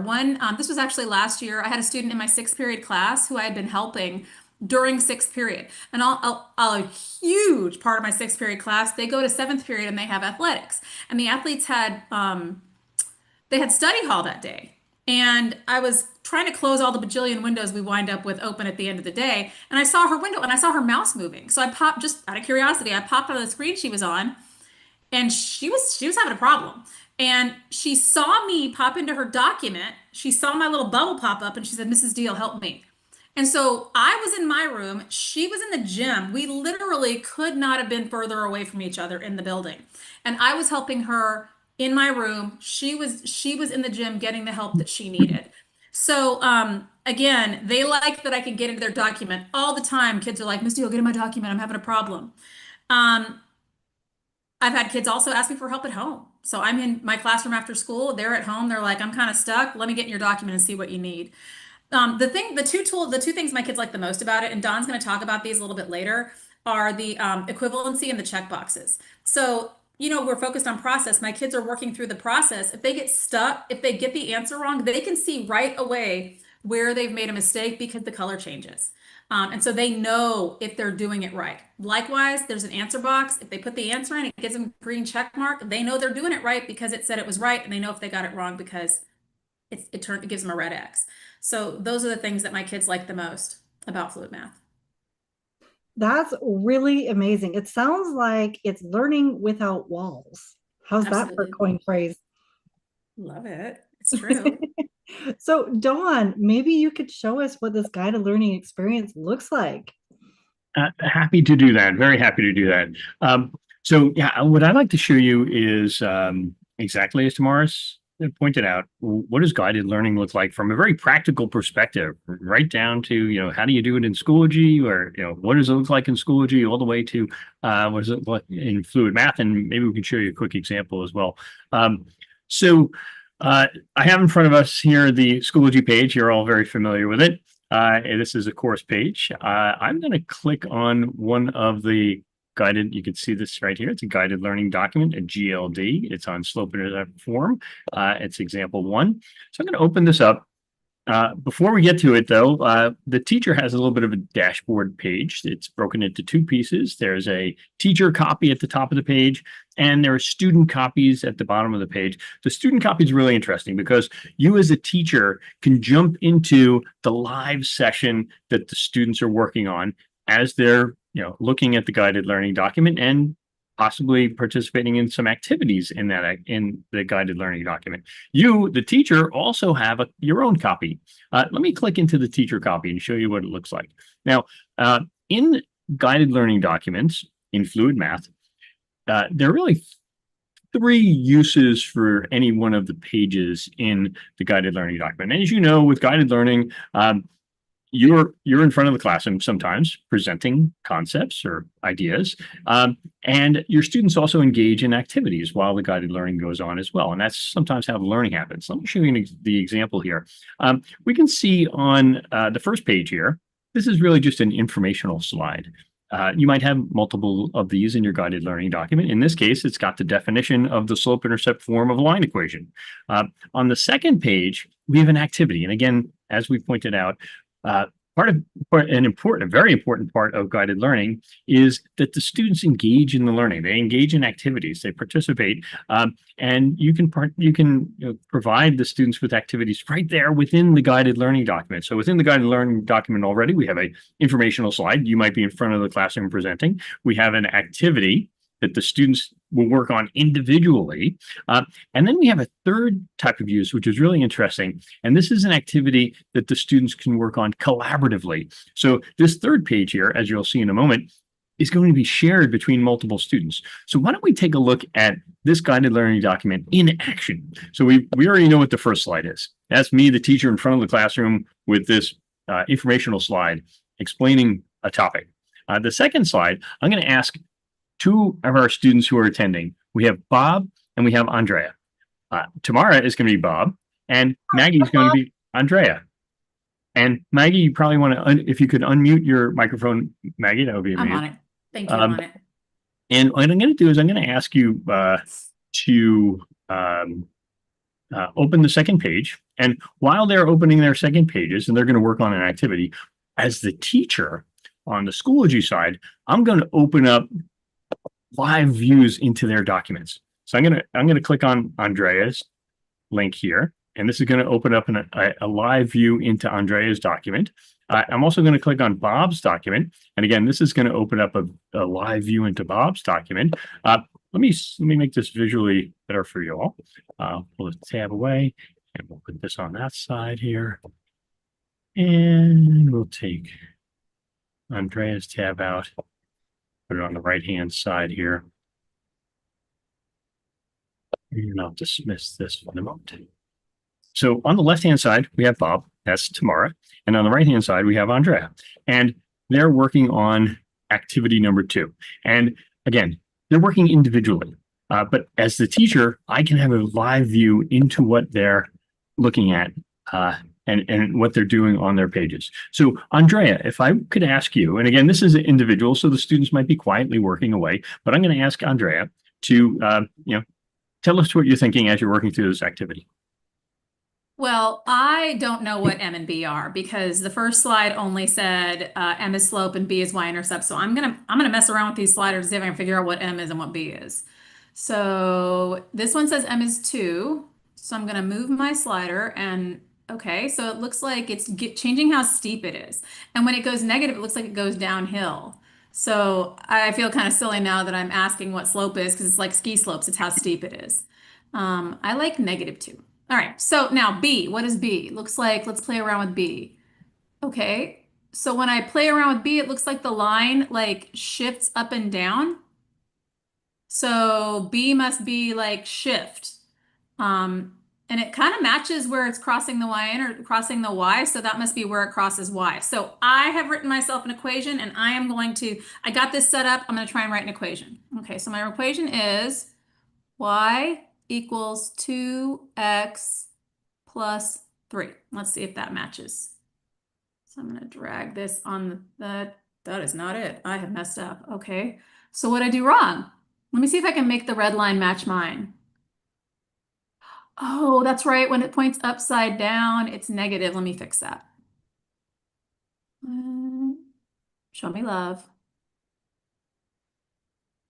Did it get that? Yes. Okay, yay, it matches. Go me. I'm awesome. Let me make that go away. All right. Now, Bob, you're up. Well, Bob doesn't need to do all that talking because he's Whatever. got it down.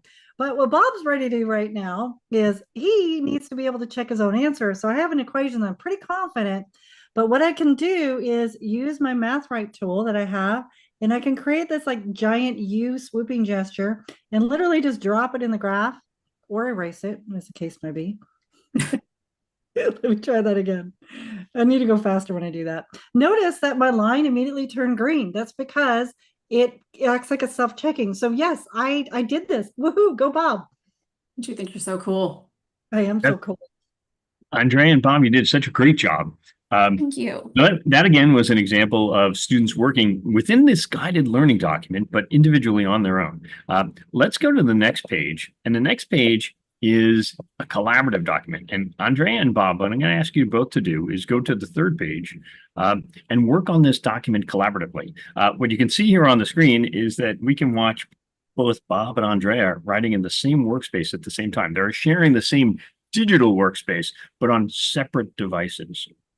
So if I can ask you to both work through this, and again, the idea here is that multiple students are working on this exercise. In this case, we have two.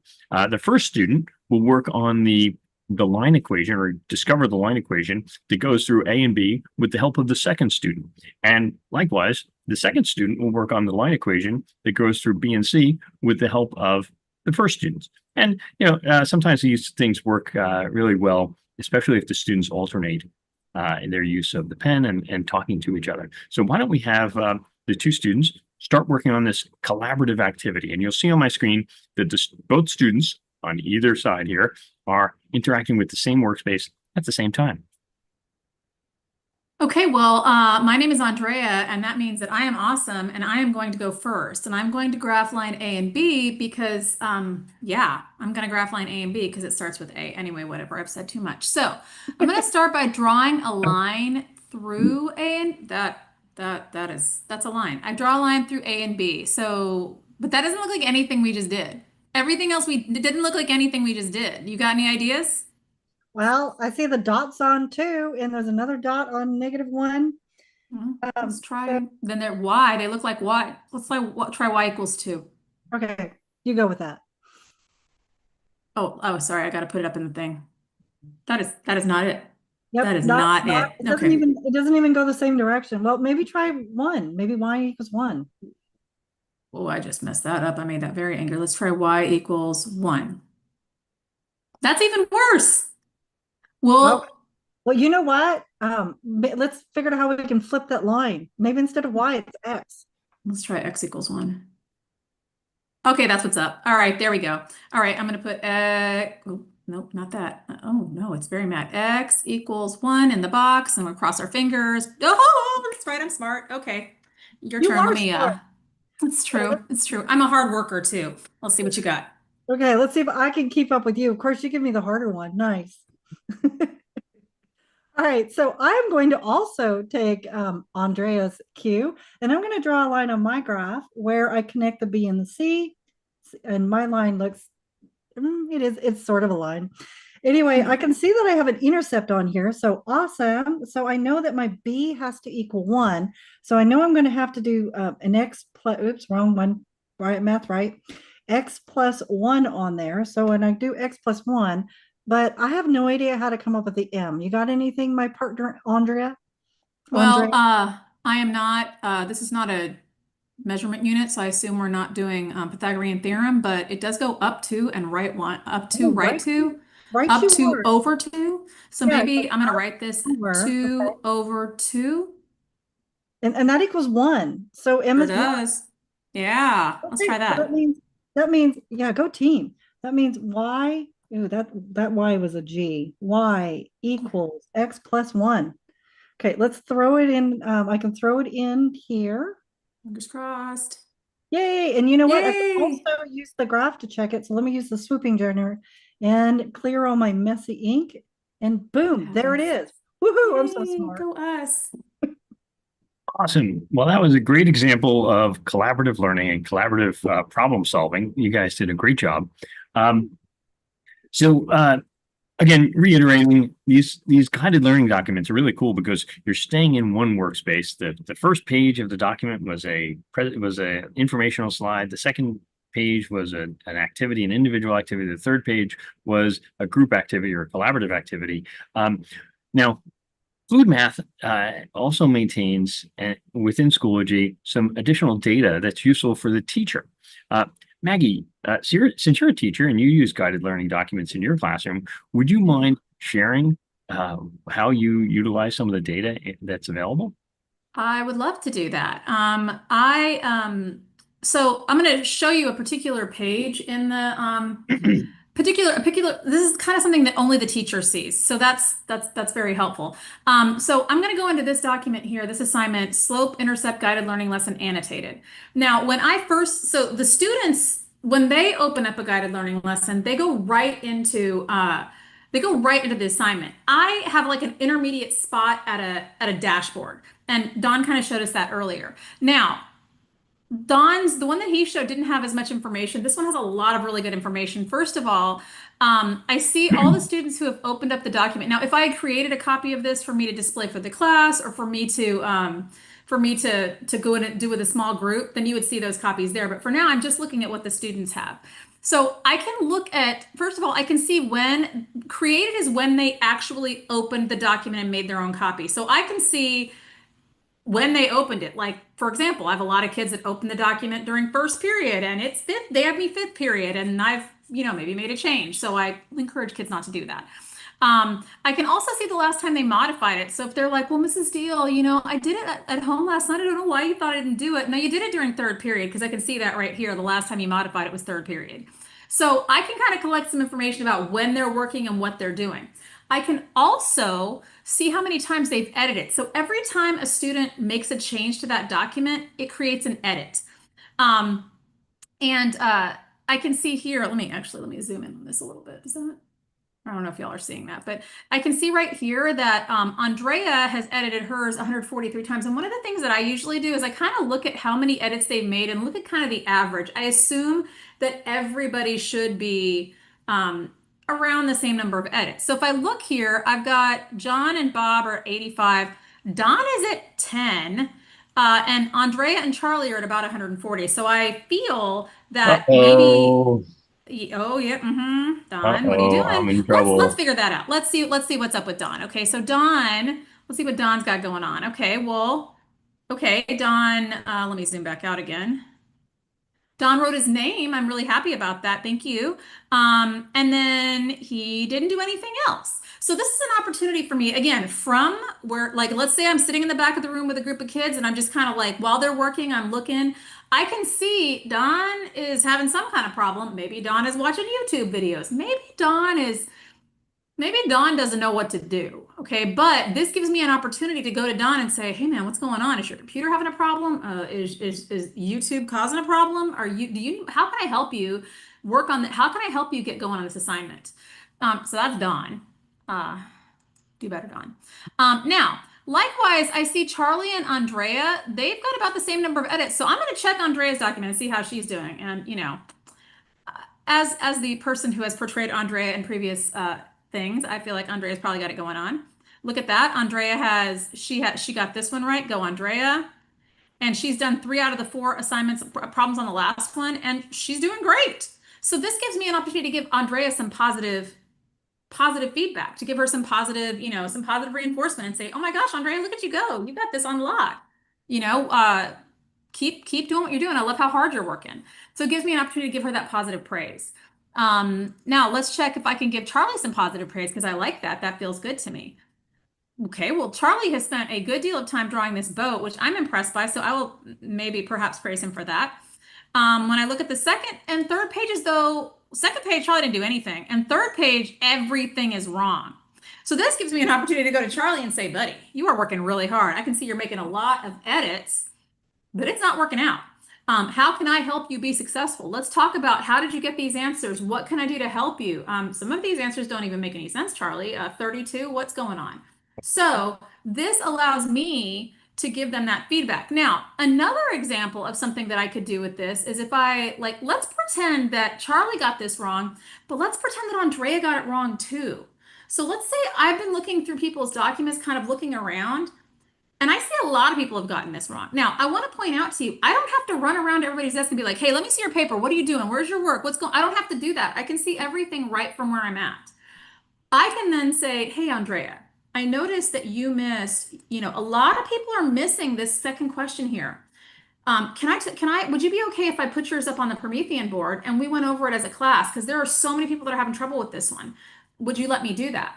Then I can take her work, everything, and put it up on the board and say, hey, I'm noticing a lot of people. Let's everybody pause, come back to me. We're seeing a lot of people missing this problem. And then I can try to get the whole class working on it. So just that little bit of information from that dashboard, I was able to use to really, really potentially help out a lot of kids. That's how I use that dashboard. But even better than that, I think would be a good time for now. I think it'd be a really good time to take attendance. Candy? Yeah, it's always a good time for candy, but this would be a great time for attendance. All right. Well, Janae, it's your world. Janae. I'm here. No worries. I'm making it happen. Let me Yes. understand. Okay, I'm going to go ahead and share the code. So those of you that are participating, we are going to share. And we're going to have it up for about a minute. And I'm going to tell you, Tamara and Maggie and Dr. Carney, Julie and I was trying to figure out this math problem. We were both saying that I'm not very math minded, but just watching this and watching how y'all were doing it together, that was very, very interesting. So yes, I think I would probably be more interested in math if I had these tools. So do you agree, Julie? Yeah, Okay, she's agreeing with me. But if y'all want to talk, I think you're answering most of the questions that were coming in. Actually, we didn't get to all of them. Something about what grade do you start using fluid math? Did you see that? Yeah, I did. There were a Okay. few questions that we didn't answer that I thought we better just to answer right now. Okay. The first one was about how are you writing on the screen? We are using styluses. All of our students in Sci-Fair have access to styluses. It looks different depending on what Chromebook you have and where you are, whether you're middle school, high school. So for the Chromebooks that have housed styluses, those are the newer Chromebooks. Some of the middle schools have them. I believe all the high schools, but don't quote me on that. It's important to know that those styluses are fragile. Kids have to learn how to house them properly and not jam them in, but also make sure that came out wrong. All right, and make sure that they are placed into their slot firmly. Also, it's the styluses for the ones that are not housed inside the Chromebooks. It's important for you to have the conversation with your technology people on campuses to make sure you as a teacher have a class set of those styluses, because you should have a class set. And when those styluses break, make sure you collect them and submit them to be replaced, because we want to make sure that we're using this tool the way it's intended to be used. Your students can use their fingers on them, but if you're using it for note-taking, the best tool is actually with a stylus. If your kids have broken screens, they can still use this tool because Math Type does everything that Math Write does. Looking for other questions on here. I saw one about can the students talk to each other as they did, or do they have to write notes? One of the things that, when I do when I do assignments where they work with their partners, I have them actually go to their partners. So I like to have them go sit with their partners. Sometimes I randomly assign them, but I have them go sit with their partners. And I mean, if the question is, can they cheat? I mean, your kids can cheat. Sometimes that's just what they do. But yes, they can cheat. But I mean, the point is, I'm not going to assume they're going to cheat. I'm going to hold them to an expectation they're not going to do that. And then if they do, deal with it. That's true in everything we do, from worksheets to anything that's digital.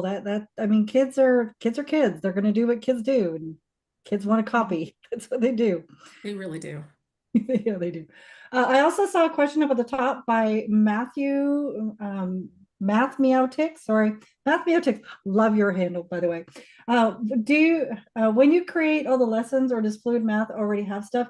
Fluid Math does not have stuff for us. That's something that we create. And I'm actually going to show you what you can do with the stuff you already have created when we talk about that later.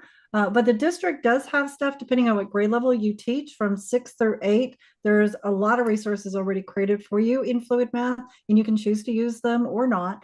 And in high school, there's most of the stuff in high school is actually created by teachers. But again, we're going to show you how easy it is to create that in just a moment. Okay, so I saw another question about handwriting recognition. How is it with handwriting recognition?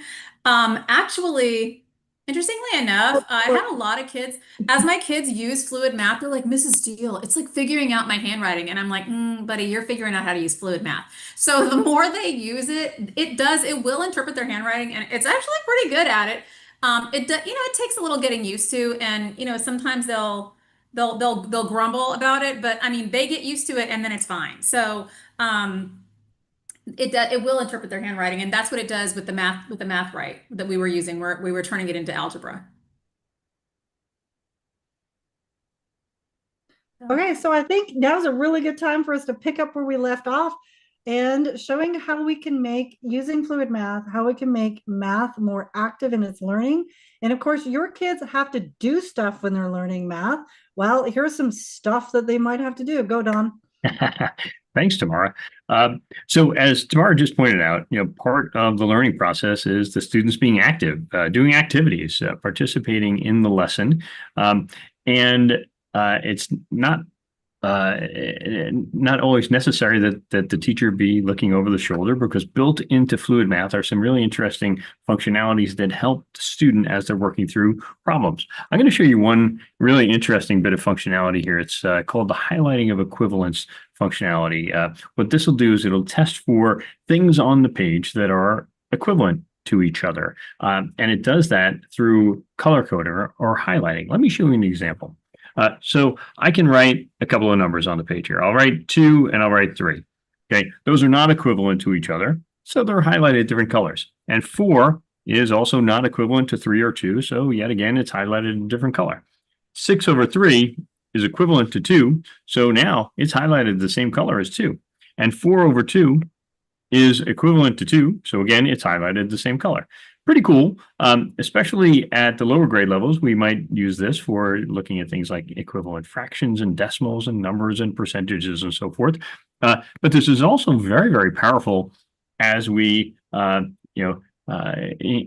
increase our grade levels, as we go up in our grade levels. We start to experience step-by-step problems, or step-by-step solutions for problems. Let me show you a really, really quick example of this at the algebra level.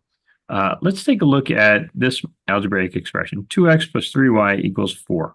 If we were to solve this for x, what would we do? The first thing we might do is move the 3y over to the other side. So let's do that. So the first step here might be 2x equals 4, and then I'm moving the 3y over, so let's move the 3y over, plus 3y. Seems I might have made a mistake. And if you're a math teacher and you're watching this, you know exactly what the mistake is that I made here. But Fluid Math gave me a hint. This highlighting of equivalence is kind of like training wheels for the students. It helps them along as they're working on things.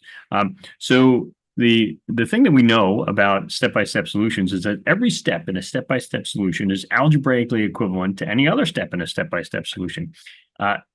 Because these are not highlighted the same color, they're not algebraically equivalent. So I made a mistake. What mistake did I make? Well, we all know that I forgot to change the sign when I moved the 3y over across the equal sign. I just changed it to a negative. And look, all of a sudden, that step is highlighted the same color as the first step. Pretty cool. And now I have the confidence to move on to the next step. I'm now assured that that first step there is equivalent to the first line, and I can move on. So let's write the next step here. X equals 4 minus 3y over 2. And we can see that that is highlighted the same color as well. So now I know that I got to the answer, and it's correct. I love this. I love this functionality for a couple of reasons. Number one, it's pretty cool. And it's helping the student kind of as they're working through their problems. As I said, it's like training wheels. But I think it's really powerful, especially for those students who are struggling with mathematics. You know, if you're a math teacher or you're a math person, you're pretty comfortable with looking at these problems and stepping through them. And we know if you make a little mistake at some location in the step-by-step solution, it cascades all the way to the bottom. But sometimes for students who are struggling, that can be really frustrating. You get to the last step, maybe it's 5 or 10 or even 15 steps long, get to the last step only to realize the answer is wrong. And you look back daunted at the page like, oh man, where did I make my mistake? Maybe you scribble out, you erase the whole page and you start over again, or maybe you go on to the next question and hope that you got some partial credit. So again, really powerful bit of functionality, especially for those students who struggle a little bit. And I really like that it really focuses on the on error analysis, because sure, it tells them they did something wrong, but then they have to figure out what they did wrong, that's that really higher level thinking where they're analyzing and they're looking at their work and they're trying to figure out what they did wrong. That's really, really strong math work that they're doing there, just because a box changed from pink to blue. Indeed, indeed. Okay. Let's move on to another example of the use of this algebraic equivalence highlighting here. So here's an example of a problem that the students already solved, or they've already worked through the steps and they've gotten to the bottom, and you know they think the answer is 160 pi. So I'm going to write the answer in here, 160 pi. Okay, and whoops, I want a better one. 160 pi. And look, all of a sudden, I've gotten the X on the answer box there. I got the answer wrong. What did I do? Okay, I could go back to the math and try to step through the solution and try to figure out where I made my mistake, or I can turn on the highlighting of equivalence, and it will identify which statements on the page are equivalent to others. And we know, as I said earlier, every step in a step-by-step solution is equivalent to any other step. So we can see right here that the color between this line and this line is different. So there must have been a mistake in the math that I did to get from the first step there to the next step. And we can look at it and we say, oh, 6 squared. Oh, that's not 32. It's 36. That's right. So let me change that 32 times 5 there to 36 times 5. Okay. And oh, cool. All right. I got that step right. Awesome. Let me go back. Let me go down now to the last step. Oh, that's 160. Oh, that should be 180 pi. Okay. 180.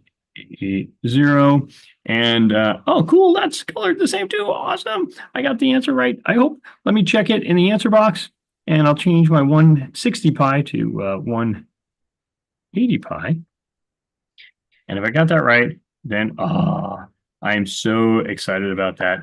That is awesome. I'm so glad that Fluid Math has this additional functionality to help me out as I'm working through my math problems.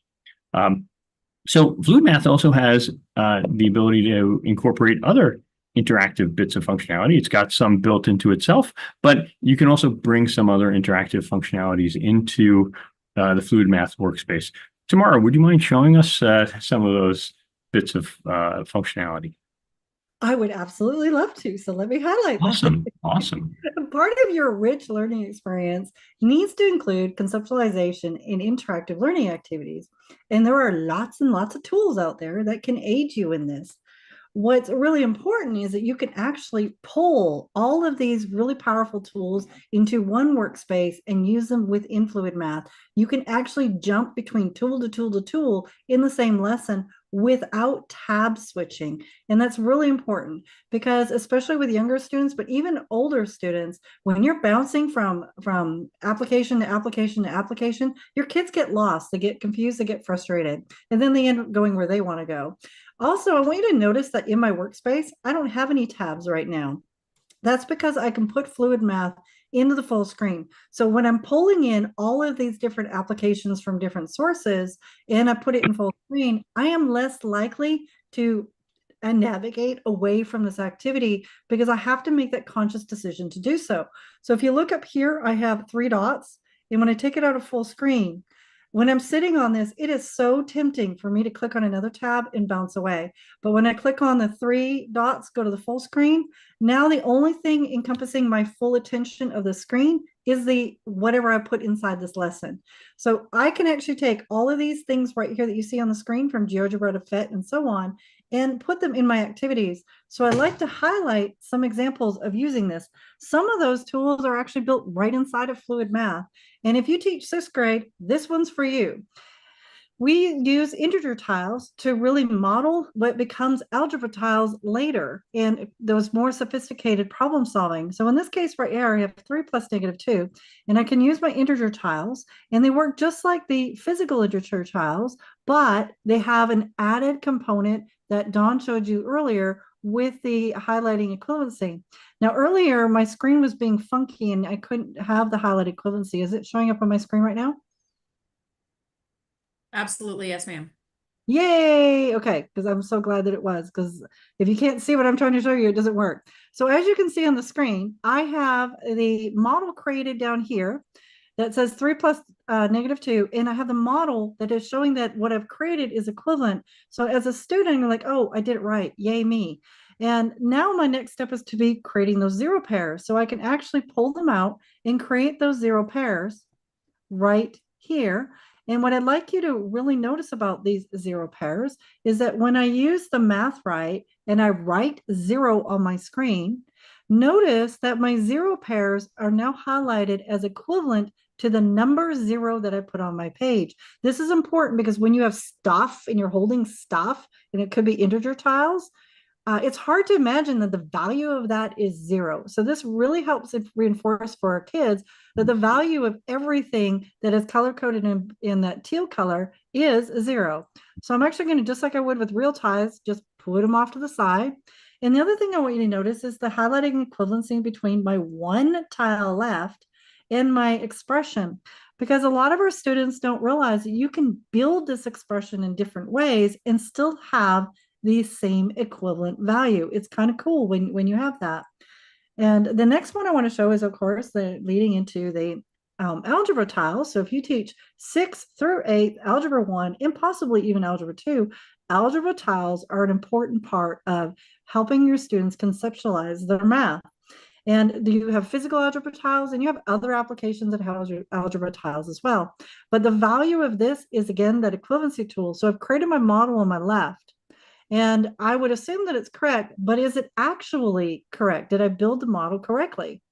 Well, they're not highlighted the same. So now I have to use my independence, my mathematical reasoning ability to identify where these don't match up.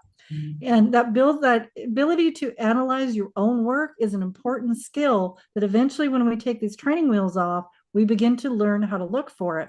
So I have my -3 marked on the left, and I have -3 in my equation. I have +4 on my right, but I have -4 on my left. So I can correct that just simply by clicking on them. Boom, boom, boom. And notice that now they're highlighted as equivalent. So now I have the confidence as a student to be able to move on. The next thing that I know that I need to do is to create, again, just like my first example, my 0 pairs. So I'm going to bring them in as 0 pairs. And of course, I need to make them opposite.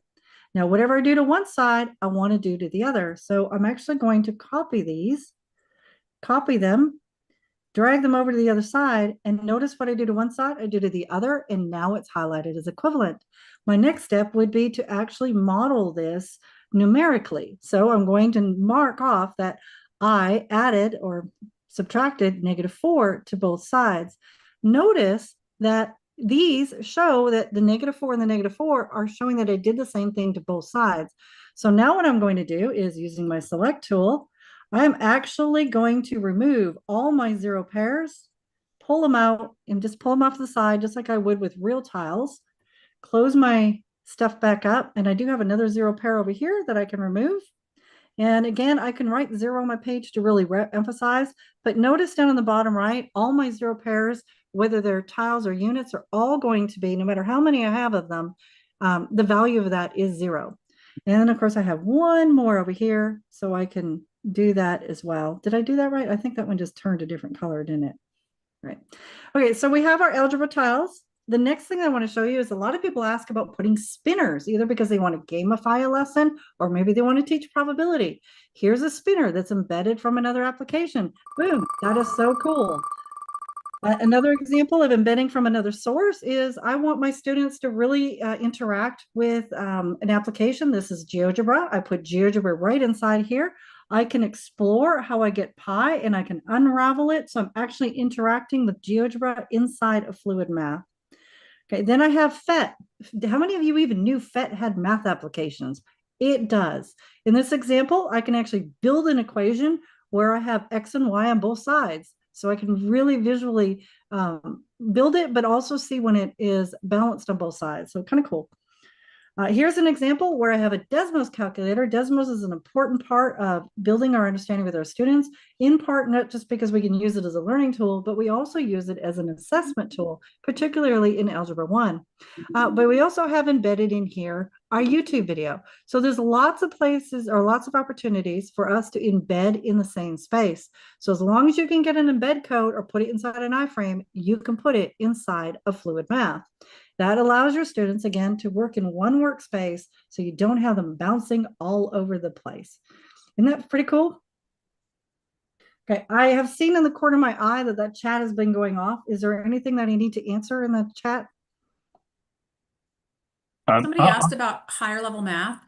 Yeah, I'll interject about the question about from Kevin Castillo and Dana, and also Brenda was commenting on the highlighting of equivalence.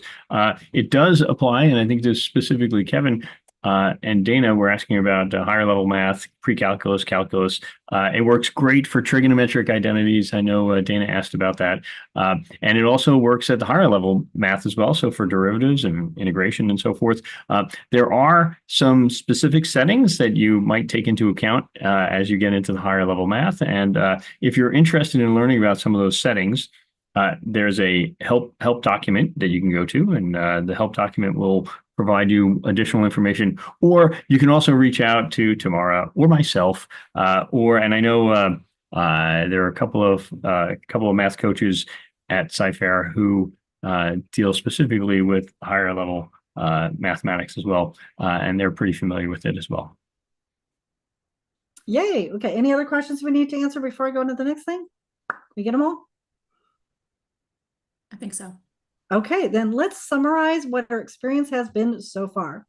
So you have just observed the practice of taking a lesson. Dawn modeled this, where instead of just only the teacher or maybe one or two kids coming up to interact with the lesson, everybody gets to interact with that lesson at the same time. So you've literally put the lesson from the board in front of your kids.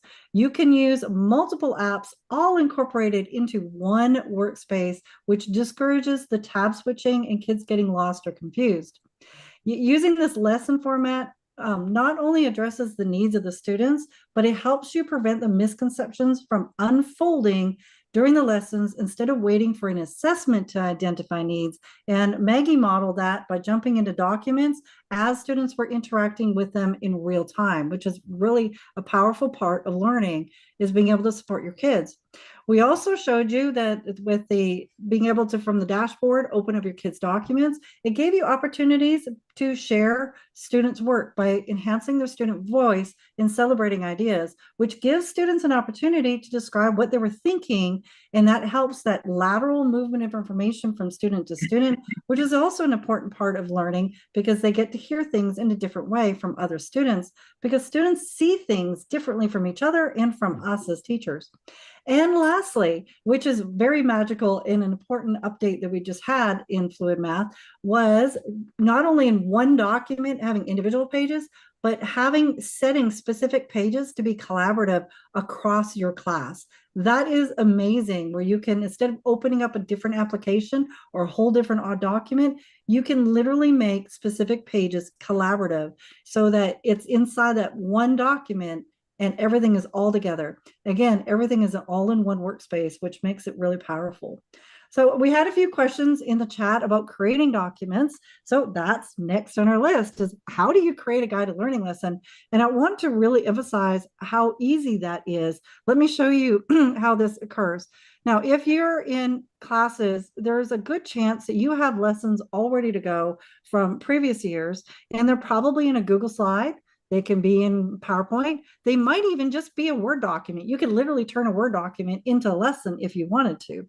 So you have all of these formats, and all you have to be able to do is to save it as either a PDF, a GIF, or a picture. And once you do that, you can create your document. So the first thing that I'm going to do is open up Fluid Math. I saw some questions about how we do this. So you go to Fluid Math, and if you don't have an account because you're either new to math or because you're new to Sci-Fair, you can reach out to me and I can help you get hooked up with your Fluid Math accounts ahead of when they get automatically rostered, because this is something that is always automatically rostered to both you and your kids. If you have kids, you are automatically in a Fluid Math account, but you don't have kids yet. So if you want to get in early, just feel free to shoot me an email. Okay, so once you're here, you're going to open up Fluid Math. And this is your workspace right here. And I have my PowerPoint that I've already created a PDF out of. All I have to do is drag and drop that little sucker in. And it's thinking, there it is. Okay, if you're creating it just for your board, you don't need to scale it because your board is big. So if you have a big document, it just fits nicely on there. But if you're creating stuff for your students, you are going to have to scale it down for their much, much smaller screens. If you're working from PowerPoint, generally speaking, I recommend around 70%. If you're working with Google Slides, usually around 80% is fine. If you're working from a Word document, then just pull it in as 100% because you're probably going to be shifting it around anyway. Okay, so now I click import and boom, my PowerPoint just showed up on different slides all the way through. And I can delete a page if I want to. If I didn't like a page, I can delete it and it's gone. My next step is to save. This is super complicated, isn't it? So I'm just going to call it test so I can delete it later because I don't have a billion of these, and click save. From here, I've drag and drop and I've saved my document. Now it's time to share it. So I click on the share. I just have to grab the URL and pop over to Schoology because that's where we work with in our district. And I'm going to add materials. Many of you are familiar with adding materials. I'm going to choose Fluid Math. And you have a choice of creating an assignment or guided learning. We are using guided learning for this session, so I'm going to choose that. And I have my URL, so I don't have to dig around for it. Here's what's cool about this, is that if you didn't create the document, you don't have to save it in your account. You can literally use somebody else's document, whether it's a district mate, a teammate, or somewhere else. And click OK, click link. Boom, there it is. Now, there is one suggestion I want to make when you're using this with your students. To make life easier for you and your students so they have less clicking. Less clicking is better. Click on editing and notice it says open in Schoology. You could do this for all of your applications, not just Fluid Math. Have it open in a new browser. That's because Schoology uses all of this real estate for their stuff, and your kids get this teeny tiny little space to work in. Well, that's not great. So having it open into its own tab means when kids click this, it opens up in their document in a new tab. When you click on it, as Maggie showed you earlier, you get like this little console space. Notice that as kids open the document, right now I just created it, so I don't have any. The kids go there and you can create, if you're doing one whole group lesson, just create one. If you're doing small groups, you can create multiple lessons. You can make as many lessons as you like for your teaching self. Okay, so how long did that actually take? It probably took me longer to talk about it than actually create it, but less than a minute to take an existing document, throw it in as a guided lesson. How cool is that? So the last thing, as we're wrapping up here, because we are wrapping up, I would like to show you, so as you get ready to explore Fluid Math, we do have some resources available to you, especially if you didn't have any training last year or if you just want some refreshers. If you're wanting to know just how to use Fluid Math in the whiteboard space, this is your link. If you want to know how to use Fluid Math in Schoology, this is your link. Some of our teachers have wanted to share some of their resources because they feel like they're part of this learning community and they want to participate and contribute. So if you wanted to share resources, you can share your resources here. And then, of course, high school and middle school, this is your link for your activities as well. Now, and you're just wanting to learn how to use Fluid Math. You have all of these links about all of the things you need to know about Fluid Math. All you have to do is click on one of them. And each document opens up with a one-pager, just if you need a quick reminder of how to use it. Oh, I forgot that. Oh, yeah, there it is. Or if you needed a more in-depth look, The videos are all short, 30 seconds to 2 minutes if it was possible. Some of them had to be a little bit longer because there was a little more to it, but I tried to make the videos as short as possible. But this will help you with your learning journey and getting a hold of getting familiar with fluid math. So I want to thank all of you today for being here with us. It's been an amazing experience, and I'm very excited about the excitement in the chat for this. Thank you so much, guys. This is great. Thanks, you, everyone. guys. Thank you, everyone. It was a pleasure being here. Thank you. We really appreciate it. I know they got a lot, especially from 3 wonderful people. So, and you guys answered all the questions. We know that they're either going to stay for the next one because we have a 3 o'clock. We have one more, and it's going to be on supporting multilingual learners with Edpuzzle. So if you want to make it to the 3 o'clock session here in room 2, we'd love to have you. But otherwise, we appreciate you, Miss Dill and Dr. Carney and Tamara. We really appreciate you guys coming in and showing some really authentic and applicable ways of using fluid math and all the other strategies that you shared today, and even how to use it with the kiddos. So thank you, and thank you for being that teacher that's actually experiencing with those students there. So anyway, without further ado, I'm going to let you go, but I really appreciate all that you guys do, and I hope you have a good rest of the afternoon. Thank you. Level up their instructional and their instructions, and plus she said she's an extrovert who loves a good brainstorming session, so she wants to really connect. So we're really excited to have her here with us. And Sarah, did you say that we also have a special guest as well? And she may just be kind of watching from afar or just assisting you, right? Yeah, we do. We have Amy Lilly here with us. She just joined Edpuzzle about 2 weeks ago. So Amy's here with us just to kind of see how things go. Beautiful. Amy, if you would like to talk about yourself a little bit, we would love to have that. They're probably tired of hearing me. And then I'll be talking about that attendance code that they will finish off with your presentation, and I'll actually show them how they could go and get the form. But without further ado, we're so excited you're here. So go ahead and take it away. Thank you for being here, and thank you guys all out there that's watching to be here. Well, I'll introduce myself. My name is Amy, and I have been an educator for 18 years. I spent 13 years in the classroom teaching Spanish and coaching volleyball, and then the past 5 years as administrator, and I've just taken the jump into a new role here at Edpuzzle, and I'm really excited to be here. All right, thank you, Amy. And just by way of information, Amy is in Texas and I am in North Carolina. So we are all over the country here at Edpuzzle. So we'll go ahead and dive in. We've got a lot to cover in a little bit of time. The link is on here, but from my understanding, Jamae and her team have gotten that to y'all. So feel free to grab that presentation link. We may or may not get through everything today. I like to have more in the deck than I like to have too much rather than not enough. But if y'all have questions, just ask those, and Jamae and Julie will get those to me, and just ask away, and we can pause and ask those or answer those questions as they come up. So just for those of you, because I'm not sure what our knowledge base of Edpuzzle is, there's a lot of great reasons to use Edpuzzle. It's really great for our multilingual learners for many, many reasons. It's great for our folks teaching those kids. And so these are just some reasons why it is a great idea to use Edpuzzle.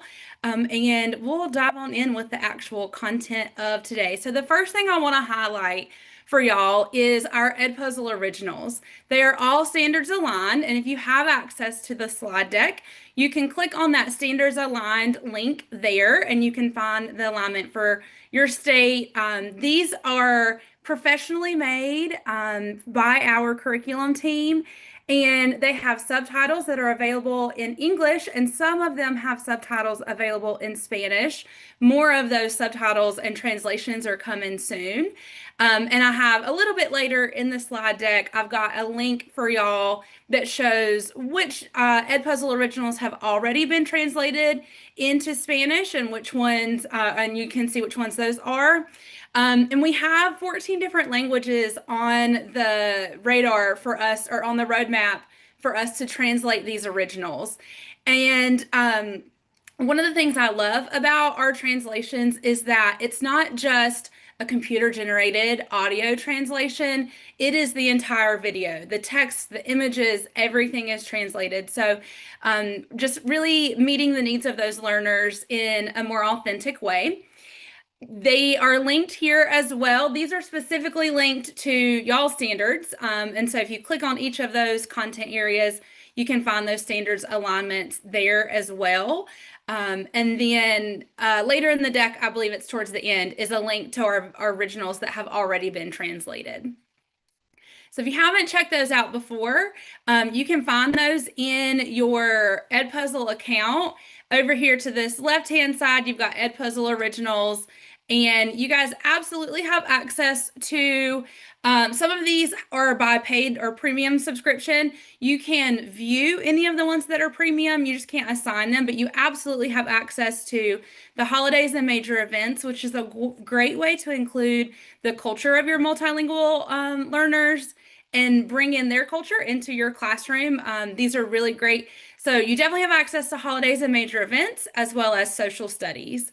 So check those out. And like I said, if you click into one and it says premium and you're not able to assign it, that is why. But like I said, these holidays and major events are really great ones to dive into. You can see the options that we have here with just lots of different cultures and backgrounds represented in those videos, and they're really great. They're very well done, and so you can see they've already got questions embedded in them that you can see how long they are.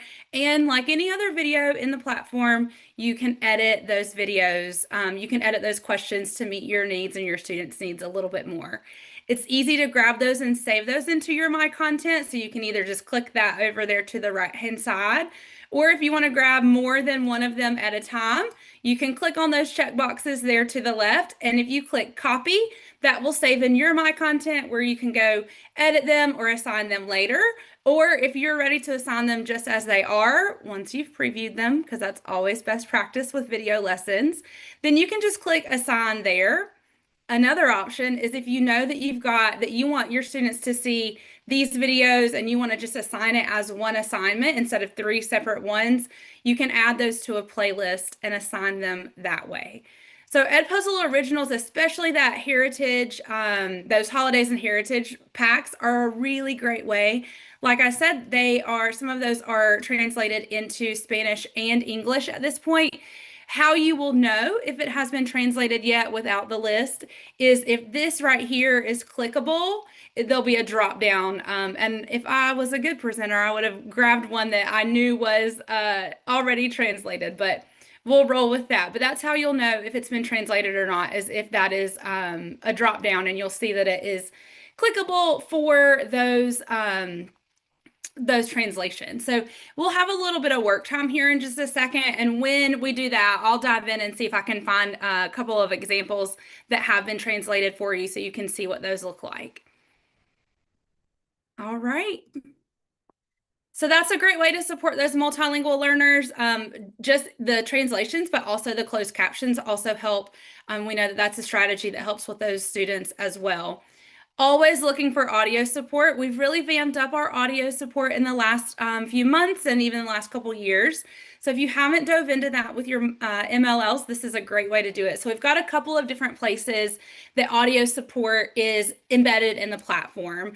These audio responses are going to be on any video lessons, or I guess I probably should have led with this, but you guys, we launched 2 weeks ago. We launched a quiz feature and a slides feature. I'll show you those in just a minute, but these audio responses are available in the quiz and the slides and the video features as well. So this is a great way to allow your students to practice speaking aloud, whether it's in, in English or in another language that you may have them learn. Live mode, with the quiz, the slides, or the videos also supports audio responses. So if you've ever used live mode, that's another way that you can really help those kids to be able to access various languages as well. And then, of course, this is a great way if you are one that does homework, or if you are one that provides assignments for your students to work on or practice at home. Enabling that audio response is a really great way for them to work in a level that is good for them. When you have the audio responses turned on, it will still allow the students to type their responses as well. So a lot of folks that we work with will allow them to maybe record in their native language or in, whatever their language is, in one language, and then type their response in maybe another language. And that just helps them to be able to practice more than one language at a time. Another place that we have audio support is in like I said, pretty much everything in the platform is going to allow for this audio support. So questions, answer choices, feedback, and notes. And I'll show you this feedback because this isn't a part of Edpuzzle that a whole lot of people use, but I think it's a really great thing to do for our multilanguage students. So I'm just going to grab a video that I have here in my, there we go. In my, let's see, we'll grab one that I already have in my content. Let's just roll with Valentine's Day. Why? I don't know, but that's what we'll go with. So if I want to, I can't edit that one. That one has already been assigned. So let me go back. We'll go to Pete the cat. Again, why? Because he's there. So if I wanted to edit this video lesson to allow for audio support, then when my students, we're talking about feedback, sorry. When you have a multiple choice question, or really any question in general, when you go to edit that question, there is always an add feedback button there. When you click that, you can add that feedback. So this is the wrong answer, or whatever you would want that feedback to be. And then once, let's get my Grammarly to go away. That would be really helpful so I can see my little, come on, here we go. Let's get Grammarly to go away. Turn it off. All right. Once you type in that feedback that you want there for that particular answer choice in this case, then you click save. And when your students answer the question, once they answer it, that feedback will pop up. This is a great way to support them in more than one language. It's a great way to help them understand the differences in language. Maybe the answer choice would be close depending on what their understanding is. And so that's just a great way to leave that feedback. You can also, when you leave feedback, they have the ability to listen to that as well. All right. Obviously your feedback is going to be a lot better than mine is right there, but we will roll with that.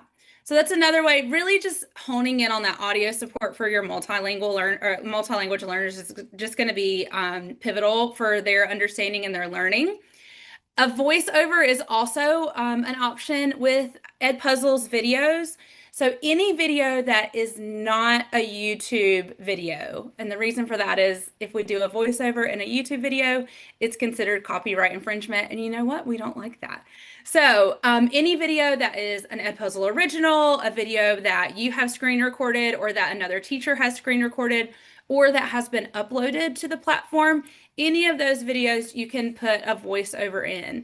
And that can be a way, that's when you do that voiceover, it's replacing the audio of the original video with the audio that you are recording. Typical ways to use this would be if the video is explaining, you like the video itself, but it's explaining the concept or the content using different terminology than what you would typically use. You could do a voiceover and record what you would rather use. This is also a great way to record over a lesson using vocabulary that's going to be more accessible to your MLLs. And that's, we know, is important because a lot of academic vocabulary, depending on how much knowledge your students have of English, then that can be really tough. That can be a really big gap there for them to meet. And so that's a great way for you to close that gap a little bit and help them to learn the vocabulary and vocabulary that's more accessible to them or maybe a little more relevant.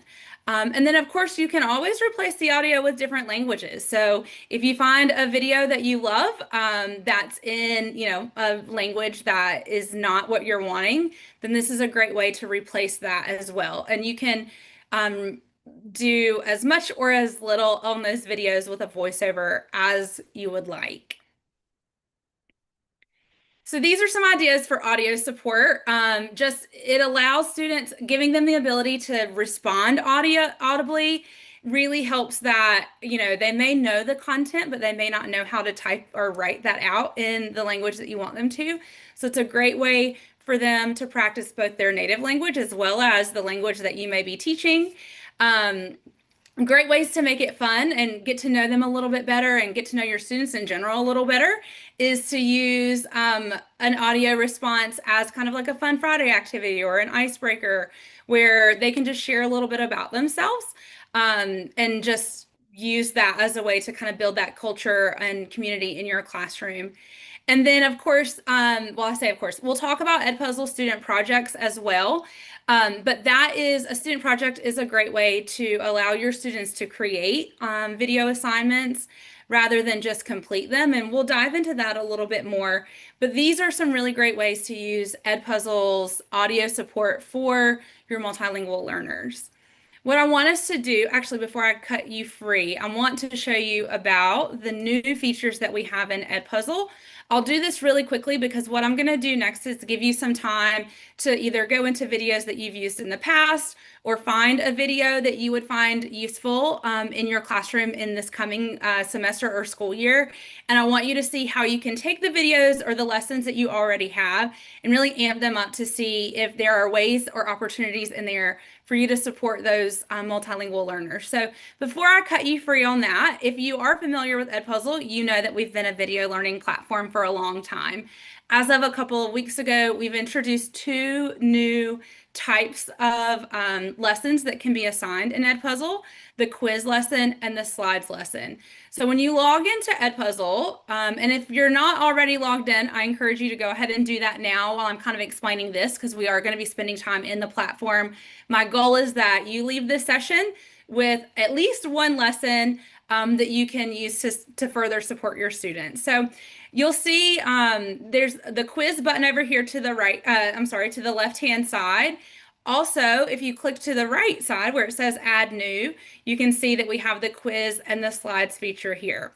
I'm going to speak to the slides feature first because it's probably the quickest. So the slides, you just click on that. You can either import from your Google Drive, or if you have a PDF, you can upload that PDF as well. And when you do that, it's going to have me log in really quickly.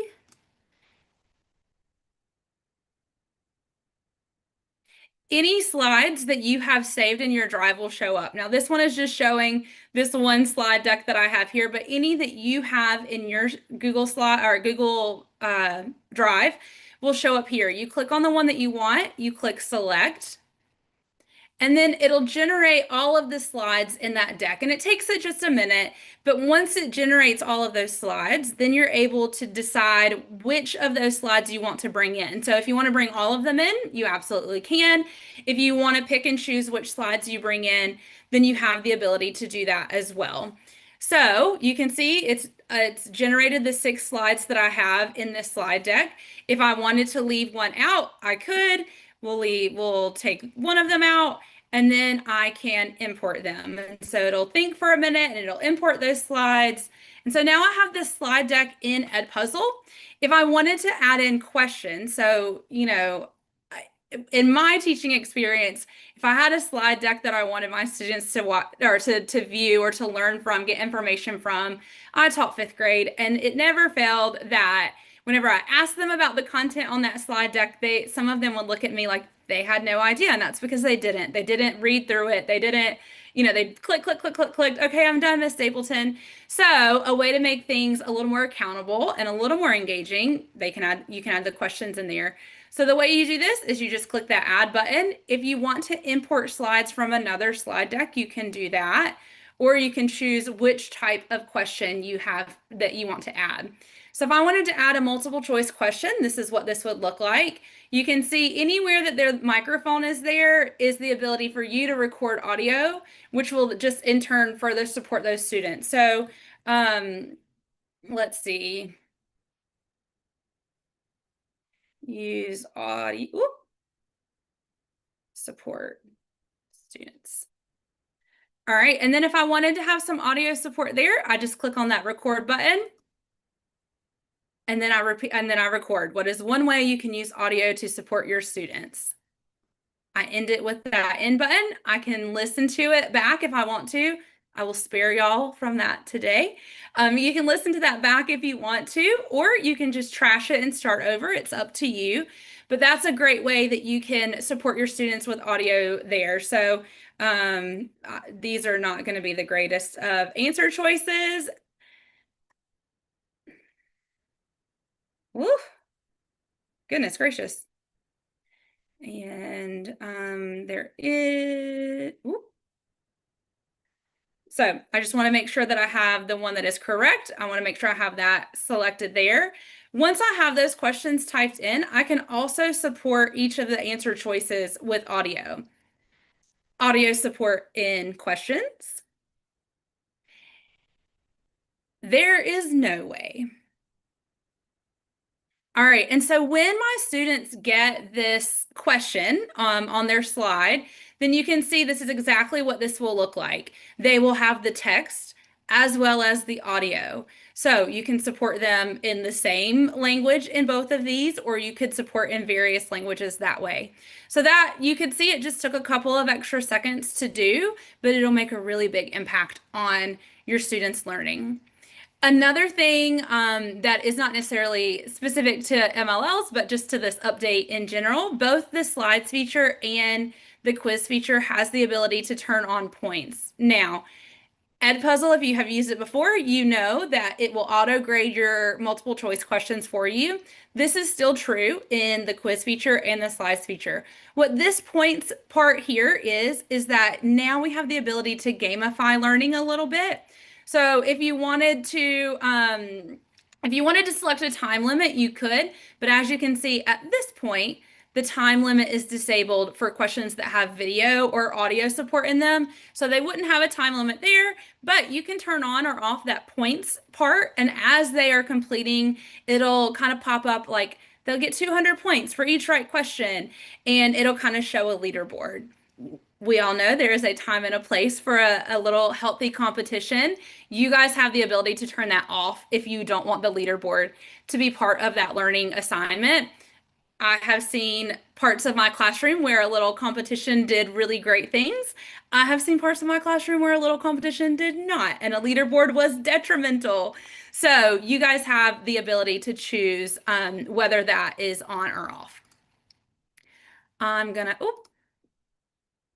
I chose not to save it, but that's okay. And so here I have the question with those slides. So that's another way that's how the new feature, the slides feature, works. And so similarly, let's go over to the quiz. So you can either create a new quiz and it'll prompt you which type of question you want to start with if you're building this out. Say it looks just the same. Again, you can turn on a time limit if you want, but keep in mind, if you have audio support, that won't be there.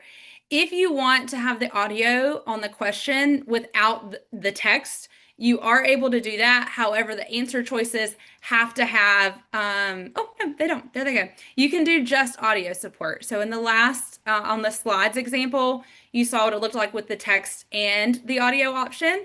If you wanted to just have the audio, then you can you can use that microphone there to support that as well.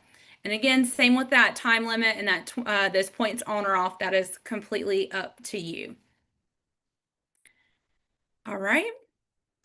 Let's see what else we've got going on. All right, I think this is a good place. I want y'all to go to your Edpuzzle, and let's go away from that. My computer is deciding to just stop. I want you to go to your Edpuzzle, and I want you to either find a video lesson that you have used before, or bring in a slide deck since that's a new feature. You can create a quiz since that's a new feature, but I want you to put in some audio support in that. Now, if you're not in a place right now where recording audio for a training that's not going to work out, that's fine. I would encourage you at that point to create a folder in your My Content. Let me just get out of this. There we go. If you're not able to record audio support for your videos that you have right now, then I encourage you to add a folder and title it Add Audio Support so that when you do have time and space to record those, that you have that ability to do it. So it is 21 after the hour.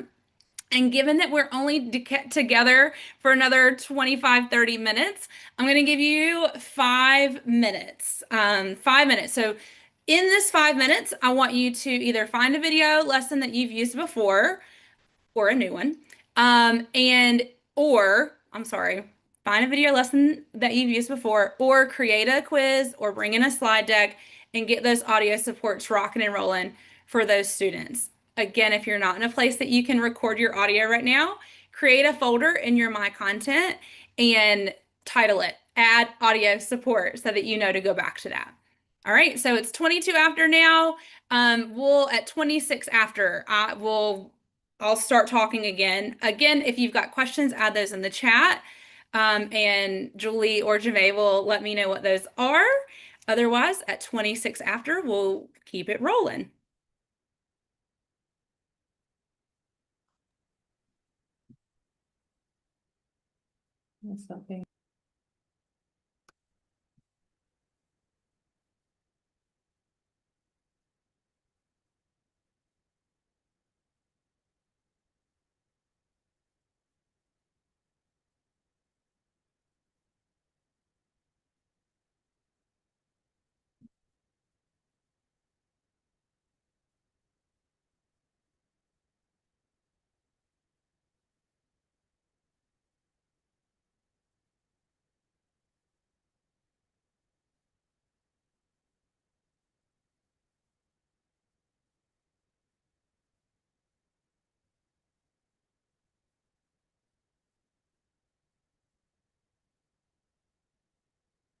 And as you're working on that, there are some tips to consider when you're using Edpuzzle to support your students a little more as well.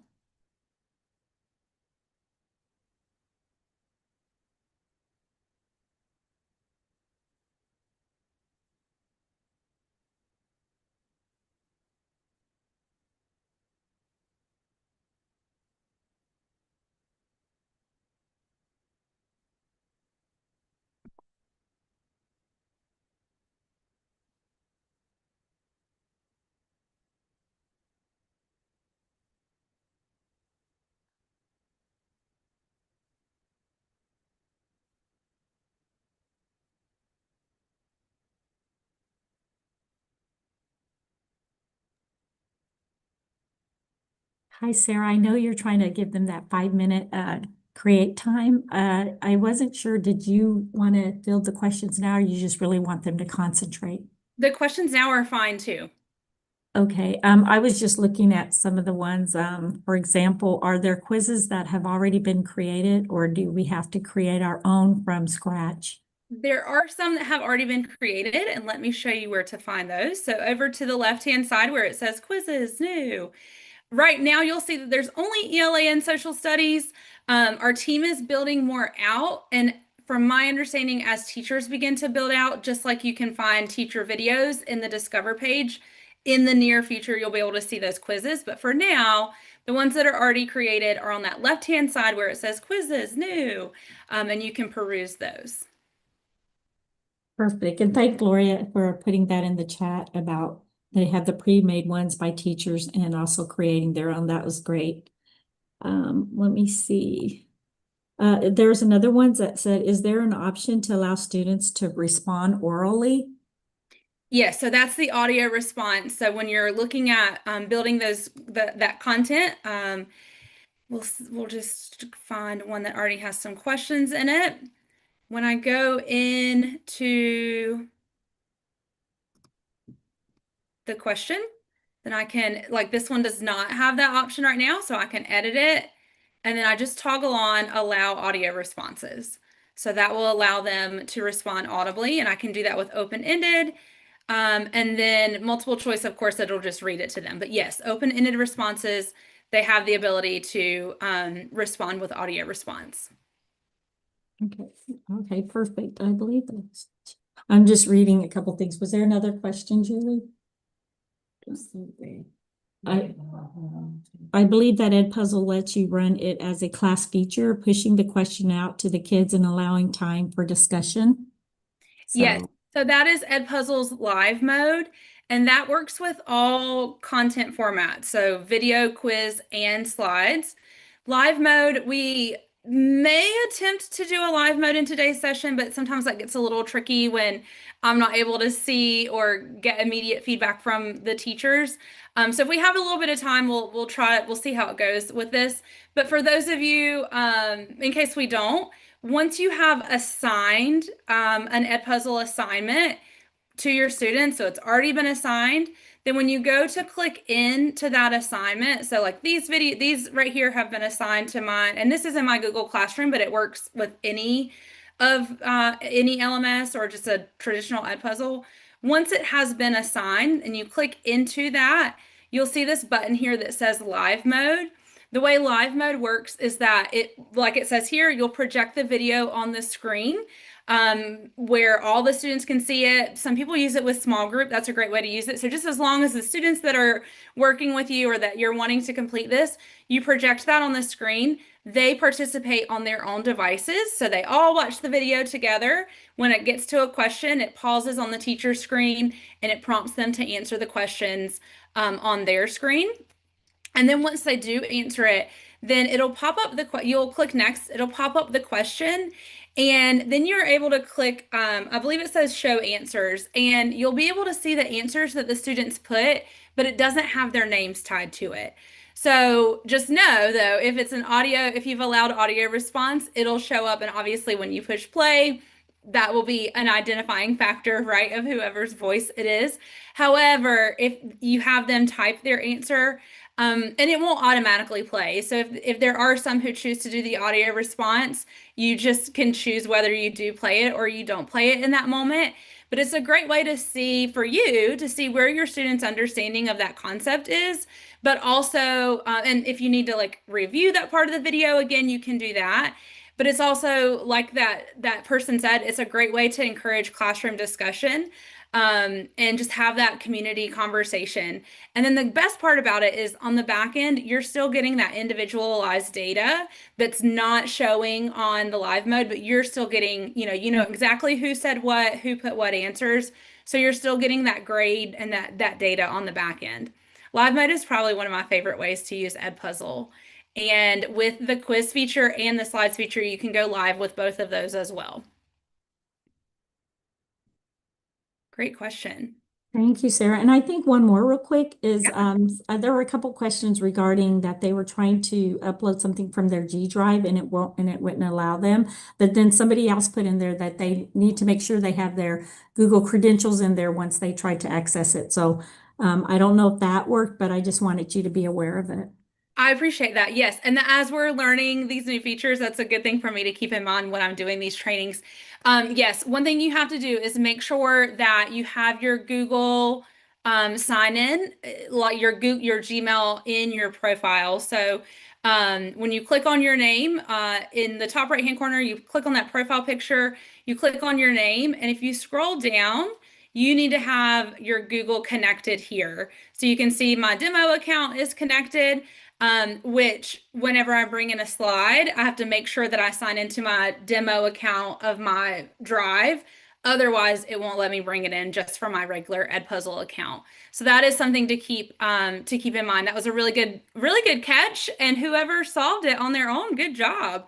That was solid. So yeah, so make sure that whatever account you're going to want to use for your slides, make sure that that is connected in this bottom section. And again, in case anybody missed it or doesn't know how to find that, in the top right hand corner where you either have a profile picture or that letter that comes with your Google, you click on that top right corner, you click on your name, and then on that first page, just scroll down and make sure that you've got things connected to Google there.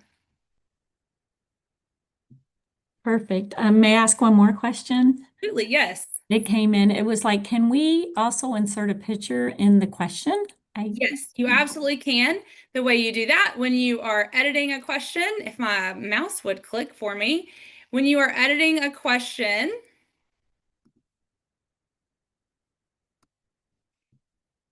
There we go. Anytime you see this picture here, you can either upload an image from your device, or you can paste a URL in there as well. So that's with any question, and this one's an open-ended, so there's no multiple choice, but it's with any questions as well as answer choices. You can embed images in there as well. Great questions, guys. Okay, thank you. I think I will stop and I will let you continue. All right, fantastic. So the next thing I want us to talk about, or y'all didn't learn about, is the Edpuzzle screen recorder. So I shouldn't have popped out of the platform yet. So when you're in Edpuzzle and you can click on that Add New button, if you click on Video, it's going to give you 3 options. That Browse Ready to Go videos is just going to take you to Edpuzzle's landing page where you have all of those videos.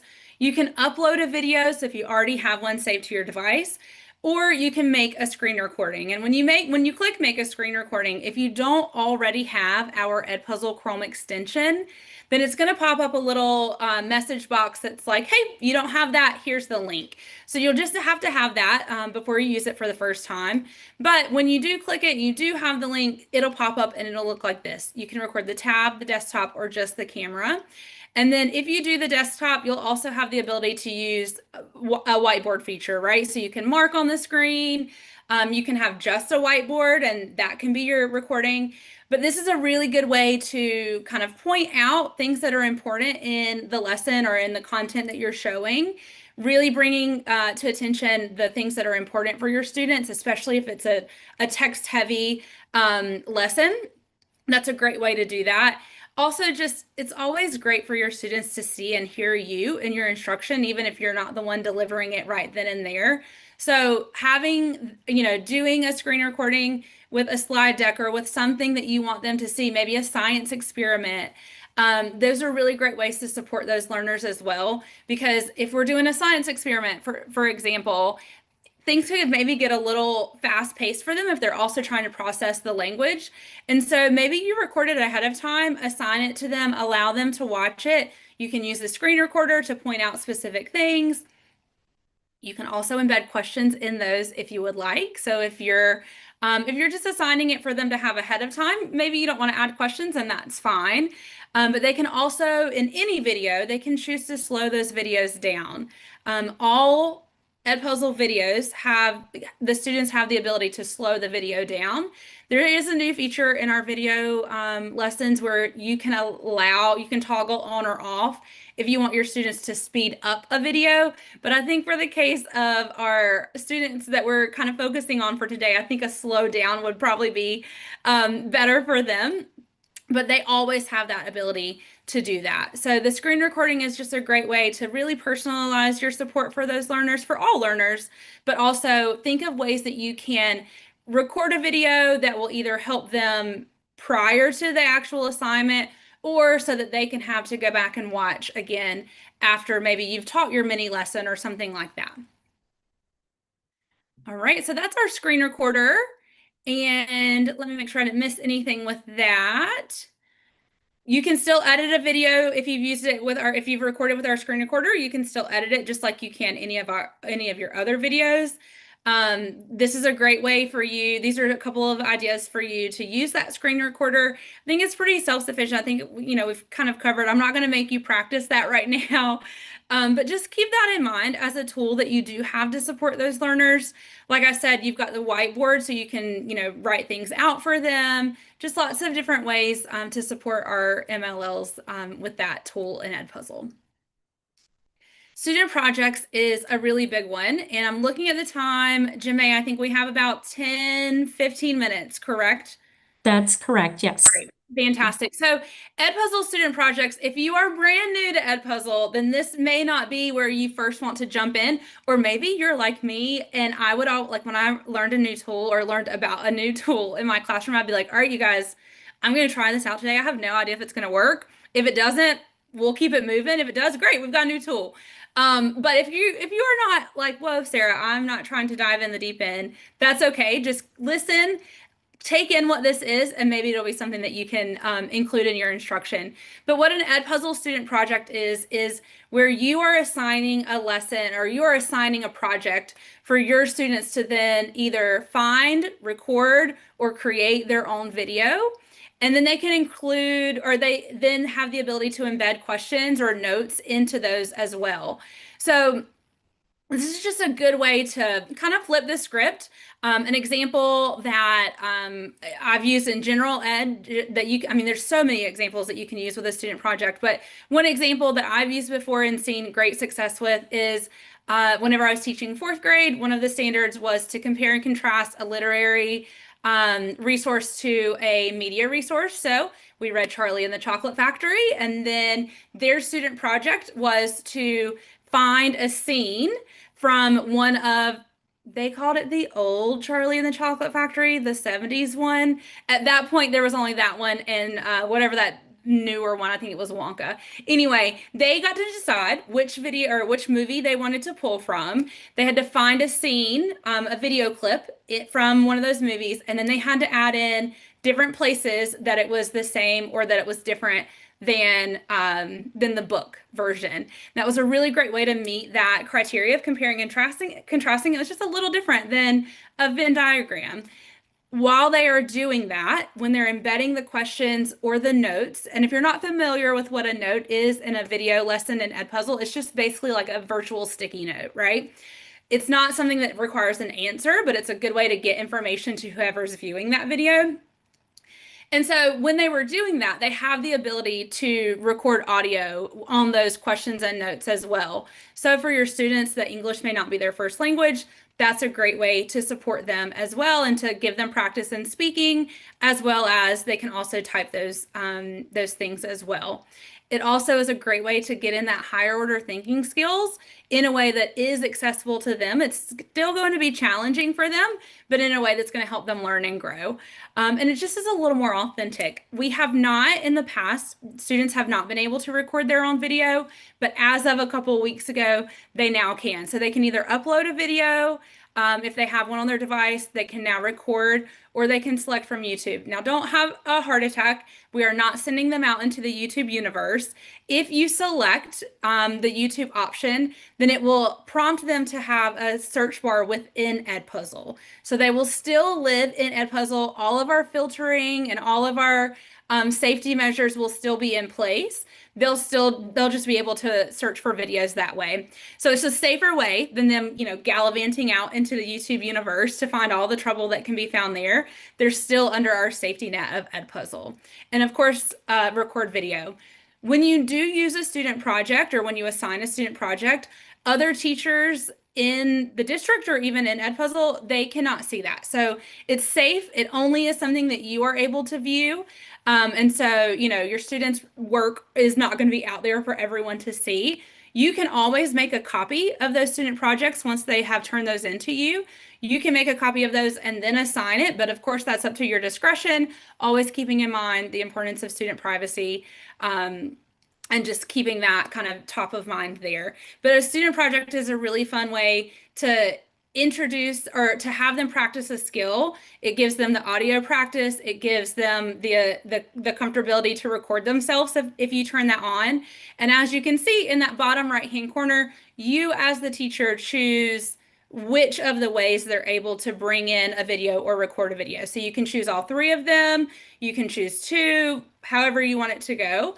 But that is how a student project works. And when you're building a student project, let me just show you, it's very simple on the teacher end, because you're really just typing in the subject. So we'll just say Charlie and the Chocolate Factory.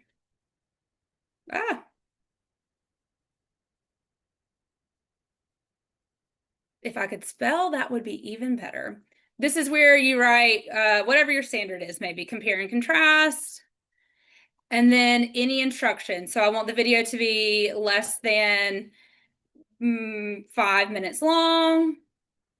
I want at least 4 notes added in showing the comparison.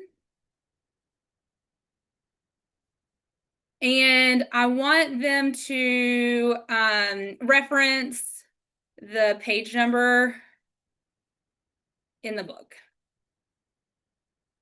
Okay, so then I just decide whether they have whichever option I want it to be, and then I just save and assign it. And that is all on the teacher side of the student project, and that's how you get it to them. I will link, because we don't have time today, but I will link a video into this slide deck of what it looks like on the student side, just so you can kind of get a full picture of what this looks like from beginning to end. So I'll link a video in the slide deck that you guys can see what it looks like from the student side of this. And I'm not going to save this project because it is obviously very poorly done. All right. That is that's student projects. Let me make sure there's just a couple of last things I want to make sure that you guys are aware of. We've talked about most, if not all of these, but I just want to make sure you're aware of these resources before our time is through. So accessibility supports, multilingual learners, they all go hand in hand, right? And so these are some of the ones that we've added recently. We've talked about all of those. We did not talk about multiple attempts. So when you assign an Edpuzzle lesson, whether it's a quiz, a slide, or a video, when you're in the assigning part, you have the ability to select 1, 2, 3, 4, 5, or unlimited attempts to complete the assignment. So this is a really great way to support mastery of content rather than just completion of assignment. It's a great way for your MLLs to have that support of, okay, I didn't get it the first time, but I've got 2 more tries to do that. So that's probably one of my favorite accessibility supports that we have added into the platform as of late. And so that's what this looks like from the assignment end of things. And then, of course, you've got the assignment settings that you have the ability to toggle these things on and off. So the closed captions default to off. So just be sure that you click that on if that's something that you think would support your students better. And then the last thing, I think the last thing I've got is that when you are on that the Discover page, you have the ability to filter the video based on the language. So once you're in there, you can filter that way, which will help if you're wanting, there's this list, which will help if you're wanting to see those. I clicked on our little image here, and this shows you all of the Edpuzzle originals so far that have Edpuzzle that have been translated. So this is showing that I don't have access to it because I'm in the wrong school in Edpuzzle. But when you click on these videos, it will have, let me go to one that's not math. I know they're not all math. Anyway, when you click on those videos, it will have, if I knew how to use my own resource, that would be great. It'll have the ability to see which of these have been translated into, here we go. That's what I was looking for. So you can see I've got in English or in Spanish. Now, this one specifically is in Latin American Spanish.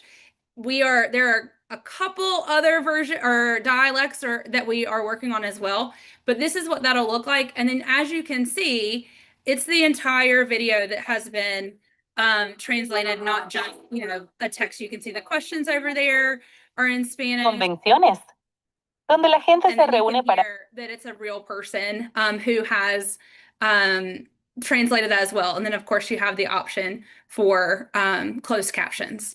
So a really great resource that's linked in here in the slide deck. So make sure you grab that and pin that. That is a living document, so we're always adding to it as we get those added in. We're not going to have time for live mode today, but I do encourage you, like I said, once the video has been assigned, then you can start your live mode. Once you start it, that's when you get your students to click into that assignment, and it'll pop them into that live mode. And it's probably one of my favorite ways to do Edpuzzle. So if it's something you're interested in or that you're curious about, then mine and Amy's contact information is at the end of this slide deck. So reach out to us and we'll be happy to support you with that. And for real, the last thing that I have are just some resources. This says world languages. I understand that maybe not all of you are, but I think that all of these go really well. So this image is linked to different resources for you. We also have them posted over here. So if you are interested in this or you're wanting to see some more, this Edpuzzle Live has teachers who are currently in the classroom supporting multilingual learners. And so that's a great one if you have time for that. But just wanted you guys to have some more resources there as well. All right, Jemay, I know I'm leading learning guide at Pride Technology, and she brings over 20 years of experience in public education to her role.